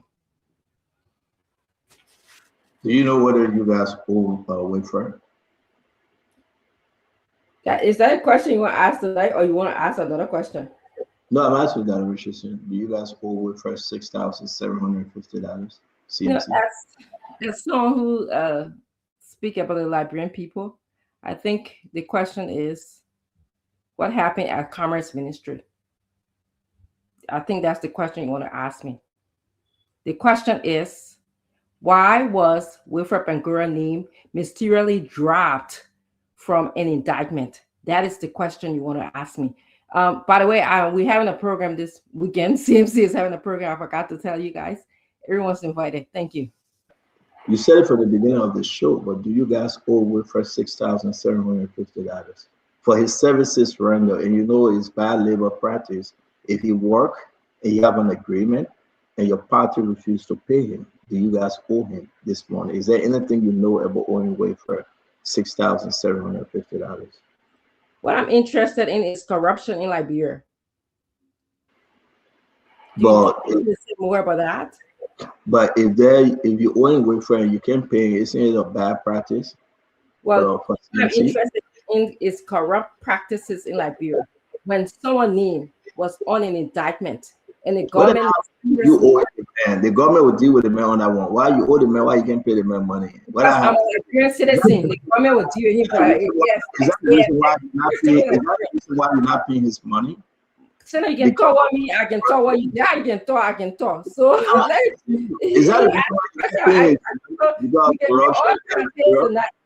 you can make all kind of face tonight. My question is I'm in the greater welfare and well-being of Liberians. If someone named mysteriously disappeared from on an indictment, that should tell us that corruption is practiced in this government. Okay. So that is what I want to tell you, and that's what I'm interested in. I'm not interested in. So isn't that corruption in CMC that you owe the man for his services and you? Yeah, you want to say corruption in CMC or you're not in CMC, whatever higher way you want to turn, but I'm telling you. Even the internet go off. The man need his money. Look, the man internet go off and all, Emmanuel. You gotta see what telling us that the viceroy are paying for the main internet, the main are paying for the main talent. Money for me. The man internet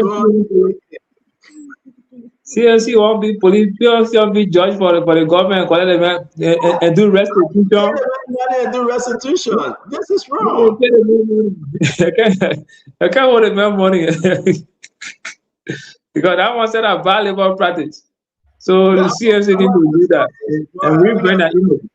I got to reach out to Musa Benete to pay the man money. You cannot owe the man for services. Emmanuel George, let's say, what say you, Emmanuel? I've never heard this from ANC. ANC, I've never owed anybody. What's the new thing is this? The party will owe your money if you wrong the government. What's that? Stanton, I want to thank you for a wonderful conversation we had this evening. Thank you, Dr. Richardson. You're not doing anything bad by your cousin, Dr. Richardson. On the air Remy Gray 1212. I feel like Liberians that are listening to us on Facebook, YouTube, on the different television stations and radio, thank you for the opportunity for us to interact. Look, tonight we have been discussing about Liberia. Mr. Alexander Cummings is very clear on this. Liberianization is an important piece in us being a serious sovereign nation. We cannot continue to give everything out to strangers or to foreigners when we have Liberians who have shown that they are capable to do this. In the late 1970s, although autocratic and draconian, the former president of Uganda, Idi Amin Dada, was able to change stones and hand over to Ugandans. It was a tough time for them, struggled and went through, but they believed in themselves and were able to get out of that situation. We can do the same in Liberia. We have to start believing in ourselves. There are many Liberians who have been successful in running companies, like Simeon Freeman, Bernard Ures, and others in the country. And there are many outside who have been extremely successful. This shows that we have the dexterity and the will to do that which is right and to succeed. So hopefully the government of Liberia will support this process. and we allow Putu Mountain to be run by a Liberian company. Thank you all for being with us. Have a wonderful night. We look forward to seeing you and having this conversation tomorrow. Good night. So you got nothing to say about Brother Whitford? Yeah, Brother Whitford was Deputy Minister for Administration at the Ministry of Commerce. He has no problem with money. I mean, if they owe him, he told you he told us on the platform that he's not going to go in depth into the conversation about that. If the situation have to do with CMC owing Brother Whitford. Mr. Bengura said on the station that he's not going to disclose anything about that. And if he's not disclosing it, who am I to get into something that he doesn't want to disclose? Okay. That Richardson, your grandson can go in the back, man. You don't put your basement here. Whitford, you're owing Whitford, then you go bring your grandson. Whitford JS Bangura, welcome to the show, man. Then we'll go to 12212. I don't know. Want to talk for 122. This is bad though. They owe the man, and they say that they can't pay the man because the man work at Commerce. What do I have to do with it? Something. It's interesting. I mean, obviously, I don't know the details about it, but hopefully they found a resolution. CMC is saying the man get their car. The man saying CMC owing for a couple of work. So that's the man. I get back the car. We put a video in the chat room. I can play the video. Oh, okay. Oh, then that's good. I hope there can be a resolution to that. Actually, Whitford has the right to affiliate any political party of his choice, and that is also unique to every other Liberian. But it's been great being back, Stanton. One thing I really appreciate about the show tonight is giving Liberians an opportunity to speak. I think it's very critical in a very polarizing political space that we have. I'm also I do believe in liberalization policy, and what is most important, in a liberalization policy, is also important to note that this is a systemic issue across Liberia. The Liberians do need an opportunity, but there's also a gap. A lot of time we don't talk about the gap. The gap here is that because it is systemic, we have a lot of capacity issues. We have a lot of readiness, especially in infrastructure development in companies that have the ability to be able to achieve that. And my biggest contribution to this show is that the government can be able to set up a three-tier system where the AMR can be the national asset company, where the government can be able to empower AMR to definitely be that national representation that can have asset. And then they can also be able to partner with the two other companies to be the resource mobilization. And I think that three-tier system, if the president returns and that's a decision, everybody win. Because the other thing we are overlooking here is the idea, and I hope the representative can provide a financial document. If I can be keen to see that there is evidence, especially given the fact that they won the contractual agreement before, if I'm keen to see that evidence being provided, I think it's a very solid case against the government. And I want to publicly call on them to definitely provide you all of the document that you are asking. We are even needing to go through Freedom of Information Act, because I do know if you have all the evidence, you'll be one of the biggest advocates for them. And everyone here will also be, keen to advocate for them. But overall, it's a great show, and looking forward to being back consistent as possible. Thank you, Stanton. Thank you very much. We saw that you met Bio and your letter from the UN Secretary General requesting something. We'll talk about it tomorrow. We'll see you. Thank you, Stanton. Yeah, we actually will be hosting Bio here in Oxford. When is Bio coming over? The 16th. He will be a keynote speaker. Snow will be there too on the 16th, right? No, Snow is probably after Bio. He has a crazy schedule, but obviously it should be Snow and how you call him, Musa Beliti on the way to the US this weekend. We should be hanging. Okay. Yeah. We should be hanging up. Good. Yeah, Snow is bereaved, so they are coming somewhere in New York, for the funeral. With Roberto, I'm sorry, it seems to be that they will not get your money because they say that you work at Commerce. But it's good. I mean, I'll push for you. I'm working for my 10%. I know you man of the award. You'll make sure I get my 10%. Welcome to the show. Give us a quick. Thank you very much, Stanton, for the show. I appreciate the conversation we had tonight. I thought it was robust, and I thought it was very engaging. And it's a pleasure to see my young brother Owanto on the show as well. I'll be looking forward to more engagement. The responses from the callers, the Liberian people, I thought that was very great to have them involved in this conversation.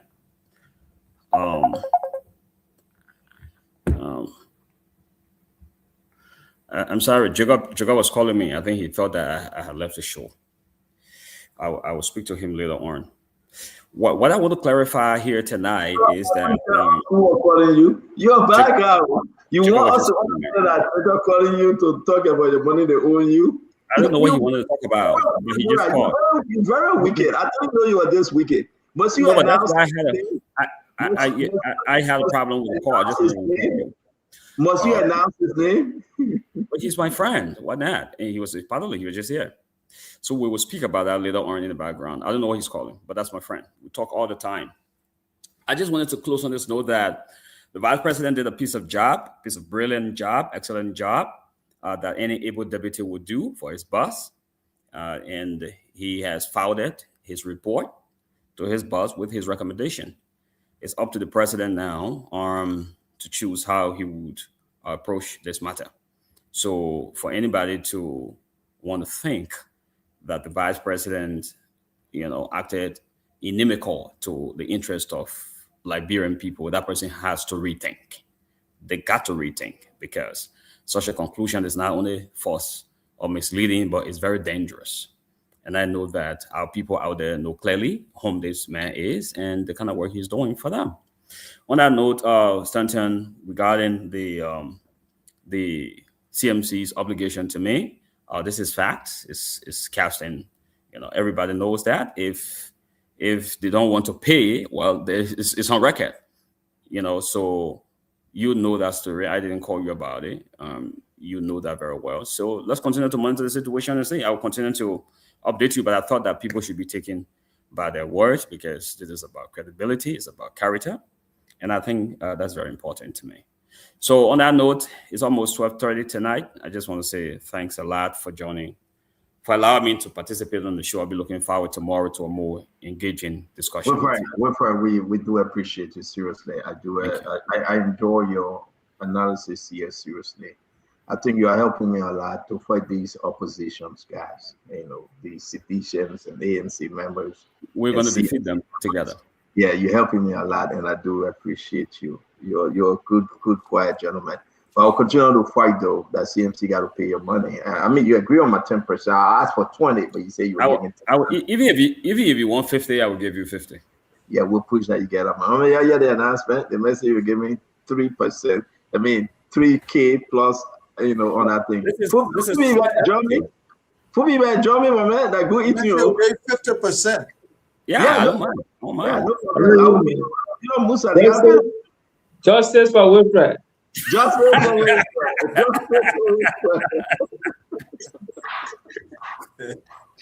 Thank you, guys. Good night. I have a question for you before we leave. Before you working hard for your percentage, if I fool you don't Center, Dualu started a loan scheme here that could be used for this kind of initiative. Why wouldn't part in Amen's initiative be started? Now Autumn will make contribution. I have no clue about duality. Don't get me a situation. I'm not watching you. No, I know about that. Don't give me your situation. I'm begging you. I'm trying to raise, I think, up to that amount. 50 million. Dualu collected $95,000 and they people start asking for the money back. So I don't know how far they grown from there. That's why I don't want to talk. No, now I say we don't just come and talk. Everybody saying they can contribute, but you see how it goes. Dualu will soon call me and say, I don't get nothing to do with that, man. They're not doing anything. All right, but I'm not taking pay. You're a consultant now, you're taking pay for the government, $3,000, so that's fine. You can raise that money. But man, Emmanuel, you home now, right? Are you in the office? Which one? You in the office? Yeah, I'm in the office. Okay, Emmanuel, we'll talk later on the other side. I got a message for you. Somebody Okay. took your picture when you're in Houston, and they sent it to me. With another person that follows for another female. What you form of taking picture with female when you go to these different programs? I'm just asking though. What you said, someone took my picture. I didn't take picture with any female. No, but you were in the photo. You authorized the person because you're looking at the camera. My thing is that I feel for me, if I go out like that, I'm very careful. People come around me, and I'm very, very careful because I know. But Emmanuel just free. He just took picture with only ANC USA chairman. The men are celebrating their own right. Go take picture. Chairman. I don't know where you got your picture from, but yeah, I will talk to you after the show. I can put it up if you want me to put it up. I mean, that's a fair lady. Even you get used to people taking a picture. Yes, you get used to it. I can put it up. She looked mulatto. If you want me to, I can put your picture up. Put it up after the show. I can't record taking picture with any. I can't record taking picture with any mulatto person. Put it up.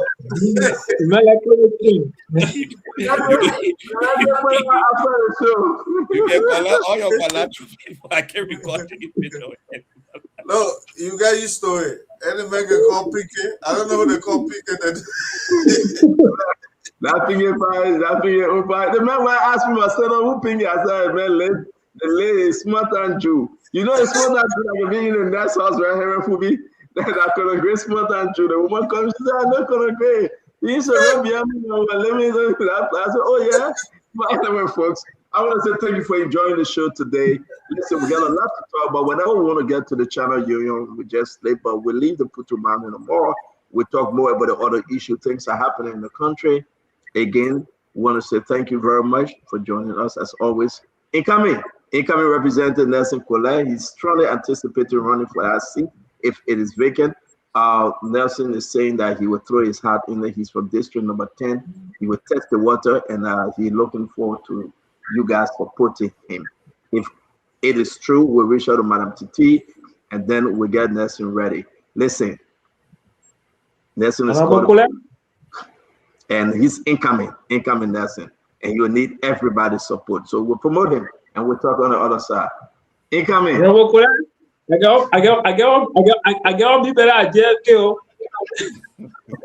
comment. That's in District 10? District 10. Okay. They got it full of jokes. But have a good night, guys. Have a good night. Well, thanks a lot to all of you on here tonight for participating on this edition of the program. We appreciate all of you who called in, those of you who put your points through, making use of the comment section. We appreciate you as well. Many thanks to the thousands of followers across Radio Land who have been making their contributions. And a lot of you would just listen, not call in, but we still appreciate you. We want to appreciate you for taking up your time to listen, charge your radio batteries just to follow Spoon Talk. We appreciate you.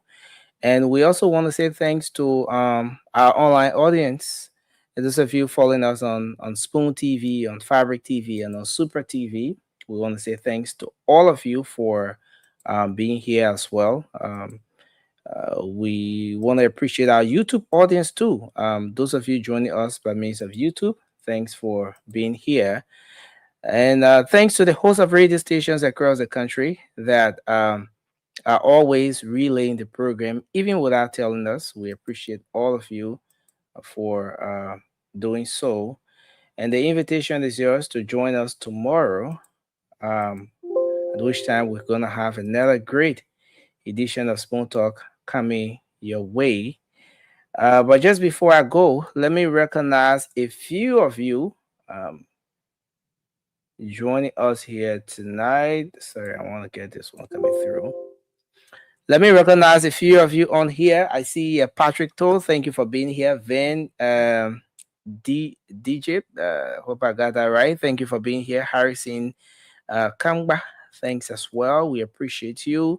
Austin, thank you. Philip Bala, we appreciate you. Sarah Johnson, thanks for being here tonight. Anjimama Wolokoli, thanks for being here tonight. We appreciate you for joining us. Joseph Kai, thank you for being on here tonight. Ruth Goba, my Ruth, we appreciate you. Freddie Go, thank you for being on as well. Lincoln Morris, we appreciate you for being here tonight. Ruth Goba, thank you for being here. I see Josh Morris Jr., thank you for being on here tonight. Saladi Yalate, Mr. Yalate, we appreciate you for joining Spoon Talk here tonight. And thanks to all of you who will join us from the very start of the show. We appreciate you for being on here tonight. And just before we go, let me say happy belated birthday to Miss Siata Temwe. Yes, Miss Siata Temwe, you celebrated your birthday yesterday. An ardent follower of Spoon. We want to say happy belated birthday to you. Miss Patricia Tar as well, an ardent follower of Spoon. You celebrated your birthday yesterday. We want to say happy belated birthday to you. We wish you all the best as you celebrate your birthday as well. And I also want to say thanks to everyone. If you're celebrating your birthday today, happy birthday to you. Lorena Honoree of our staff. Yeah, Lorena celebrated her birthday yesterday. Happy belated birthday to you, Lorena Honoree. And all the best as you keep the celebration going on. They will come back. I'm Nelson Colette. Have a good night and bye for now.